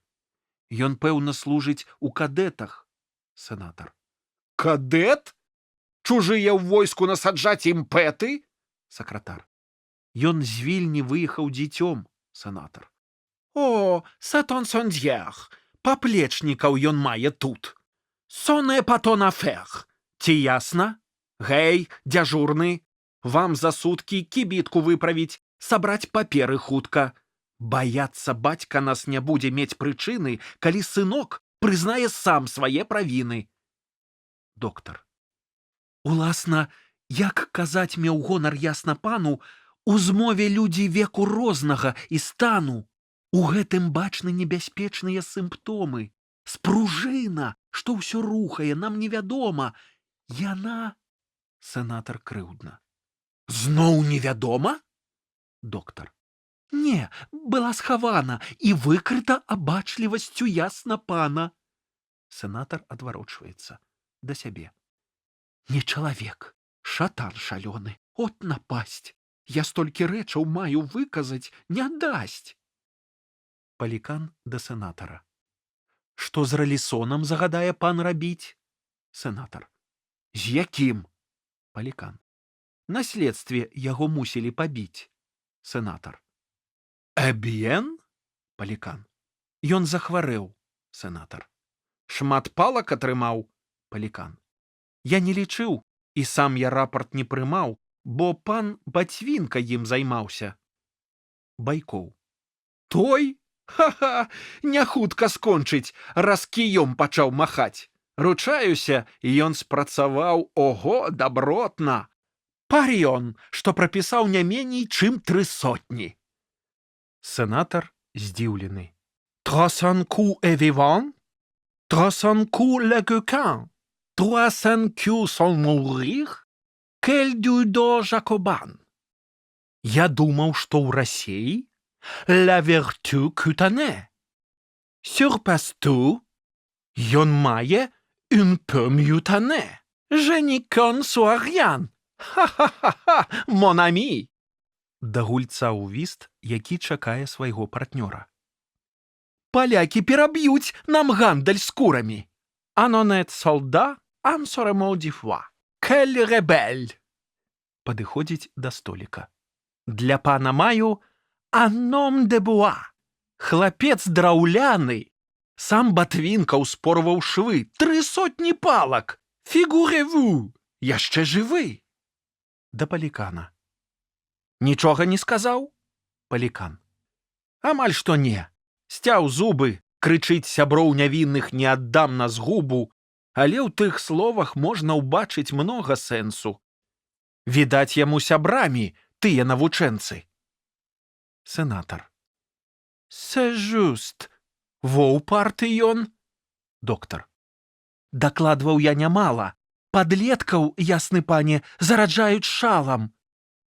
Іх навучаюць глупствам, старажытным дзеям. Адразу бачна, моладзь ад таго шалее. Сенатор весела. Vous ne me pas l'histoire. Ха-ха, un satirique. Aurait dit, страшыся devenir historique. Доктар. Хай вучаць дзеі верных трону ваяроў, князёў, міністраў, богам дадзеных цароў. Сенатор. C'est just. Доктар задаволена.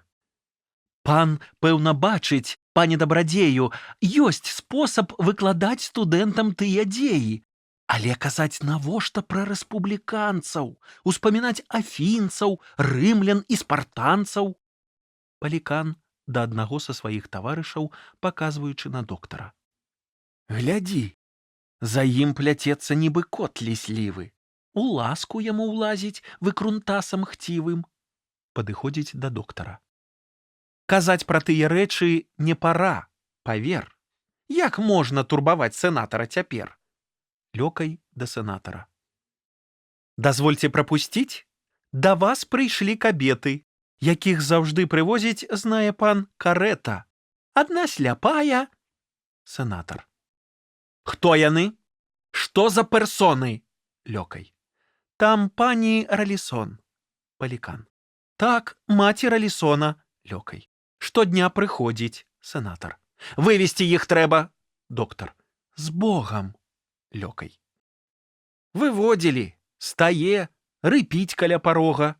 Калі ж у арышт браць з кабетаю сляпой, ісці няёмка. Люд збіраецца гурбой. Ці прапусціць? Сенатар. Падумаць добра ты не ўмееш. Так, прапусціць. Да лесвіцы, ці разумееш? Затым справадзіць долам. З гэстам. І без пачування, каб не нудзіла болей нас сваім бадзяннем. Другі Лёкай уваходзіць і перадае ліст Байкову. Чаго стаіш? Ідзі. Байкоў. Elle porte une lettre. Аддае ліст.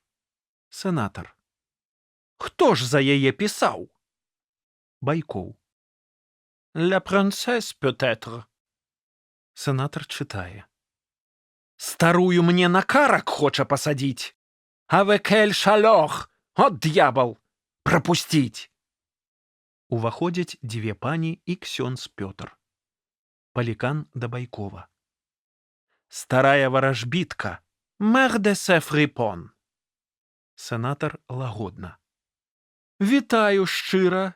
Хто з вас пані Ралісон? Пані Ралісон з плачам. Я, пані дабрадзею. Мой сыночак, сенатар. Хвілю. Ліст ваш? А іншыя сюды прыйсці рашылі? Другая. Мы ўдзвюх. Сенатар да другой. Чаму я маю гонар вас вітаць? Другая. Бо пані Ралісон дарогі не відаць. Не бачыць, сенатар. Дзіўна. На пах ідзе, быць можа. Штодня сюды трапляе. Другая. Я яе прыводжу. Яна старэнькая, не надта ўжо здарова. Пані Ралісон. О, дзеля Бога, сенатар. Ціха. Да другой. Хто вы? Другая. Я Кметова. Сенатар. Сядзела б дома. Аб сваіх сынах старанне займела б. Маем падазрэнне. Кметова бялее. Як жа? Пане! Пані Ралісон. О, пане, я прашу. Хіба быць тое можа? Я чула, што забілі, о мой Божа! Маё дзіцятка! Ксёндз сказаў, яшчэ жыве. Яго ў вас білі, дайце літасці ўдаве.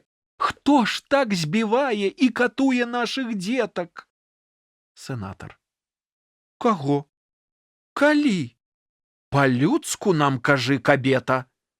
Пані Ралісон. Каго? О, майго сына! Я ўдава, мой пане.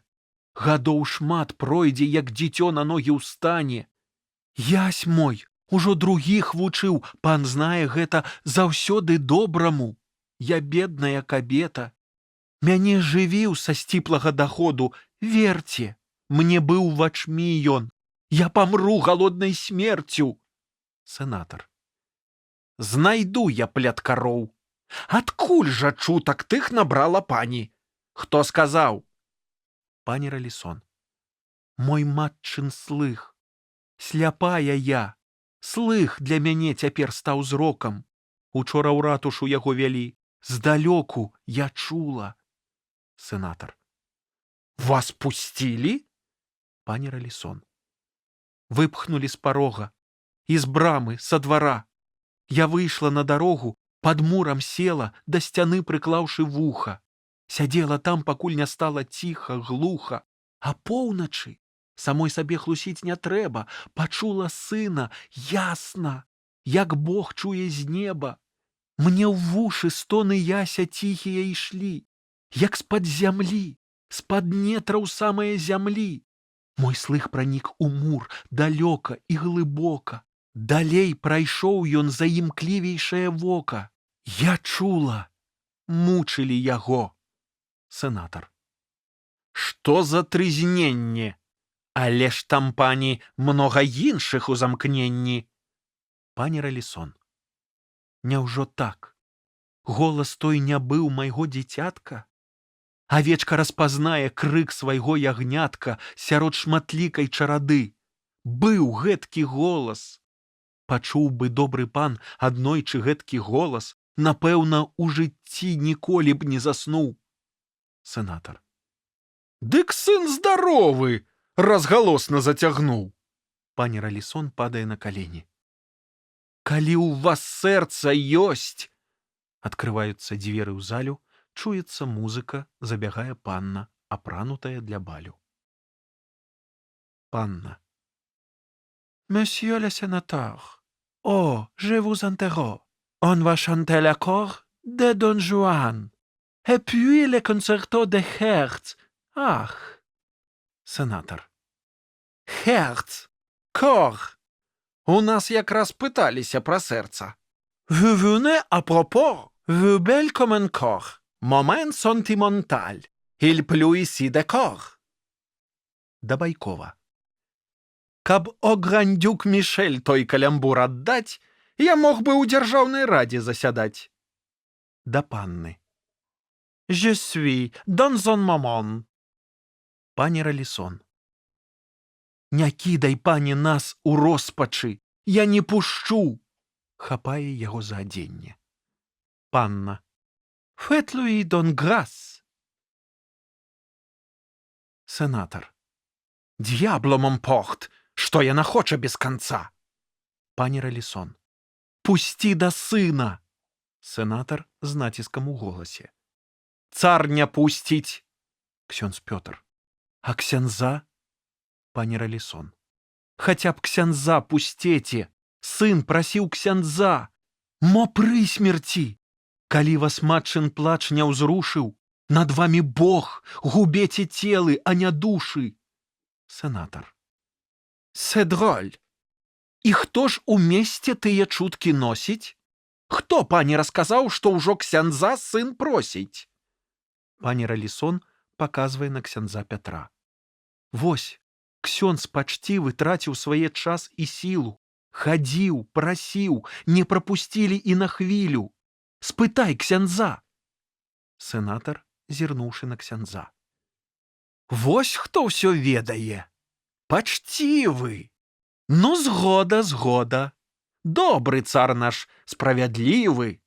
Ксяндзоў ён не забараняе. Няхай ходзяць. Абы маралі правільнай вучылі моладзь. Ніхто больш за мяне рэлігію не любіць. Ах, недахоп маралі моладзь нашу згубіць. Эб'ен, быў рад пабачыць пані. Пані Ралісон да панны. Ах, паненка, і вы ж стаялі перад Богам на каленках. Прашу, мой сын на хлебе і вадзе ў замкненні, год поўны ў холадзе, без цёплага адзення. Панна. Est-il possible? Сенатор заклапочана.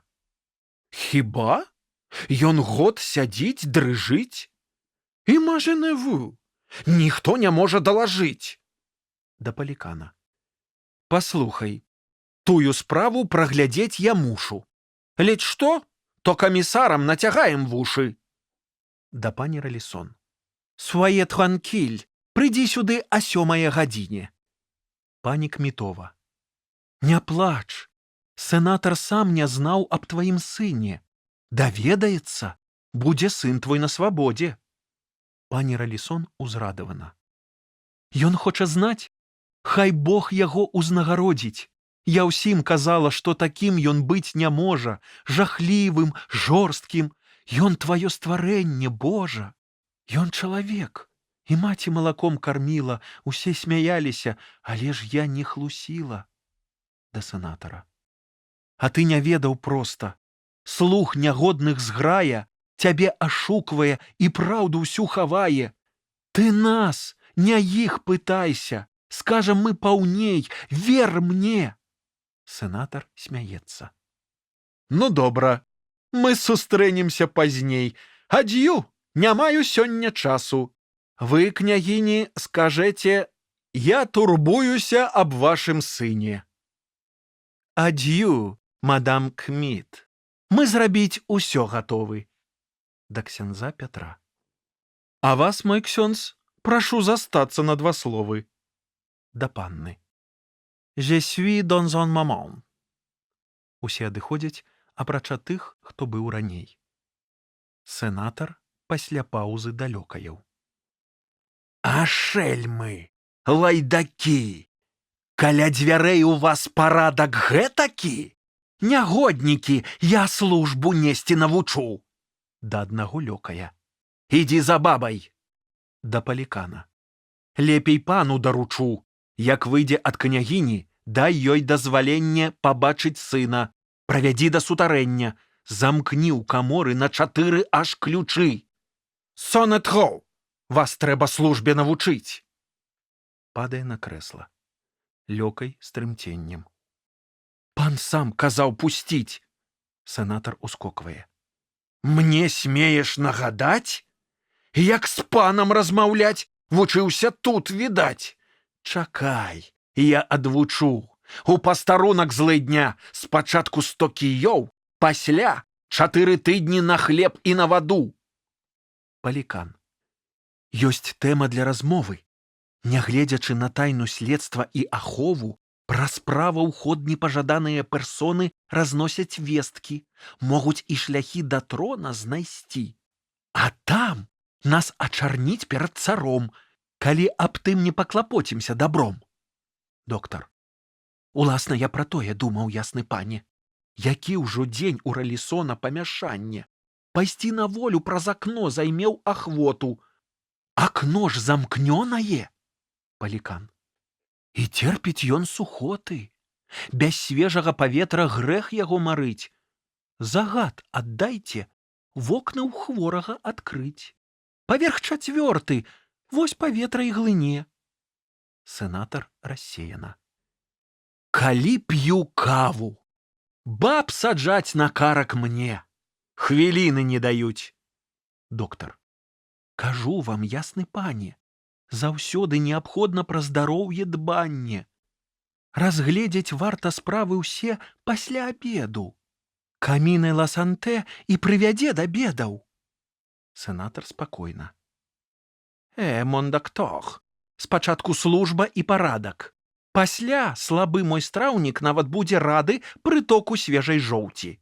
Жоўць fait la digestion.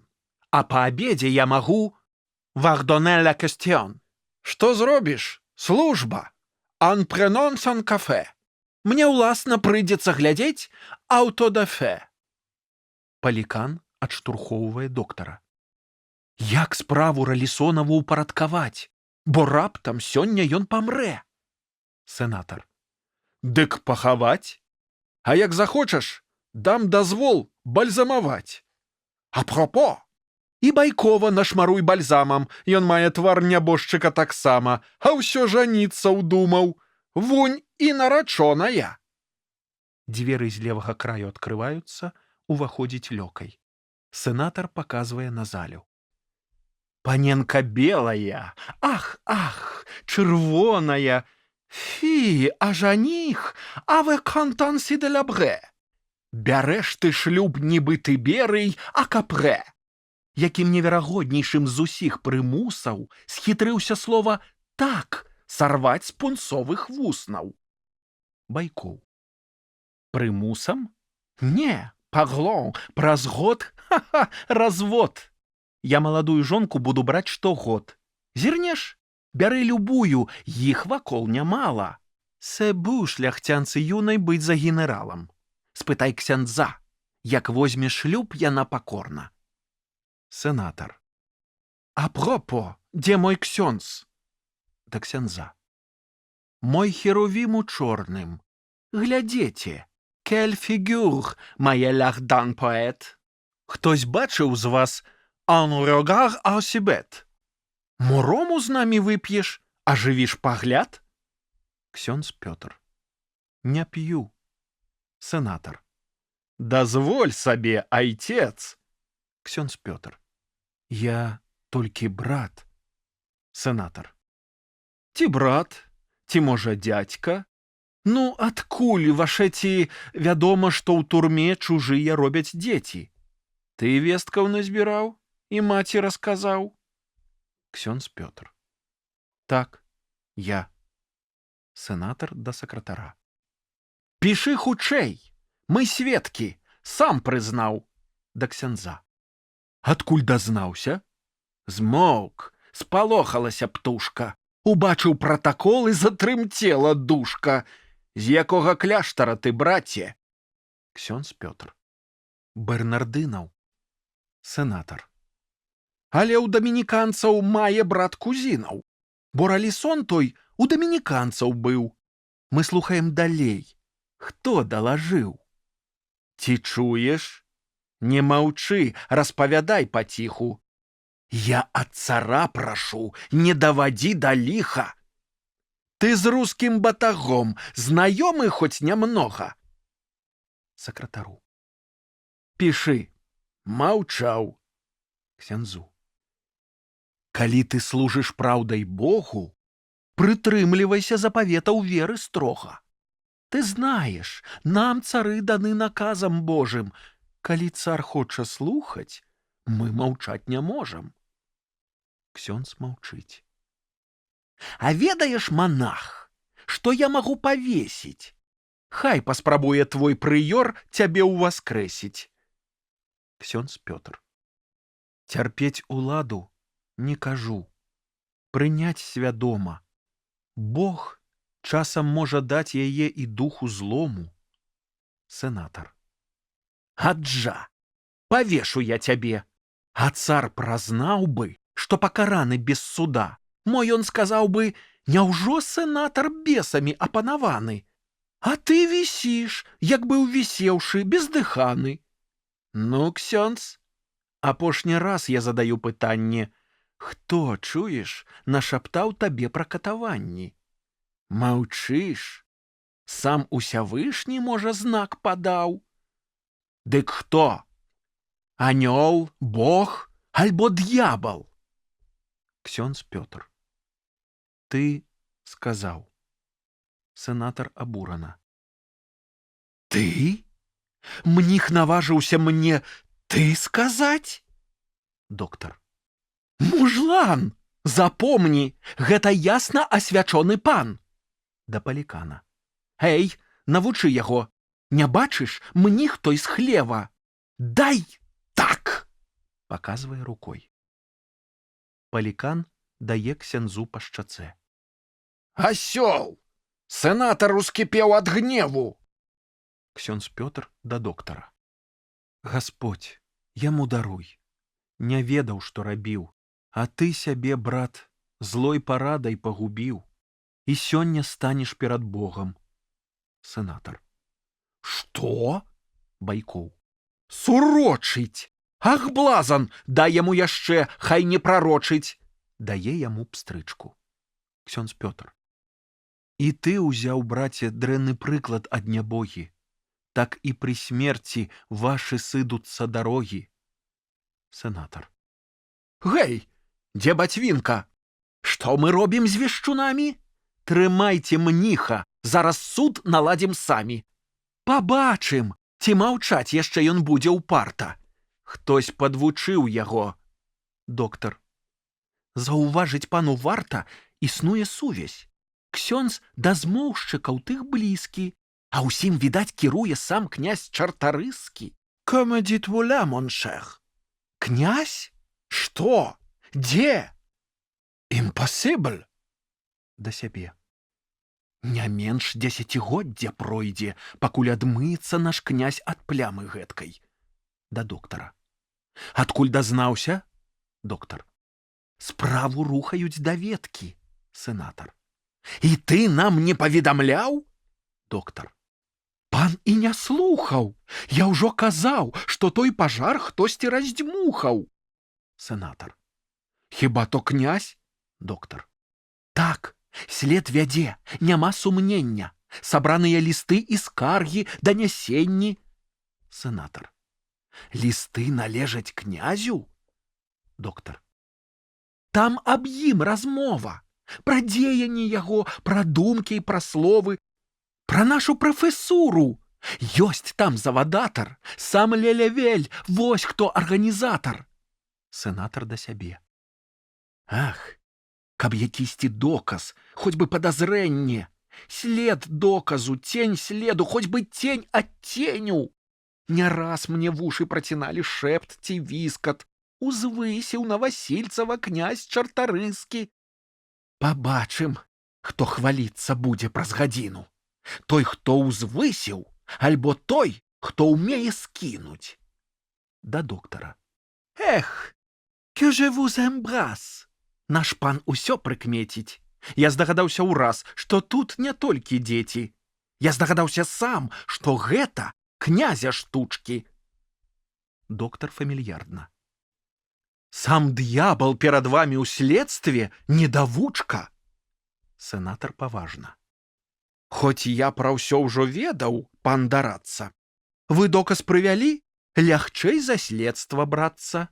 Экюте, я даю сенатарскае слово.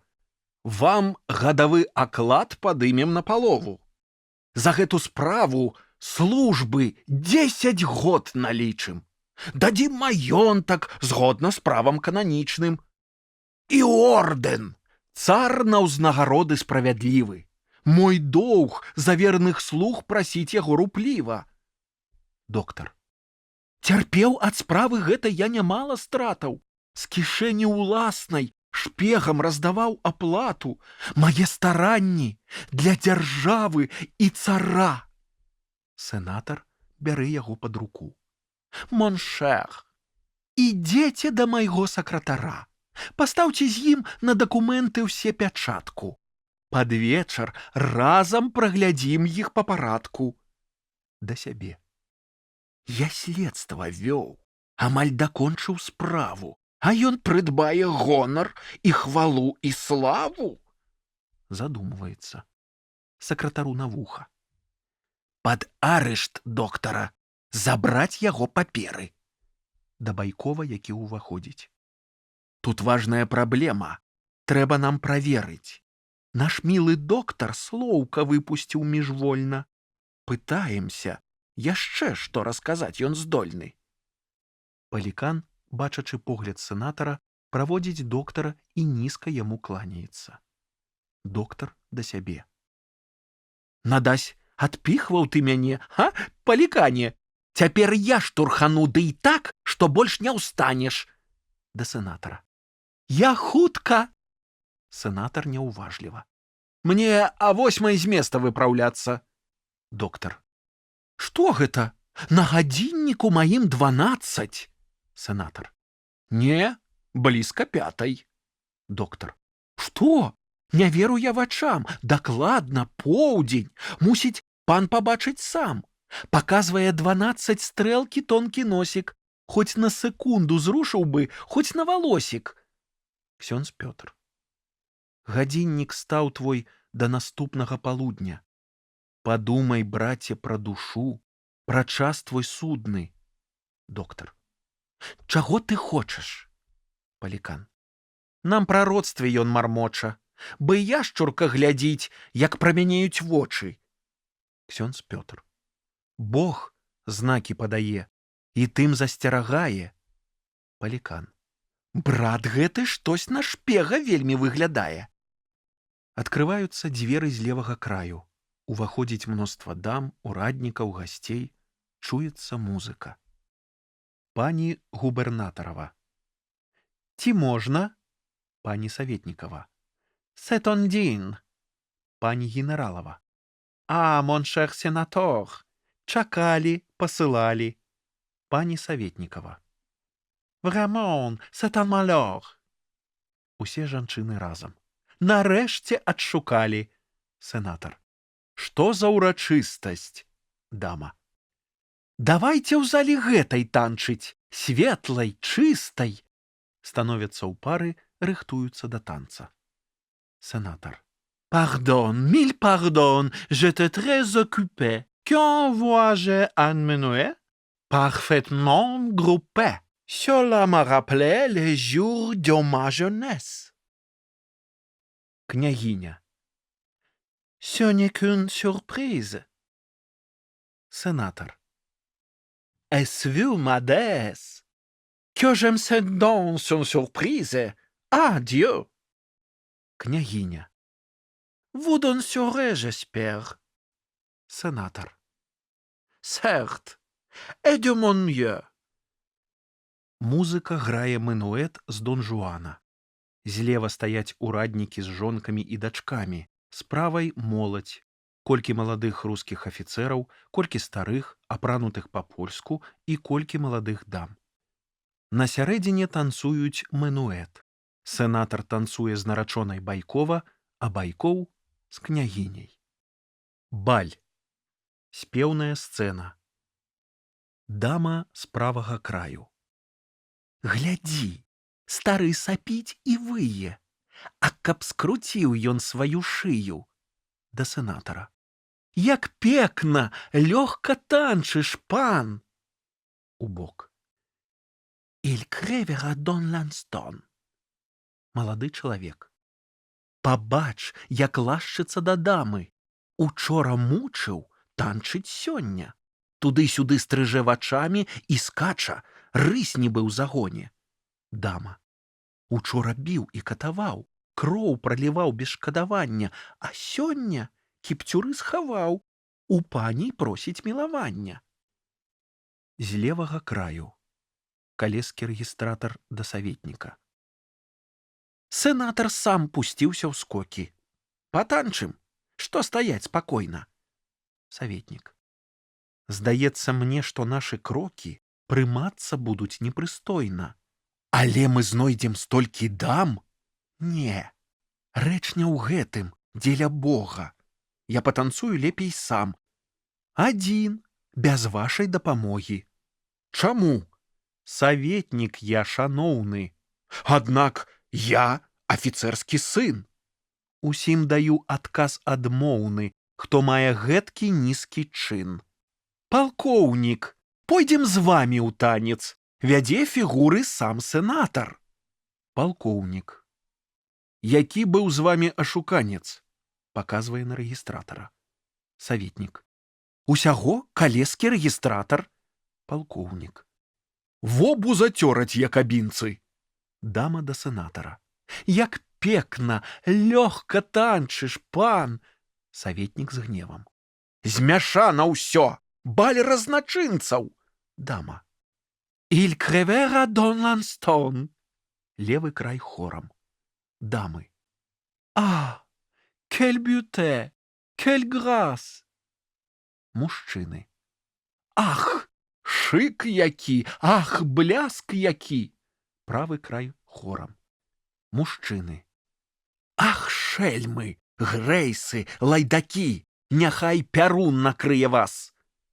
Сенатар, танцуючы да жонкі губернатара. Хачу завесці я знаёмства са старастай. Ён ладных мае дачку і жонку. Губернатар, бегаючы за сенатарам.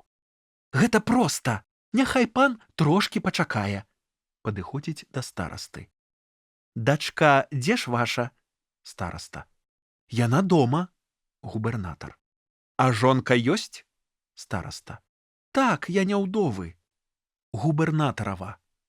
Дык што, не ходзяць на прыёмы? Стараста. Не. Губернатарава. Пан адзін? Стараста. І дастаткова. Губернатар. Вы жонку свету паказалі б. Стараста. Глядзець на жонку буду сам. Губернатарава. Дачку мы учора запрашалі. Стараста. За ласку гэту дзякуй вам. Губернатар. Бракуе пары ў мэнуэце. Сенатар просіць новых дам. Стараста. Я ведаю, што ў вас на мэце. Ёй пару адшукаю сам. Губернатарава. Яна танцоркай слынна ў свеце. Стаць з ёй хацеў сенатар сам. Стараста. Сенатар мае на прыкмеце яшчэ дзясятак іншых дам. Левы край хорам. Якія партыі хароў, які багаты, светлы дом. Правы край хорам. П'юць ранкам ліхадзеі кроў, а па абедзе жлукцяць ром. Саветнік, паказваючы на сенатара. Ён бавіць іх і б'е, няволіць, ніколі не адчуе жаль. Стараста. Сядзіць па турмах наша моладзь. Нам загадаў прыйсці на баль. Расійскі афіцэр да Бястужава. Не дзіўна, што нас праклінаюць. У край заходні будзе век. З Масквы злачынцаў прысылаюць чыніць падступствы, гвалт і здзек. Студэнт да афіцэра. Глядзі, ідзе Байкоў, нахаба. Якая міна, ну і рухі, нібы па смецці скача жаба, надзьмуха вусцішнае бруха. Ашчэрыў зубы, каўтануў, як брыдка губы выпхнуў ён, паслухаў, нешта буркатнуў. Байкову, які спявае. «Мон генераль, кель шансон!» Байкоў спявае песеньку Беранже. «Кель honor, кель bonheur! Ah, monsieur le sénateur! Je suis votre humble serviteur, etc., etc.» Студент. «Général, ce sont vos paroles?» Байкоў. «Oui». Студент. «Je vous en fais compliment». Адзін з афіцэраў смяецца. «Ces couplets sont vraiment fort drôles. Quel ton satirique et plaisant!» Малады чалавек. «Pour votre muse son rival, je vous ferai académicion». Байкоў на вуха, паказваючы на княгіню. «Сенатор рогі ўзяў на баль». Сенатар на вуха, паказваючы на нявесту Байкова. «Ва-ва, je te coifferai bien». Панна, танцуючы, да маці. «Агідны і стары занадта». Маці з правага боку. «Калі ён прыкры, кінуць можна». Саветнікава з левага боку. «Маёй пасуе ён выдатна». Стараста. «Як ромам тхне ад іх бязбожна». Другая Саветнікава да дачкі, якая стаіць поруч. «Ах, Зося, уздымі свой зрок, сенатару дай прыглядзецца». Стараста. «Калі мяне ён дакранецца, схуднее», бярэцца за шаблю, «яго тлусты бок». Левы край хорам. «Ах, бляск які! Ах, шык які! Ах, quelle beauté! Quelle grâce!» Правы край. «Ах, шельмы, грэйсы, лайдакі! Няхай пярун накрые вас!» З правага краю, з-паміж моладзі. Юстын Поль да Бястужава, паказваючы на сенатара. «Яму сцізорыкам быў бруха, пальчаткай выцяць бы пашчэнкі». Бястужаў. «Што ж, задаволіш злосць і скруху, пачуеш ад злачынца енкі, яны ж нагоды той не ўнікнуць, каб універсітэты звесці, студэнты якабінцы крыкнуць, а потым моладзь лёгка з'есці. Але ён не пазбегне кары, адкупіць кроў і рэкі слёз. Цар мае многа сабакарняў, тут здохне толькі адзін пёс. Дазволь нож у руцэ свярбіць. Засцерагаю яшчэ раз. Прынамсі, хоць бы яго збіць. Цішэй, усіх мы згубім вас. Нягоднікі, ах, шэльмы зграя. Давай мы выйдзем за парог. З яго ніхто і не спагнае? Хто спросіць, хто адпомсціць?» Ксёндз Пётр. «Бог».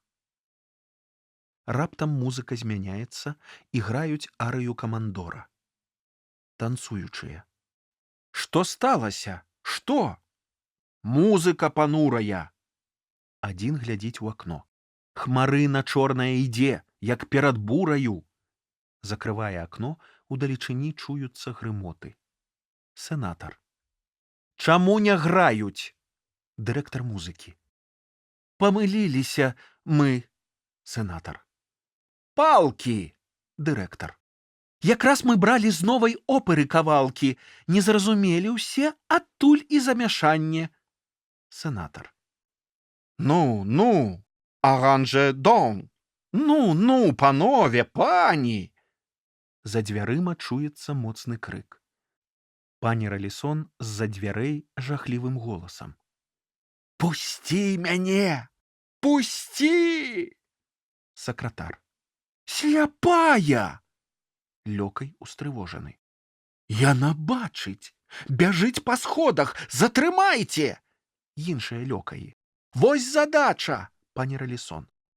Дзе ён? Знайду прапойцу я таго, тырана! Лёкаі хочуць затрымаць, яна перакульвае аднаго з іх. Глядзі, кульнула як, нячыстым апантана! Уцякаюць, пані Ралісон. Дзе ты? Твой чэрап я на бруку разаб'ю! Мой сын, адзіны мой, ён грэў душу маю, быў скінуты з акна! Пачварныя стварэнні штурхнулі з вышыні на гострыя каменні, а ты, злачынец, у крыві няшчасных дзетак, драпежнік, ад сляпой схаваўся маці? Дзе ты? Сама цябе я разарву, як яся вы! Сын, скінулі з акна, а ты вось тут жывы! Забіты ён! Дзіцятка мой і мой жывіцель! Тыран жыве! І пан Бог ёсць, і ёсць збавіцель! Ксёндз Пётр. Блюзнерыць нельга, сын жывы, паранены! Пані Ралісон. Жывы? Чые то словы? Кім мне дадзены? Ці праўда, ксёнджа мой? Там побач мы ішлі. Упаў, крычаць, бягуць, адразу звалаклі. Ах, сына звалаклі майго, я сірата!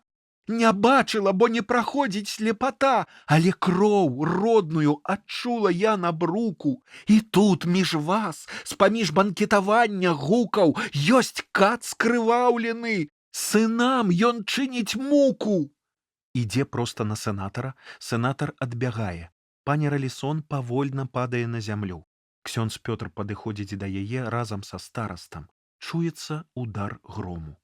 Усе са страхам. І слова стала целам. Тут. Іншыя. Тут? Ксёндз Пётр. Не, там. Адзін глядзіць у акно. Як блізка. У будынак універсітэта. Сенатар падыходзіць да акна. У вокны доктара.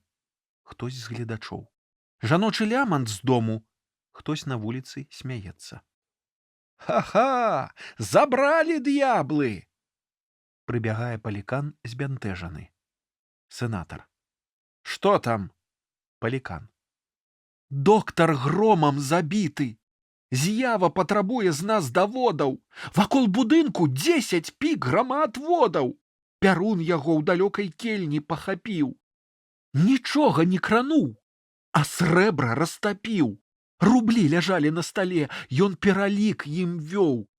Метал каштоўны, добры праваднік. Стараста. Як небяспечныя расейскія рублі. Сенатар дадам. Змяшалі танец вы, партнераў развялі. Бачыць, як дапамагаюць пані Ралісон. Эй, вынесці яе!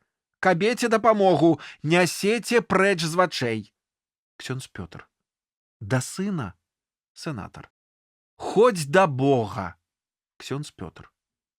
Яшчэ жывы сын, толькі цяжка яму дыхаць. Дазволь пайсці мне да яго. Сенатар. Ідзі ад ліха. Да сябе. Забіты доктар. Ах, c'est inconcevable. Той ксёндз яму наканаваў. Ах, c'est diable. Да гасцей. Што ж дзіўнага? Нясуць вясною хмары воды. У хмарах бліскавіцы, тут закон прыроды. Саветнікава да мужа. Што хочаце, кажэце, страх і будзе страхам. Я не жадаю быць з ім пад адзіным дахам. Табе казала, справаў не кранай дзяцінных. Маўчала, пакуль ён габрэяў біў нявінных. А гэта дзеці. Доктар паў ад сваёй злосці. Саветнік. Ай, глупствы ўсё. Саветнікава. Хадзем дамоў, мне кепска штосьці. Зноў чуюцца грымоты. Усе разбягаюцца, спачатку левы край, потым правы. Застаюцца сенатар, палікан, ксёндз Пётр. Сенатар, назіраючы за ўцекачамі. Пракляты доктар! Жыў, нудзіў мяне да млосці, а як падох, разбегліся на балі мае госці. Да палікана. Вуе, як паглядае ксёндз. Келё ягар. Выпадак вельмі дзіўны. Un singulier hasard. Паведай, ксёндз, ты знаеш, пэўна, чары, як гром прадбачыў і хвіліны Божай кары. Ксёндз маўчыць.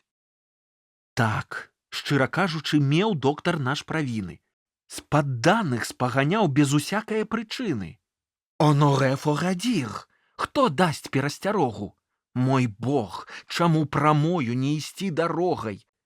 Ну што там, ксёндз? Маўчыць, панура звесіў нос. Я адпушчу яго. On dirait bien des choses. Палікан. Ха-ха, калі б нам следства несла небяспеку, дык першых нас, маланкі, громы, зжылі б з веку. Ксёндз Пётр. Вам раскажу два даўнія апавяданні. Сенатар з цікавасцю. Пра перуны? Пра доктара? Ксёндз Пётр. Не, два паданні. Аднойчы ў спёку ў ценю мура грознага вандроўнікі ляглі. Люд роду рознага. Між імі быў разбойнік, і калі ўсе спалі, анёл збудзіў яго. Каменні з муру ўпалі, сцяна абрынецца, уставай. І той паспеў убок перапаўсці, і крыкнуць не пасмеў. Усе загінулі. Хваліў разбойнік Бога, што Бог найгоршаму паслаў перасцярогу. Анёл жа адказаў: ты кары не абмінеш. Пазней, але ганебней і страшней загінеш. Другая прыпавесць. За часам старажытным начальнік рымскі вёў вайну з царом выбітным. І войскі разграміў таго. Нявольнікаў ён пакараў, пасля жаўнераў, сотнікаў. А палкаводцаў і цара ад смерці збавіў. І кожны з іх начальніка і Рым уславіў, і кубак асушыў за ўласнае здароўе.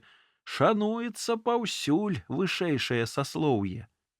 Ды і рымлянін, жаўнер, што ім прыслугаваў, сказаў: наш правадыр жыццё вам захаваў, каб прыкаваць да калясніцы ланцугамі і правясці перад вайсковымі шыхтамі па гарадах з трыумфам і па Рыме слаўным.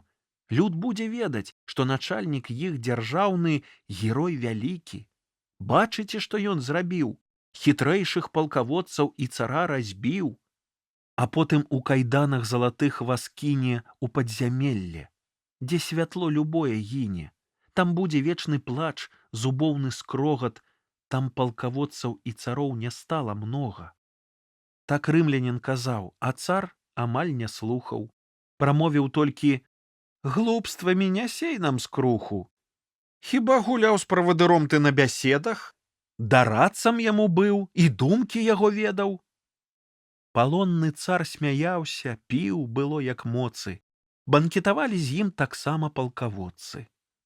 Сенатар змораны. Ільба ля кампань. Цяпер ідзі, куды імкнешся. Атрапішся ізноў, без скуры застанешся. Не зможа маці апазнаць тваю персону. Падобным будзеш у мяне да Рэлісона. Сенатар і палікан адыходзяць да сваіх пакояў. Ксёндз Пётр ідзе да дзвярэй і сустракае Конрада, якога вядуць на допыт два жаўнеры. Убачыўшы ксяндза, Конрад спыняецца і доўга уважліва ўглядаецца ў яго. Конрад.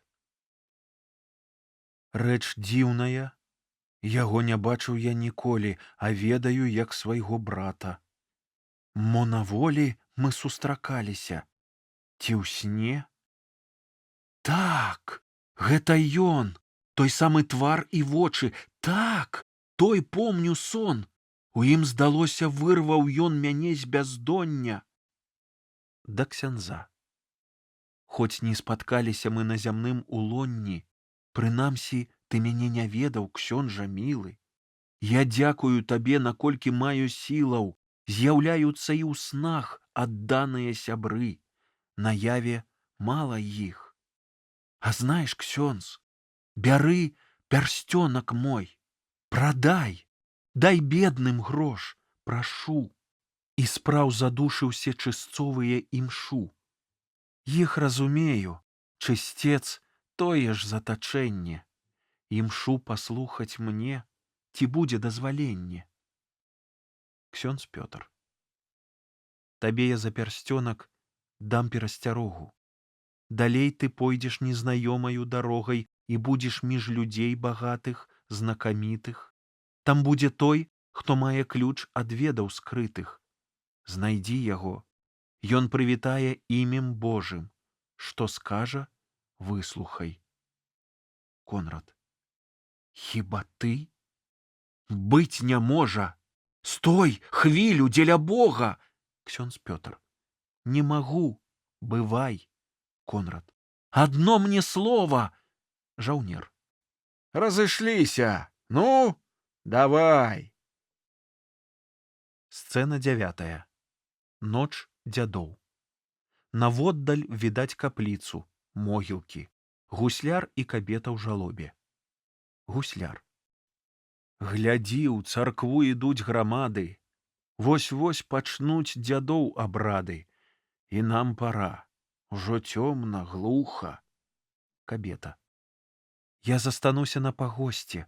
Хачу майго пабачыць госця, таго разгубленага духа, што праз гады зямной кружэлі з'явіўся па маім вяселлі. Між духаў грамады змярцвелай, паўстаў скрываўлены, збялелы. Мяне лавіў ён вокам дзікім, без слова, стогна альбо крыка. Гусляр. Мо ён жывы, яго пытаў, але ён не распавядаў. Зрэдчас на духаў зграмаджэнні у ноч дзядоў абраным людзям жывых магчыма вызваць тені. На балю шумным цела будзе, на гульбішчы, на полі боя, там застанецца ў спакоі. Душа па імені названа, аб'явіцца празрыстай зданей, і вуснаў быццам бы не мае, стаіць здранцвелая, нямая. Кабета. Што ў персях яго значыць рана? Гусляр. Яна ў душы наканавана. Кабета. Тут я магу згубіць дарогу. Гусляр. Я побач буду. Там старога запросяць гусляра, каб чары ён здзейсніў і прынёс ахвяры. Ты чуеш, галасы далёка. Народ сышоўся, сціхлі крокі. Вось клятву першую запелі, вянка то клятва і кудзелі. Паветраных там клічуць духаў. Святлінкі зіхацяць наўкола, як зоркі, што спадаюць долу. Ці бачыш, колькі ўсюды руху, паветраных там роі духаў, глядзі, як зяюць над капліцай, пад неба чорнага абшарам, так галубоў чародка мчыцца ўначы над гарадскім пажарам. Уецца белых крылаў пух, жар адбіваючы агнішча, як гронкі зорак птаства блішча. Кабета. Не, з тымі мой не будзе дух. Гусляр. Святла ў капліцы завіруха, ноч зараз дасць агню ўладанне, з магілаў, пустак злога духа прагоняць целы, а іх здані, пакорныя закляццям чарам, прыйдуць пазнаць, хто памінае. У дуб схаваемся, пажарам прапалены ён небарака, тут быў прытулак ваўкалакаў. Пагост знянацку ажывае. Хутчэй пагляд укрый ад страхаў.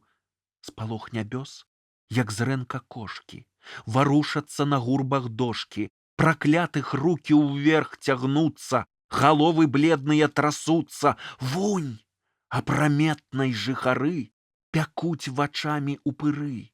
Яны ідуць, іх многа, многа. Не, гусляру шкадзіць не могуць. Ха! Кабета. Што відаць?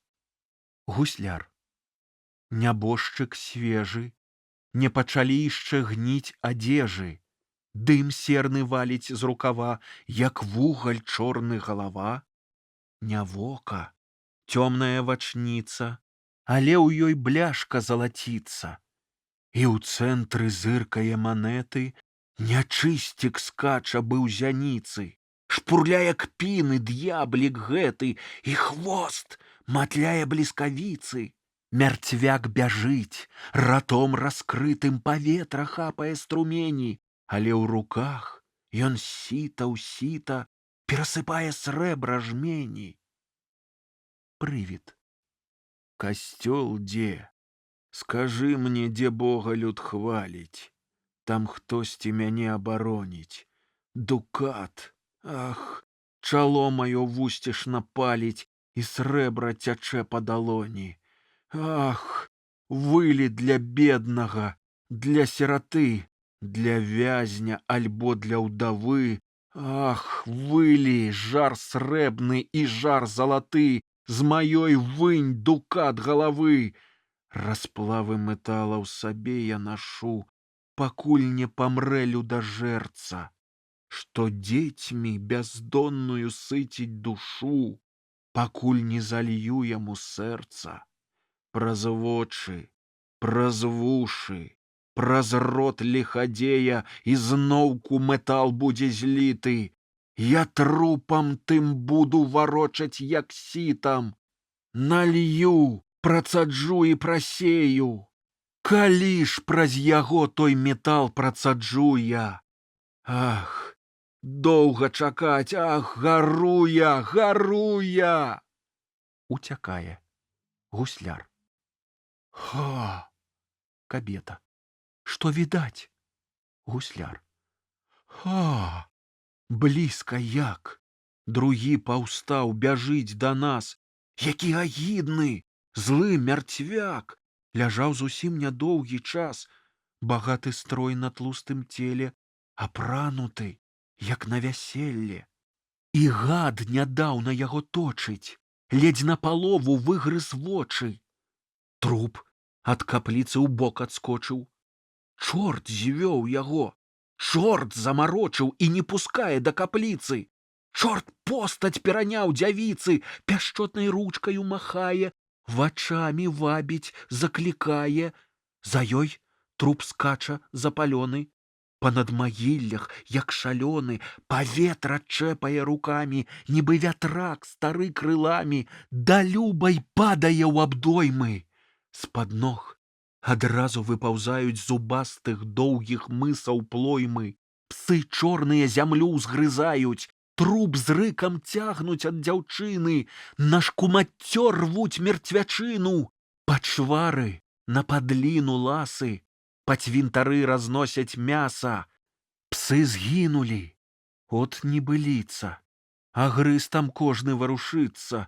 І сам, нібы маленькі трупік, бяжыць да сваякоў, да купы, і скача галава жабінай. Агонь страляе праз наздрыны, а грудзі ў дростках апранахі паўзуць, як панцыр чарапахі. Вось, галава зраслася з целам, хімерай гідкай затрымцела, і пальцы, быццам чарвякі, ў траве звіваюцца ў клубкі. Праз міг з чырвонага пяску далонь выцягвае руку. Мацуюцца ўжо ног кавалкі. Труп устае, гатовы цалкам. І зноў бяжыць ён за ўлюбёнай і абдымае за рамёны, і зноў трапляе чорту ў пастку, і зноў псы рвуць яго на часткі. Я не хачу то бачыць, не! Кабета. Баішся вельмі? Гусляр. брыдка мне. Хімера, чарвякі, рапуха, адзін мярцвяк, а ў ім жа гадаў. Кабета. Не, з тым не будзе майго духа. Гусляр. Дзядоў канчаюцца абрады. Вось трэці абудзіўся певень. Вяршаць у славу продкаў спевы. Сыходзіць люд, ідзе дзянніца. Кабета. Ён на дзяды не змог з'явіцца. Гусляр. Пэўна, дух яшчэ ў целе.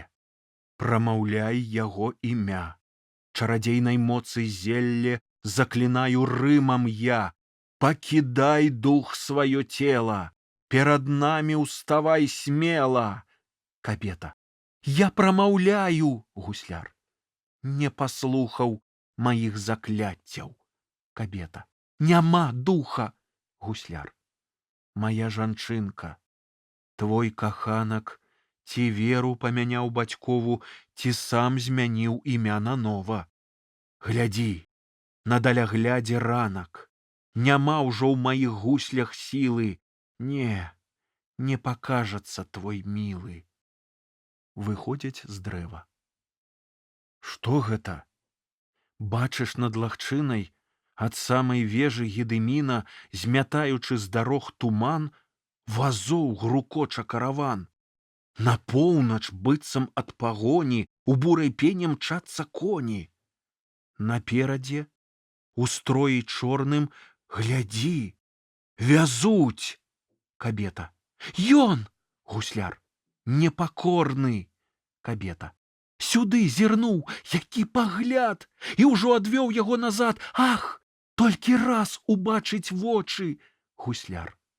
Лёс кроўю грудзі яго змочыў. Быў тысячам клінкам ахвярай. Хоць шмат пакут ім перажыта.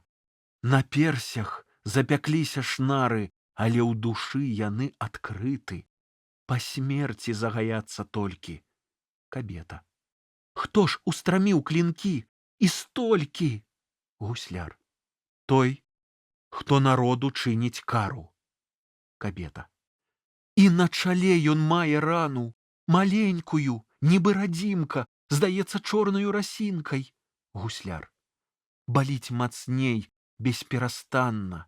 Ён сам сабе яе жадаў, я рану ўласна аглядаў. Смерць загаіць яе не можа. Кабета. Ратуй яго, магутны Божа. Канец першага акту.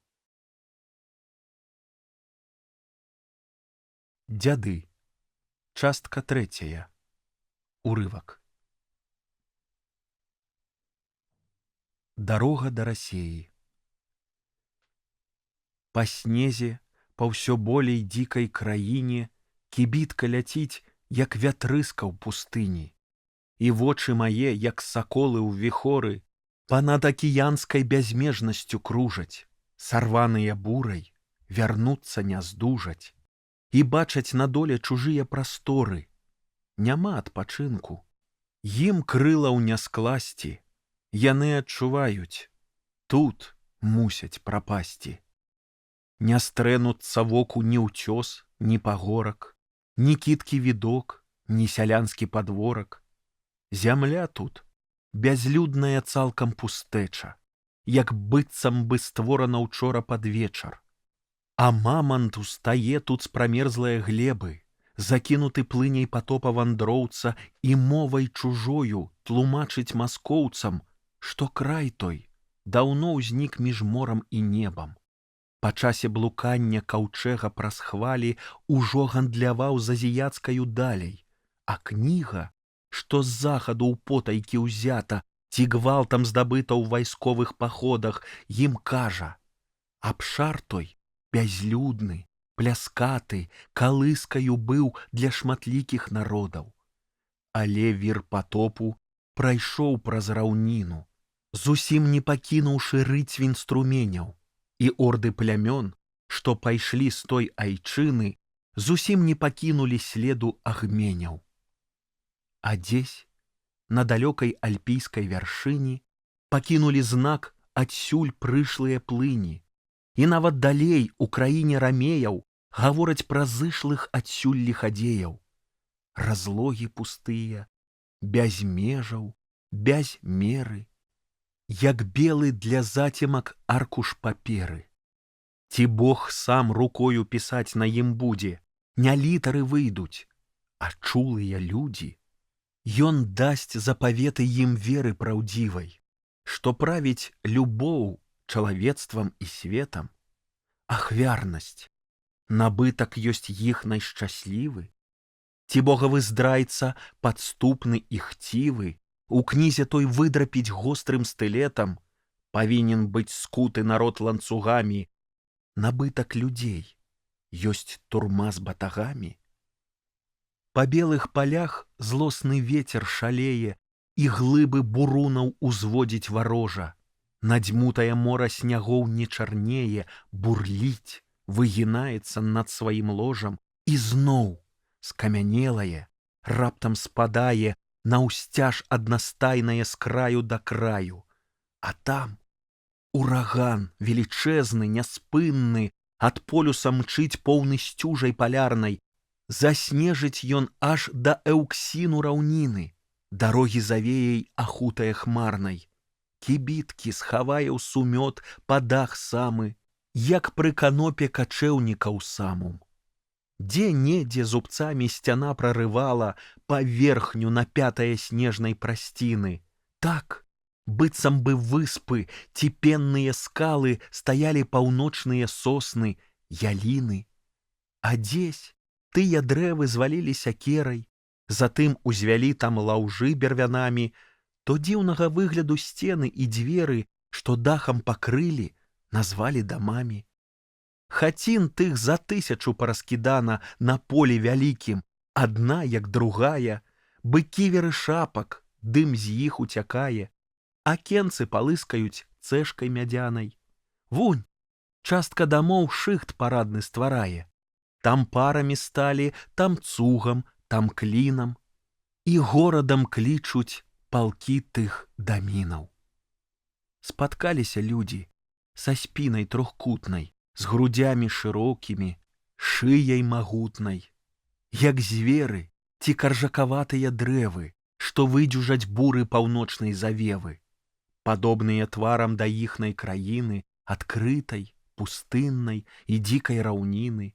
З іх сэрцаў, нібыта з вулканаў дрымотных, яшчэ не падняўся агніска да твараў, яшчэ не трапеча на вуснах ён жарам і блісай не танчыць між зморшчын журботных.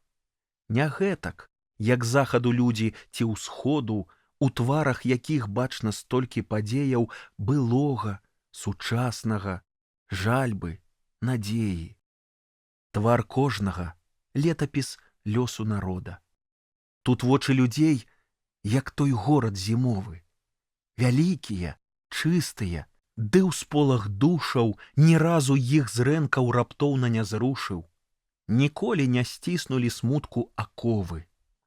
Здалёку захопішся тымі вачыма, але ў глыбіні іх прасцяг нелюдзімы, а ў целе, у згорнутым грубым абрусе, адлігу чакае душы сонны вусень. Пакуль сабе персі на ўзлёт пераробіць, скрыдэлькі пакуль сабе вытча, аздобіць. Калі сонца волі дасць глебе прагрэцца, якая ж крылатка ў паветра памкнецца? Ці ўспырхне матыль над прасторай зямною, ці выпадзе цьма плямай бруднай, начною? Пустэльню наскрозь прасякаюць дарогі. Нядосвед купцоў іх прымусіў клубіцца, і не пратапталі вандроўнікаў ногі. Іх пальцам пракрэсліў сам цар у сталіцы. Але калі вёску кранаў хоць нямнога, ці польскія замкі яму заміналі, то вёскі і замкі з зямлёю раўнялі. Руіны хаваў цар пад гразкай дарогай. Нябачна дарог у палях за снягамі, але сярод пушчы іх высачыць вока. Наўпрост яны мкнуць да паўночнага стоку, як рэчкі, што сцяты ў скале берагамі. Хто ездзіць па гэтых дарогах? Галопам Вунь конніца скача, змінае снег з лёту, за ёй чорным шэрагам рушыць пяхота, гарматы, вазы ўсталі шчыльным натоўпам. Палкі так паводле царовых указаў з усходу ідуць, каб на поўначы біцца, а тыя кіруюць свой шлях да Каўказу. Не знае жаўнер, за што кроў будзе ліцца, і ён не спытае. Тут бачыш мангола з абліччам азызлым і скошаным вокам. Там бедныя хлопцы з прынёманскіх сёлаў, маркотныя, хворым цялёпкаюць крокам. Тут стрэльба ангельская блісне, як піка, там лук скарчанелы вісіць у калмыка. А хто камандзіры? Тут немец у карэце. Ён Шылера строфы пеў сентыментальна і спіны жаўнерскія плёткаю меціў. Француз, там куплет прасвістаў ліберальны. Вандроўны філёзаф шукае кар'еры. Даводзіць калмыцкіх палкоў афіцэру, што ўзяць як танней правіянт ён гатовы. Нічога, што зморыць палову аравы. Затое прыгрэе і касы палову. Калі закруціць добра гэтую справу, заўважаць міністры, старанне адзначаць. І ордэн дасць цар, і грашыма аддзячыць. Кібітка ляціць. Раптам грозная варта, ляфеты гармат і абоз лязарэту з дарогі сыходзяць. Бягуць і не жартам, бо ёй саступаюць начальства карэты. Кібітка імчыцца, жандар кулакамі павозніка б'е, а павознік жаўнера бичом праганяе. З дарогі прэч, хаме! Інакш пераедзе і рвецца наперад. Куды? Хто ў кібітцы? Не смеюць спытацца. Спяшаецца трапіць жандар у сталіцу. Кагосьці вязе да турэбнага пляцу. Напэўна, жандар той ляціць з-за граніцы, шапнуў генерал. І каго ж там схапілі? Кароль, можа, прускі, саксонскі, французскі, пазбаўлены ласкі і літасці рускай, вось цар загадаў, каб яго паланілі. А можа, той вязень важнейшы намнога? Ярмолава, можа, вязуць там самога, хто ведае?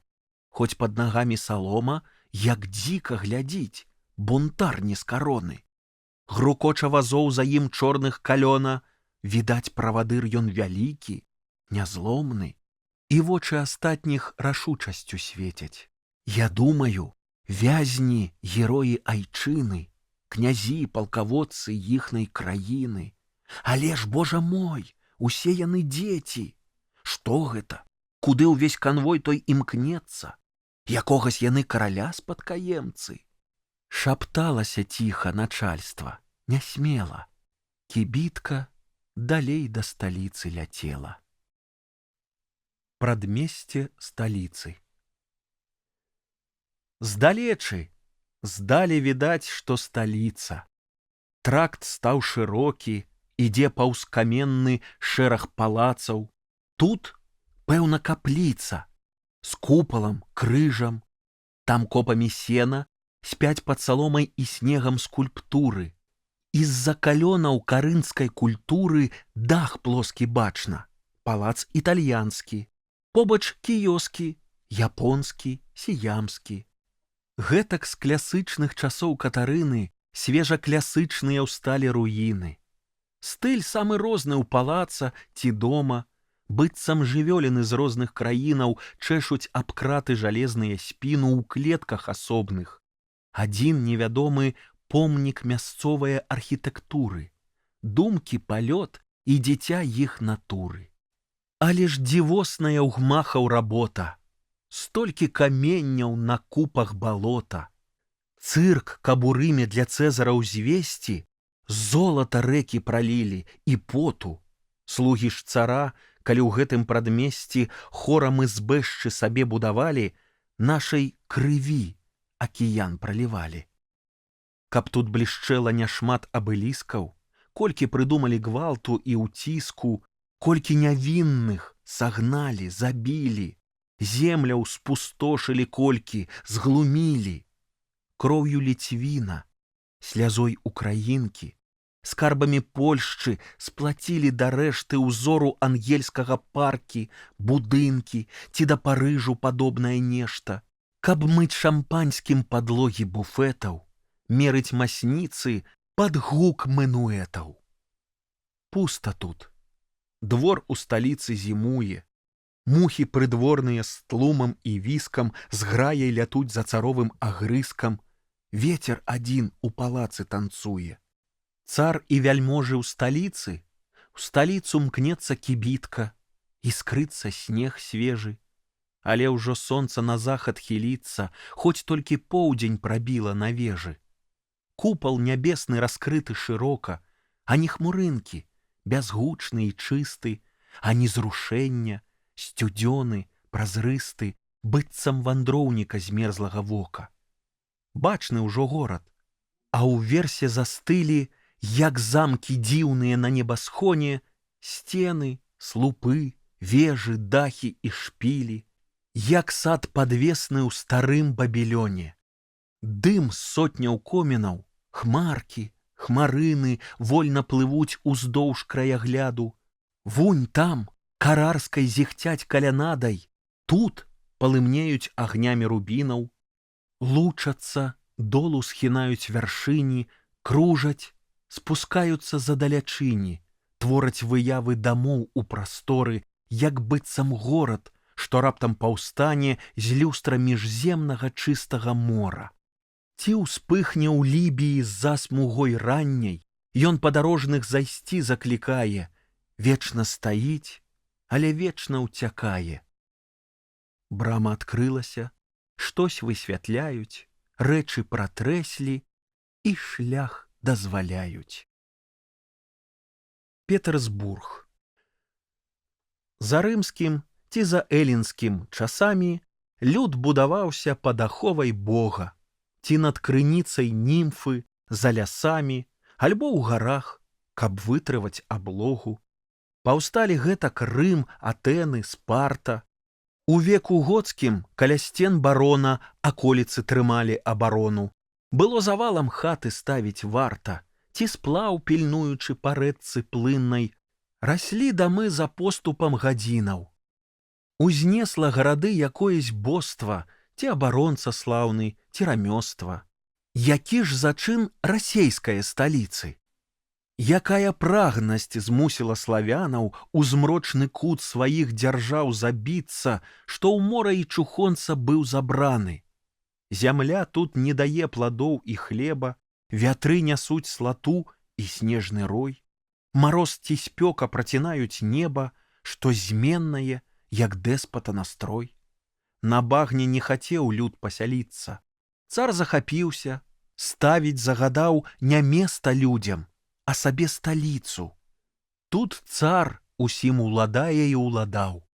У зыбкі дол, у глыб халоднай твані цар загадаў убіць 100 000 паляў.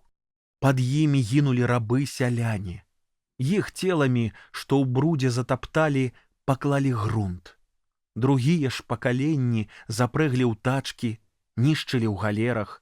Цар загадаў па дрэва і каменне ў бяздонне плыць па-за далёкі бераг. Згадаў Парыж. Зрабілі ж тыя пляцы. Калі ў фаворы горад Амстэрдам быў, адразу ўсюды панаставіў дамбы. Пачуў, што ў Рыме ладныя палацы, узнёс палац. Венецыя між пены марской стаіць, зямлю кранае ледзь, падобная да вабнае сырэны. Уражаны цар тое ж хоча мець. Каналамі наскрозь прарэзаў поле, вяльможы ўжо гайдаюцца ў гандоле. Другі Парыж ці Лёндан цар стварае, няма ў іх бляску, досведу тых краяў. Раскажа Дойлід прыказку такую. Людзьмі быў Рым адвечны збудаваны. Багі ўзвялі Венецыю марскую, але хто бачыў Петерсбург, адчуе, яго паставілі хіба шатаны. Праспекты да ракі бягуць наўпрост даўжэзныя, што горныя цясніны. Вялікія дамы, вялікі мост. На гліне мармур тут, на ім жа гліна. Будынкаў сцены роўныя, дах плоскі. Пасталі, як у новай форме войскі. Стракатых шыльдаў на дамах багата, шрыфтоў бязмерна, моваў незлічона, нібыта ў ценю вежы Бабілёна. Вось кіткі надпіс: «Тут жыве сенатар, начальнік камітэта польскіх справаў, Ахмед, кіргізскі хан». Паблізу ў вока патрапіць мсье Жако падасць ласкава, як «Н» па-рыскі вымаўляць найветлей, вартуе школы, грае на басетлі. І там ніжэй сеньор П'ячэрэ Джоко рабіў для фрэйлін царскіх сальцэсоны. Дзявочы пансіён адкрыў цяпер. Затым абвестка ідзе. Святар Дынэр, 3 ордэнаў расейскіх кавалер, прамовіць сёння ўвечары з амбоны, што цар наш папа Божым бласлаўленнем, ён валадарыць верай і сумленнем. Святар звяртаецца да кальвіністаў, сацыніянаў і анабаптыстаў, бо як даводзіць імператар рускі, брат па крыві ягоны кайзер прускі, адну прыняўшы веру без вагання, мы да вялікага ідзем яднання. Далей выявы ботаў ці труны, дзіцячыя забаўкі, бізуны. Па вуліцах драбіны і карэты, паўсцень дамоў, праз снегавея нетры на палазах прамчаць, як бы ў паветры, і знікнуць зданнямі таемных светаў. Сядзіць на козлах фурман барадаты, іскрыцца іней на брыві калматай, на вейках, кажуху. Ён валіць пугай. Лятуць на конях перад ім шаругай хлапцы і свішчуць, як сыны барэя. Натоўп жахаецца, крычыць, шалее, воз расцінае санак карагоды, бы карабель кірліныя чароды. Тут людзі ўсе ад холаду бягуць, спыніцца, штось сказаць няма нагоды. На тварах воблік ледзянога стода, зубамі клацаюць і рукі труць. А з вуснаў, нібы дух вузенькай хмарай, выходзіць шарая густая пара. Глядзіш, як дымам бухае той люд, здаецца, коміны гуляюць тут. Вакол натоўпу, бы вакол камлыгі, цячэ плынь люду важнага паволі, як ход падчас абрадаў у касцёле ці як ля берага на рэчцы крыгі. Куды ж ідзе той статак сабаліны, не адчуваючы марозу кпіны? Прагулка модная перад абедам. А сцюжа? Ці хто думае пра тое, калі цар шпацыруе пехатою, а з ім царыца, двор сунецца следам. Спачатку маршал, генерал затым. Вельможы свой трымаюць ранг упарта, як шулерам раздадзеныя карты. Тут каралі, там дамы і вальты. Малоткі чорныя, чырвоныя, на месцы ўсе і ўсе краплёныя.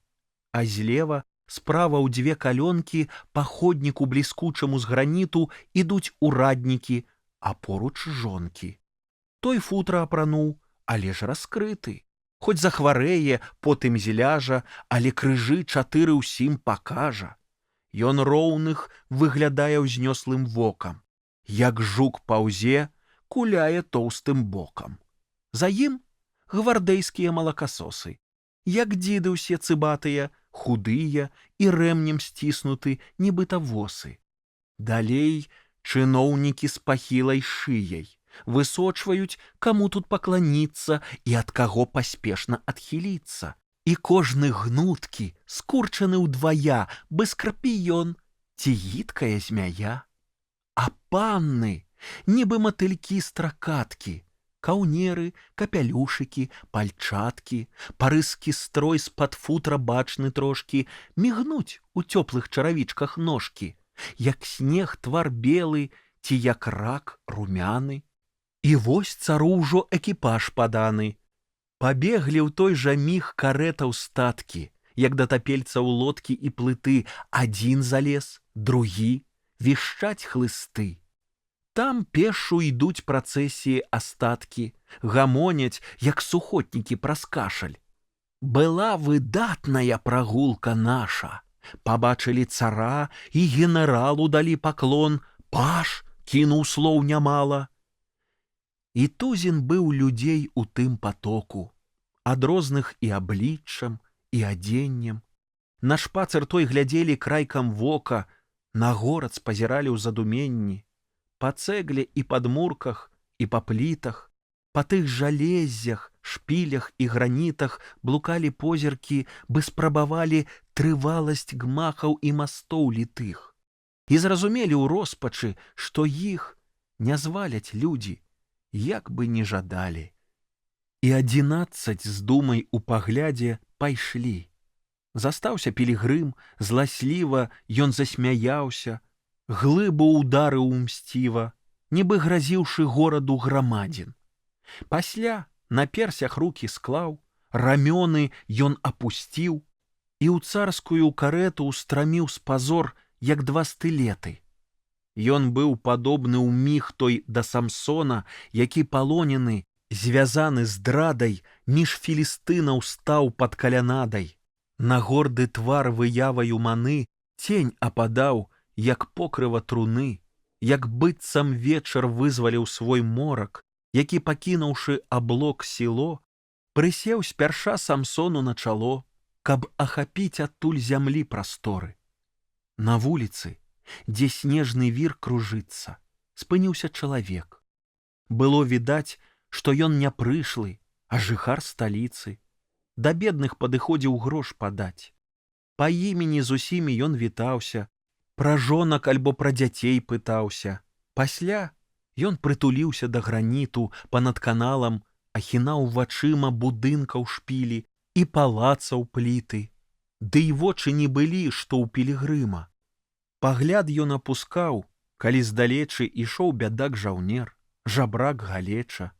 Ускінуў рукі, думай апантаны, на твары цень нябеснага адчаю.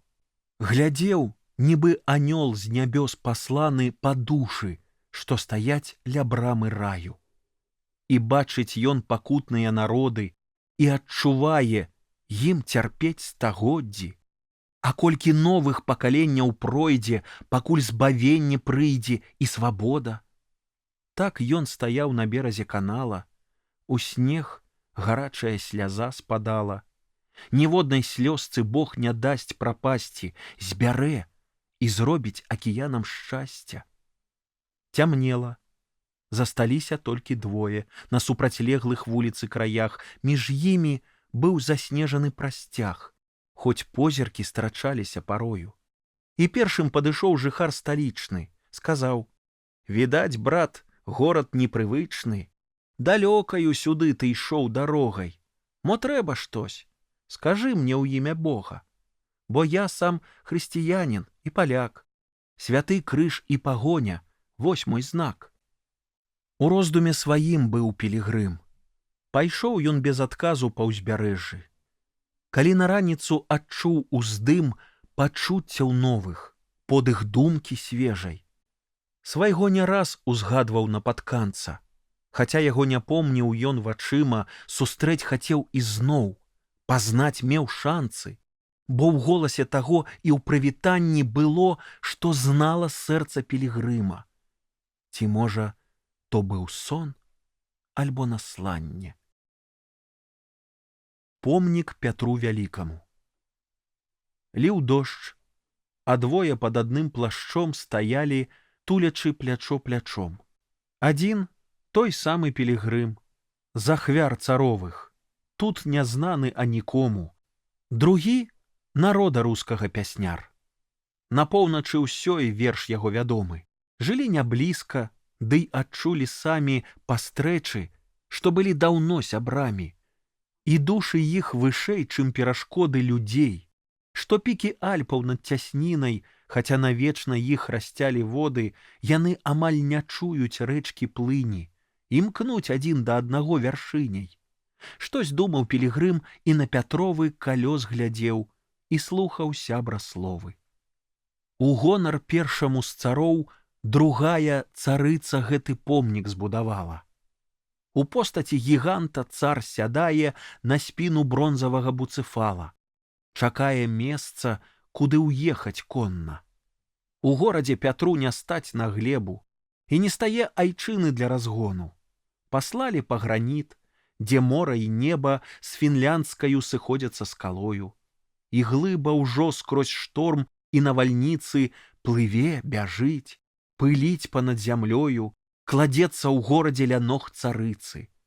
Зрабілі ўцёс над берагам ракі. Цар медны ў рымскай тозе бичаўладны ляціць, і конь узняўся на дыбкі. Цар азірае край задаляглядны. Не тую постаць мае ў вечным Рыме Аўрэлі Марк. Ён люду быў любімцам і справамі перш-наперш слынны тымі, што не далі жыць шпегам і зласліўцам. Ад злодзея ў краіну засцярог. Над берагамі Рэйна і Пактолю плямёны барбараў ён перамог. Вяртаецца дамоў да Капітолю. Мір і спакой нясе яго чало. У думках бачыць мрой людскіх здзяйсненне.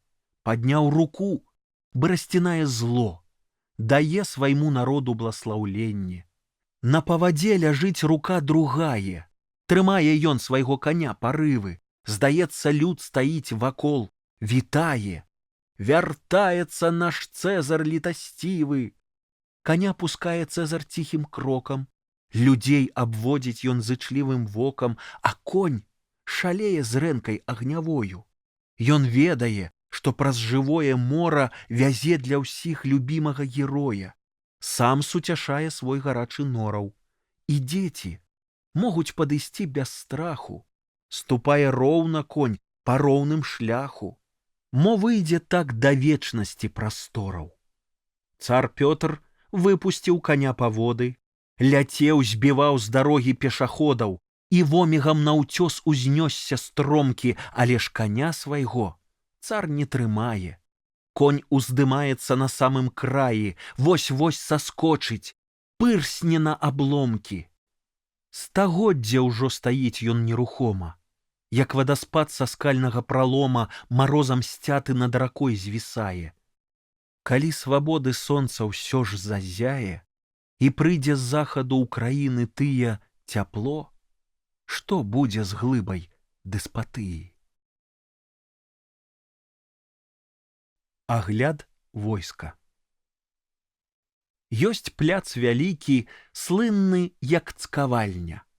Там цар псоў вучыць не баяцца звера.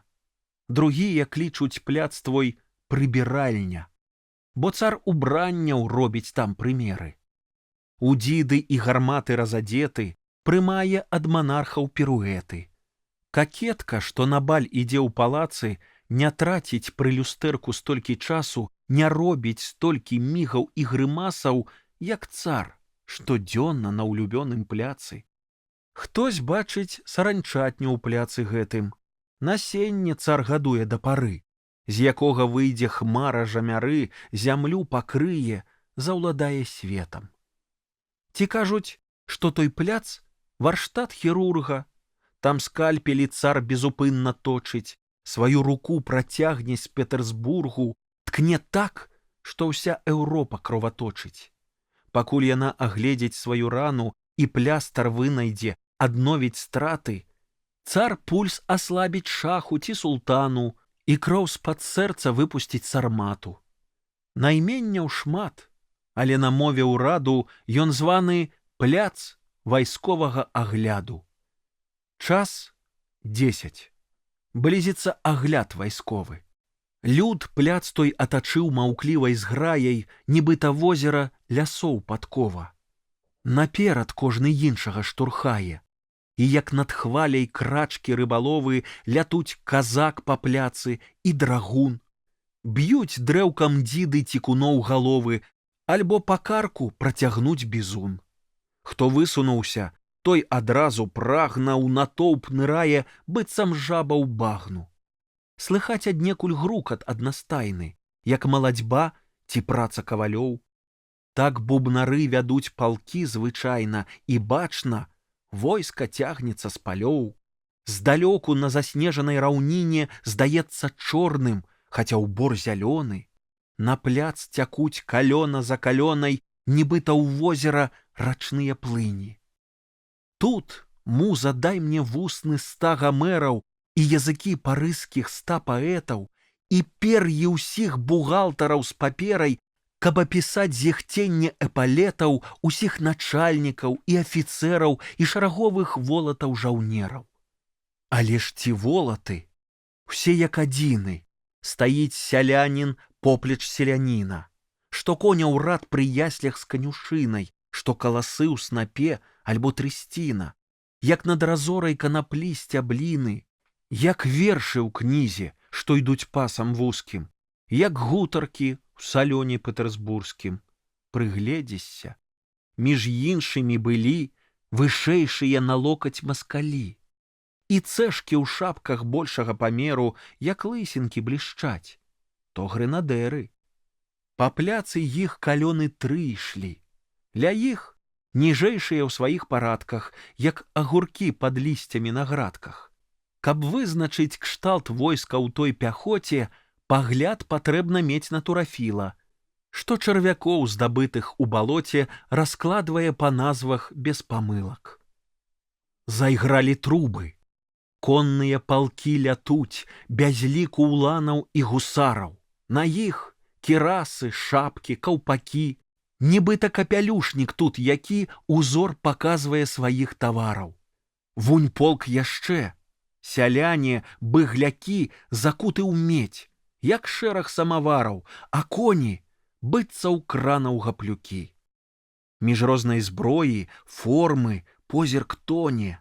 Палкі лепш вызначаць па масці коняў, што новай тактыкай замацавана і рускім абывацелям прызнана, што грозны жамені ўзвёў да закона, а маскалі даўно ўжывалі плённа, перамагае конь, але не конны.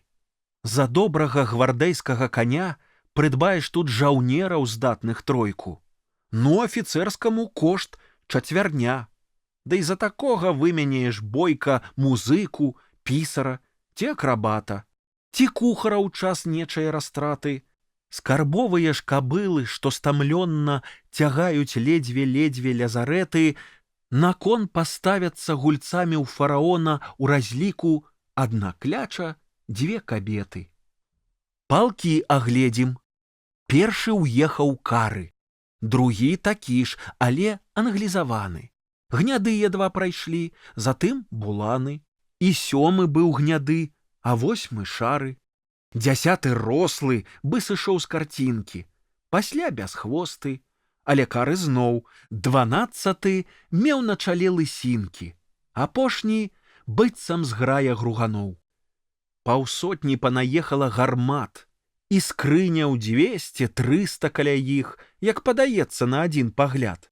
Але каб скрыні палічыць у міг сярод бясконцых палкавых потокаў, патрэбна мець твой зрок, Наполеоне, альбо расейскіх інтэндантаў вока, якое не прывабяць людзі, коні, бо лічыць, колькі ў якасці дарунку было пакінута сабе ладункаў. Паўсюль, куды зірнеш, мундур зялёны, нібы трава альбо гароху струк, а дзесь каля жаўнерава рамёна зазяе скрыня, што ў балоце жук, ці клоп зялёны на садовым смецці. Пры ёй гармата едзе на ляфэце, надзьмутая, чарнее бы павук. А ног павук той мае па 4 і спераду, і з тылу. Тыя ногі завуцца кананеры й бамбардзіры. Калі павук засне каля дарогі, то ногі дзесь бадзяюцца без цела, як быццам бруха іх зусім не мела, і бруха ўверх ляціць на кшталт балёна. І вось далі загад гармаце соннай збудзіцца хутка. У адно імгненне, як бы тарантулу падзьмулі ў мыску, і ён скурочыўся, сагнуў калені, намогся для атрутнага вытрыску. Нагамі кананерамі сяк так прадзе і топчыцца ля свайго джала, як муха, што патрапіла ў мышыяк, трасецца і заходзіцца ад шалу. Нагамі трэ па хабатку, па спіне і круціць галавой, хістае задам, нарэшце ногі ўсе ў бакі адкіне, на міг спачне і раптам стрэліць ядам. Палкі застылі. Едзе цар. Старых з ім колькі скача адміралаў, 100 ад'ютантаў, 200 генералаў, як рой. Наперадзе сам государ. Картэж нябачаны, але ж стракаты. На пасах жоўтых, сініх зяюць спражкі. І як у блазнаў, на грудях мядзяшкі, партрэцікаў і крыжыкаў багата. За ўсім тым, што стварае звон, зіхценне. Нябачна гузікаў на іх адзенні. Васалы зяюць не сваім святлом, а царскія іх азараюць вочы. Тут маршал выглядае светляком, які зіхціць у час купальскай ночы. Як скончыцца прамень царовай ласкі, нікчэмныя жучкі губляюць бляскі. У край чужы ніхто не пабяжыць, але ў якім балоце будуць жыць, не знаюць. Генерал ідзе пад шквал агня, бо цар з усмешкай пазірае. Калі цару ўсё роўна, генерал слабее, чэзне, нават памірае. Найболей стоікаў з-паміж дваранаў. Але ніхто, пачуўшы царскі гнеў, ані зарэзаўся, ані схуднеў. Паедуць да сядзібкі мураванай у роднай вёсцы. Пішуць ліст апальны то камергеру, то фрэйліне двору. Ці фурману, што болей ліберальна. Пасля глядзіш, ён раптам у фаворы. Сабака, выкінуты праз вакно, заб'ецца. Кот мяукне і хвастом крутне, на лапы ўстане, сцежку ў дом якуюсь знойдзе і ля печкі зноў. Пакуль на вёсцы стоік і не служыць, з лібералізмам ён паціху дружыць. Мундур зялёны з залатым каўнерам — то цар. Ён спіць і снедае ў мундуры, зялёнае сукно — царова скура. І цар жыве, расце, гніе жаўнерам. Дзіця ўзнялося над калыскай царскай. Ледзь поўзае ля трона пястунок, яму ўжо апранаюць строй гусарскі. Забаўкі — шабелька і бізунок. Верш дэклямуе, шабелькай махае і, як указкай, тэцкае ў паперу. Ці танцам яго вучаць гувернеры. Царэвіч бізунком такт адбівае. Падрос і падраслі яго забавы. Жаўнераў ён збірае ў свой пакой, камандуе налева ці направа, пад палкі гоніць, мучыць іх муштрой. Цар кожны так узышоў на трон дзяржаўны, і хваліць іх Еўропа даманы.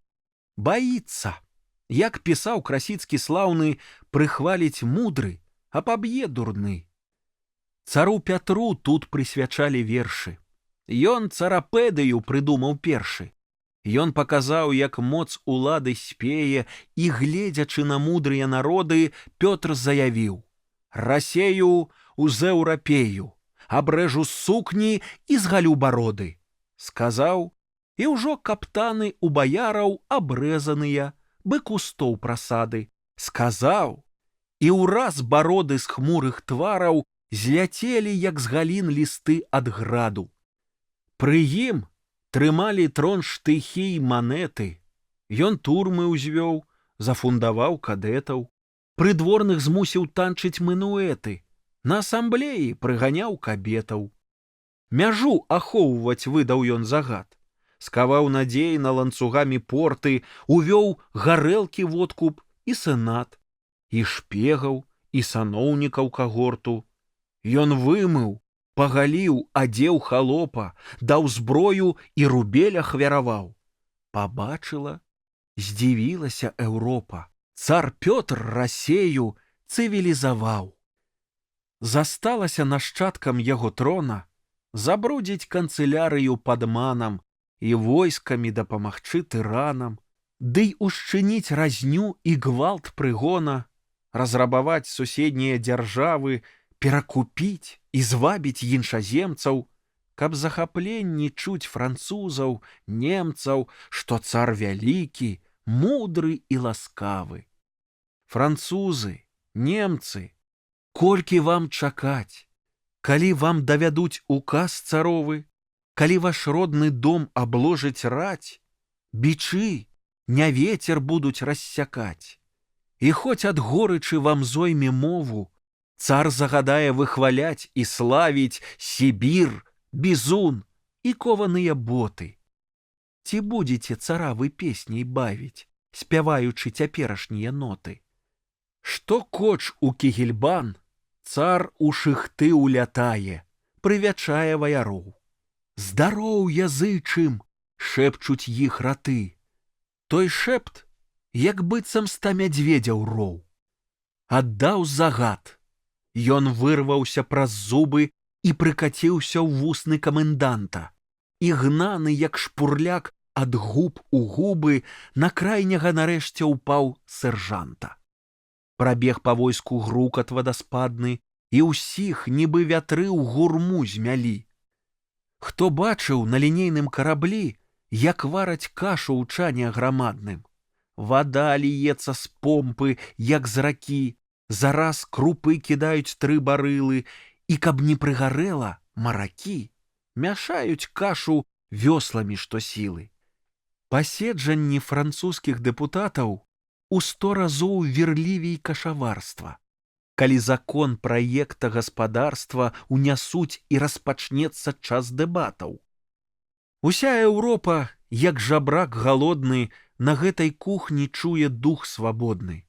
Прыгнёт з прымусам соліць хтось заўзята, хтось веру ўспомніў, хтось затым культуру.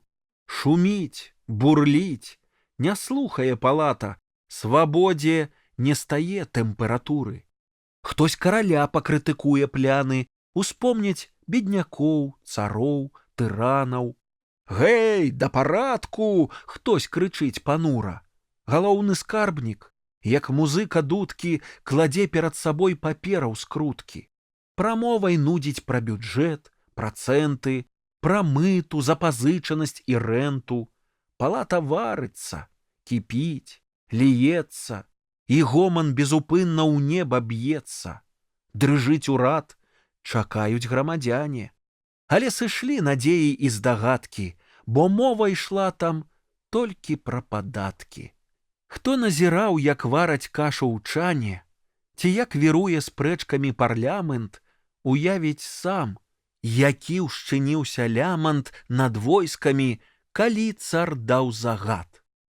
Загулі бубны, нібы удары грому, і быццам на няве ў час крыгалому удрус рассыпаўся пяхотны рад. І зноў калёны ўсталі. Іх адводзяць бубнар і камендант паспешным крокам. Як сонца цар стаіць, палкі навокал, нібы планеты, мерна абыходзяць. Цар выпускае статак ад'ютантаў, як з клеткі вераб'ёў, з буды сабакаў. Яны лятуць, сцябаюць аргамакаў, гік генералаў, выкрыкі сержантаў, гук тарабанаў, віскат музыкантаў. Пяхота, як са шпулька твігеліна, раскручваецца, цягнецца, як шнур, за ёю рушыць конніцы лавіна, спыняецца і застывае ў мур. Манеўраў колькі розных, паваротаў. Вунь, конніца бяздумна, на прасткі, ляціць на каркі змятае пяхоты, як на мядзведзя з брэхам дварнякі. Пачуўшы заклікальных трубаў медь, кусаюць, бо ў намордніку мядзведь. Пяхота курчыцца і настаўляе штыхі, як вожык голак вострых шчэць, калі над ім пёс пашчу раззяўляе. І з лёту ўсталі конныя палкі, як бы прывязаныя на дыбкі. Гарматы там туды-сюды цягалі, кагосьці ў арышт бралі, спаганялі. Па-руску, па-французску абражалі. Там замярзалі і з сядла спадалі. Напрыканцы цара ўсе віншавалі. Тут бачу велічных падзей суплёты. Хто апяе іх, знойдзе ўшанаванне, ды і муза, бы ядро, што на паўлёту спадае, гасне ў празаічным змане. А я, ах, між манеўраў разваротаў, сплю, як Гамер, сярод багоў змагання. Вось паказалі войскі ўсё, што ўмелі. Усё, пра што цар чуў альбо чытаў. Натоўп цікаўных зменшыўся, растаў, і світкі, футры, кажухі, шынелі, што плямамі чарнеюць каля пляцу, паўзуць у розныя бакі марудна. Усім зрабілася халодна, нудна, але накрыты ўжо сняданак у палацы. Паслы султанаў, каралёў, урадаў, хоць сцюжа, хоць паказ той аднастайны, дзеля цара прыходзяць на агляды, крычаць: «О, як дзівосна, надзвычайна!» І кожны раз 500 паўтарае з імпэтам новым свой хвалебны брэх. Які цар тактык і які стратэг, на службе лепшых палкаводцаў мае, хто сам пакуль не ўбачыў, той не верыў, якія ўсе адданыя жаўнеры. А пад канец, як звычай, з Апалёна, пускалі жарты пра Напалеона. І хтосьці на гадзіннік паглядаў, баючыся галопаў і гарцовак. Мароз пад 25 стаяў суровы, ды ўсіх згрызалі голад і нуда. А цар стаіць. Цар аддае загад. І мчыць полк сівы, белы, вараны. Пяхота хутка падае назад, спынілася накшталт літой сцяны. Сціскаецца да шчыльнага квадрату і рассыпаецца, як веер зноў. Як шулер, што не мае ўжо гульцоў, тасуе, раздае, тасуе карты.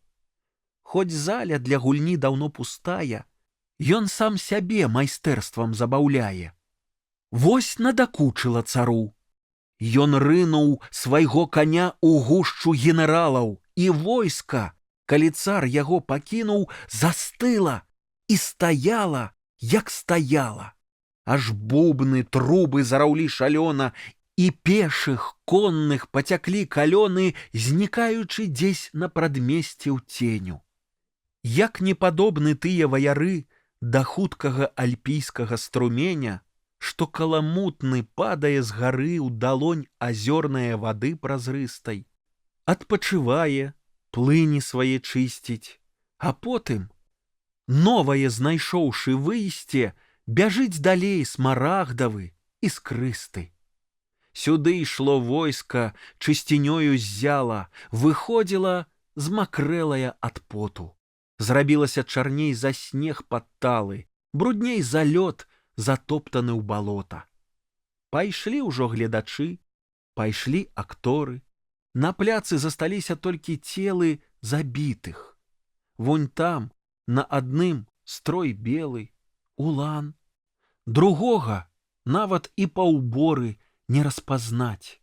Ляжыць у снезе ў яме, ён гэтак затаптаны капытамі. Тут і замерзлыя, накшталт слупкоў. Яны паказвалі палкам дарогу. Той памыліўся і пайшоў не ў ногу, далі прыкладам, лёг да мерцвякоў. Былі з раненнем шыі, галавы, іх паліцэйскія збіралі з долу, хавалі ў бурце, мёртвы ці жывы.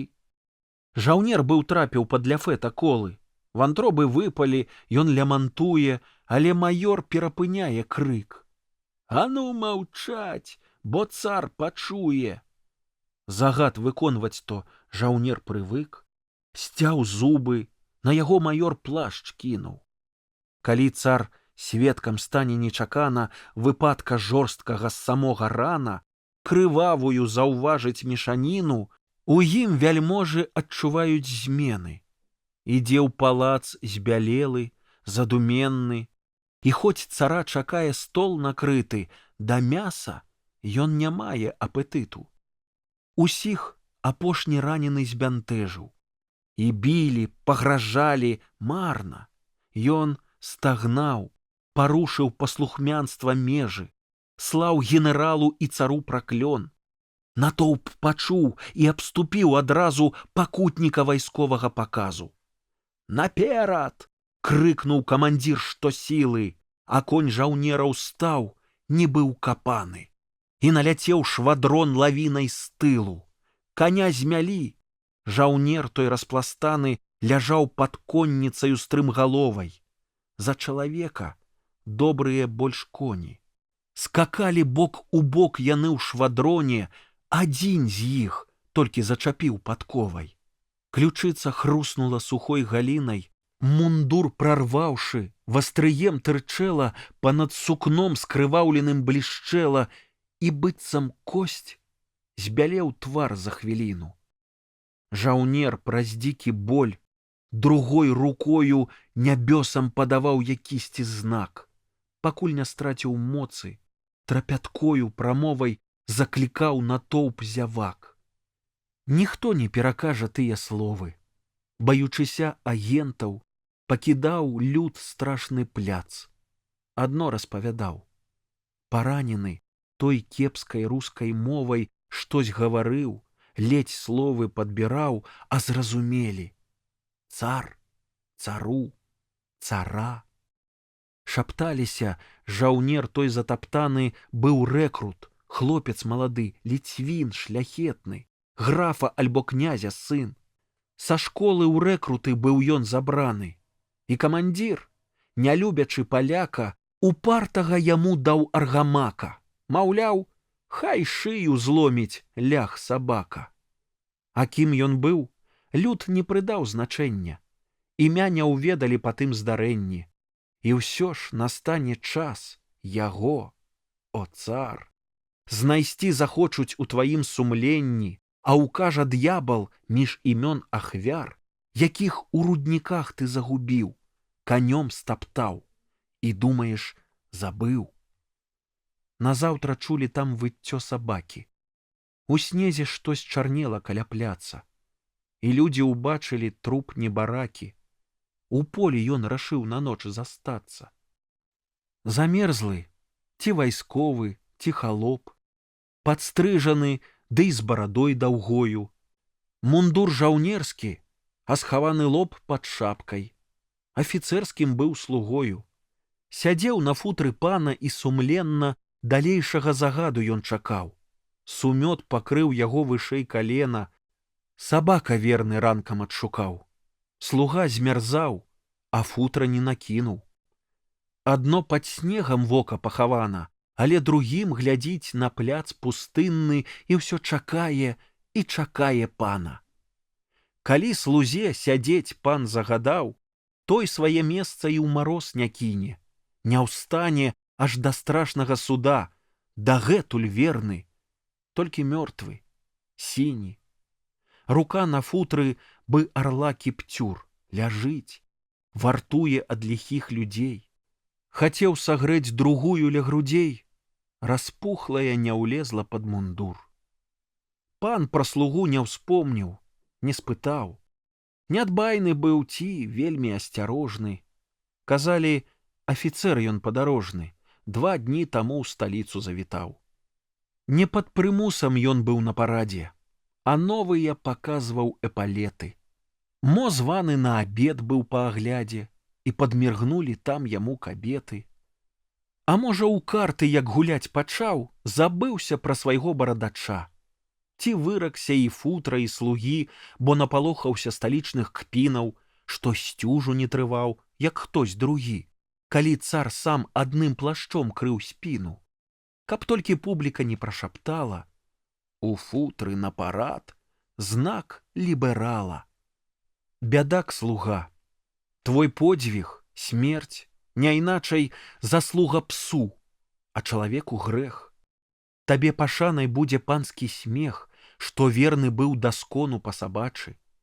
Бядак, слуга, душа не перастане аплакваць твой учынак і старанне. Шкада мне вас, гаротныя славяне. Нямы народ, тваёй шкада мне долі. Ты знаеш толькі гераізм няволі. Дзень перад паводкаю ў Петэрсбургу ў 1824 годзе.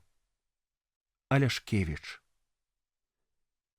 Ірдзеў дах неба, лютай сцюжай сцяты, ды ўміг сінеў і плямамі чарнее, як труп замерзлага, што ўнеслі ў хату, дзе ў печцы жар ільсніць і палымнее.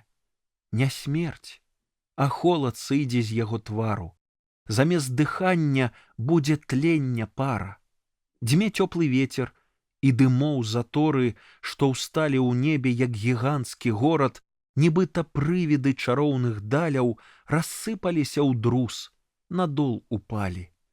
Паплыў па вуліцы дым, па завулку, змяшаўся з парай цёплай і вільготнай.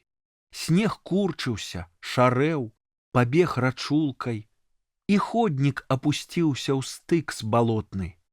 Няма ўжо санак, а павозкі, кары не маюць палазоў, і колаў грукат паўсюль. Але ж у змроку, дыме, пары разгледзець нельга, што імчыць па бруку. Ледзь ліхтароў мігаюць светлякі, як на балотных купах гнілякі. Ішлі два юнакі уздоўж налітай Нявы. Любілі пагуляць пад вечар, калі з чыноўнікам пазбегнеш стрэчы і шпех не пойдзе на прасцяг адкрыты. Казалі між сабой чужою мовай, чужыя песні напаўголасу спявалі, вакол сябе прастору азіралі, ці не падслухваў хтосьці тыя словы. Ішлі ўздоўж прыбярэжнага граніту, што цягнецца наўсцяж сцяной альпійскай. Аднак спыніліся, дзе паміж плітаў сцяжына да ракі збягае блізка. Яны прыкмецілі яшчэ здалёку, як чалавек схіліўся над патокам. Не шпех, трымаў ліхтар, сачыў ваду. Мо перавозчык? Не, лёд на хаду. І не рыбак, снасць не відаць над рэчкай. Дый у руцэ трымаў папера ў тэчку. А падышлі, на іх не кінуў вокам. Дастаў канат, які ў ваду звісаў, вузлы пералічыў, штось запісаў, глядзеў, ці дно не стала больш глыбокім. Бляск ліхтара, што люстравала льдзіна на стос паперы, падаў таямніча, і жоўтае было яго аблічча над свечкай, як над сонцам аблачына. Быў твар шляхетны, пекны і суровы. Паперы пільна так свае чытаў, што не пачуў ні крокаў, ні размовы. Хто панад ім, ён нават не спытаў. Адно. Руку падняў замест вітання, прасіў не турбаваць, трымаць маўчанне. Але было штось у ягоным руху, што тыя двое разам зразумелі. Прамовіць слова не ставала духу, перапыніць на міг яго не смелі. Адзін зірнуў пільней, сарваўся ўскрык. Я ведаю, паляк там з ліхтаром, мастак, хаця дакладней гусляром яго назваць, ад пэндзля ён адвык. У Біблію і кабалу ўнікае, гавораць, што ён духаў выклікае. Мастак устаў, сабраў свае паперы і сам сабе сказаў у задуменні. Хто ўбачыць ранак, той дасць цуду веры. Другое будзе прысуду здзяйсненне. Бог разнясе падмуркі Бабілёну і асырыйскага астоі трону. А трэцяе, не дай Бог бачыць часу. Сказаў, нягледзячы на падарожных, падняўся сходамі ён асцярожна і знік за агароджаю тэрасы. Без сэнсу здаўся сказ яго парыўны, смех аднаму прыйшоў, другому дума. Пасля прамовілі: гусляр наш дзіўны. І пастаяўшы ля рачнога шуму, а ноч ішла халоднай і бурлівай, дадому рушылі яны імкліва. І ўсё ж адзін звярнуў за мастаком. Кірунак вызначаў па гулкім кроку, спяшаўся за ліхтарным светляком, які, блукаючы, трымцеў далёка. Хоць не пазнаў паставы і аблічча і не ўхапіў, чым быў мастак вядомы, але ягоны голас таямнічы збянтэжыў і падаўся быў знаёмы. Бег падарожны хутка, ва ўсе ногі, скрозь ноч, слату, не знаючы дарогі, ліхтар, як зорка над ракой туманнай, мігцеў і памяншаўся ў вогкім змроку, але ж не знік, спыніўся нечакана на цэнтры плошчы гарадской, шырокай. Яго там падарожны напаткаў. На плошчы быў вялікі груд каменняў. На глыбе ён заўважыў мастака, які стаяў між непраглядных ценяў. і біўся ветер у яго рамёны. Было відаць у промні ліхтара, руку да неба ўзняў, а запалёны пагляд накіраваў на гмах цара. Глядзеў туды, дзе цемрадзі аблогу святлом прахон аконны праразаў.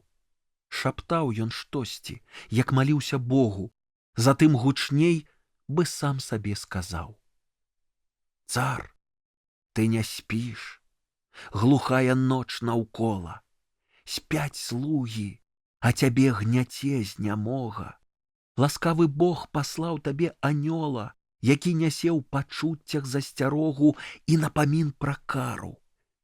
Гвалтам вочы свае ты мружыш, клічаш сон да ложа, а колькі раз анёл-ахоўнік ноччу выразней табе ў сне даваў знак Божы. Спярша ты не служыў злу адмыслова, але сышоў да хцівасці тырана, цябе анёлы Бога паступова пакінулі, і ты, падпаў шатану, апошнія анёлавы зычэнні прагнаць сябе імкнешся, як трызненне. Ліслівец тваю пыху ўзняць ахвочы, а заўтра сам шатан цябе растопча. Халужны люд, твае падданыя, спачатку будуць пакараныя. Маланка, што зачата ў верхавінах між вострых шпіляў, аблачын калматых, б'е па зямных прадоллях і нізінах, найперш трапляе ў меней вінаватых.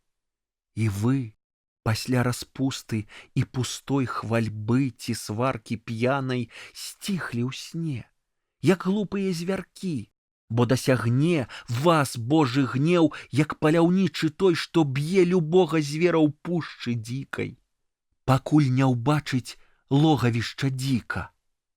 Я чую, там віхры ўзнялі галовы, з-паміж ільдзін, як водныя пачвары, ужо зрабілі сабе крыллі з хмараў, збіваюць з хваляў пенныя аковы.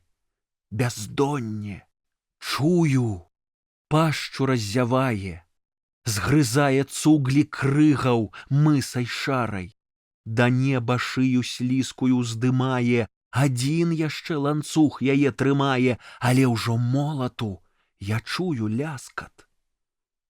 Тут ён заўважыў, хтось пільнуе збоку, задзьмухаў свечку і растаў у змроку. Бліснуў і знік, як прадчування яска, што ў сэрцы палыхне неспадзявана, кальне трывогай неасэнсаванай. Гэты ўрывак прыяцелям-маскалям прысвячае аўтар. Да прыяцеляў маскалёў. Вы помніце мяне? Я думкі той не страчу пра смерць маіх сяброў, выгнанні, затачэнні. Я іншаземныя абліччы вашы бачу, і грамадзянства ім даю сваім змысленні. Дзе вы, сябры, цяпер? Шляхетная дзе шыя Рылеева, што я па-брацку абдымаў? Цар загадаў даць ёй абдымкі больш тугія. Пракляты, хто свайго прарока катаваў. Рука Бястужава, жаўнера, песняра, якую я сціскаў ужо даўно ў палоне сібірскіх руднікоў, без зброі і пяра. Там, дзе закутыя і польскія далоні. Больш терпяць іншыя, заблытаныя ў пасцы ганебных ордэнаў і выслужаных званняў, што прадалі душу на вечна царскай ласцы, каб горбіцца ў паклон у рабскім шанаванні.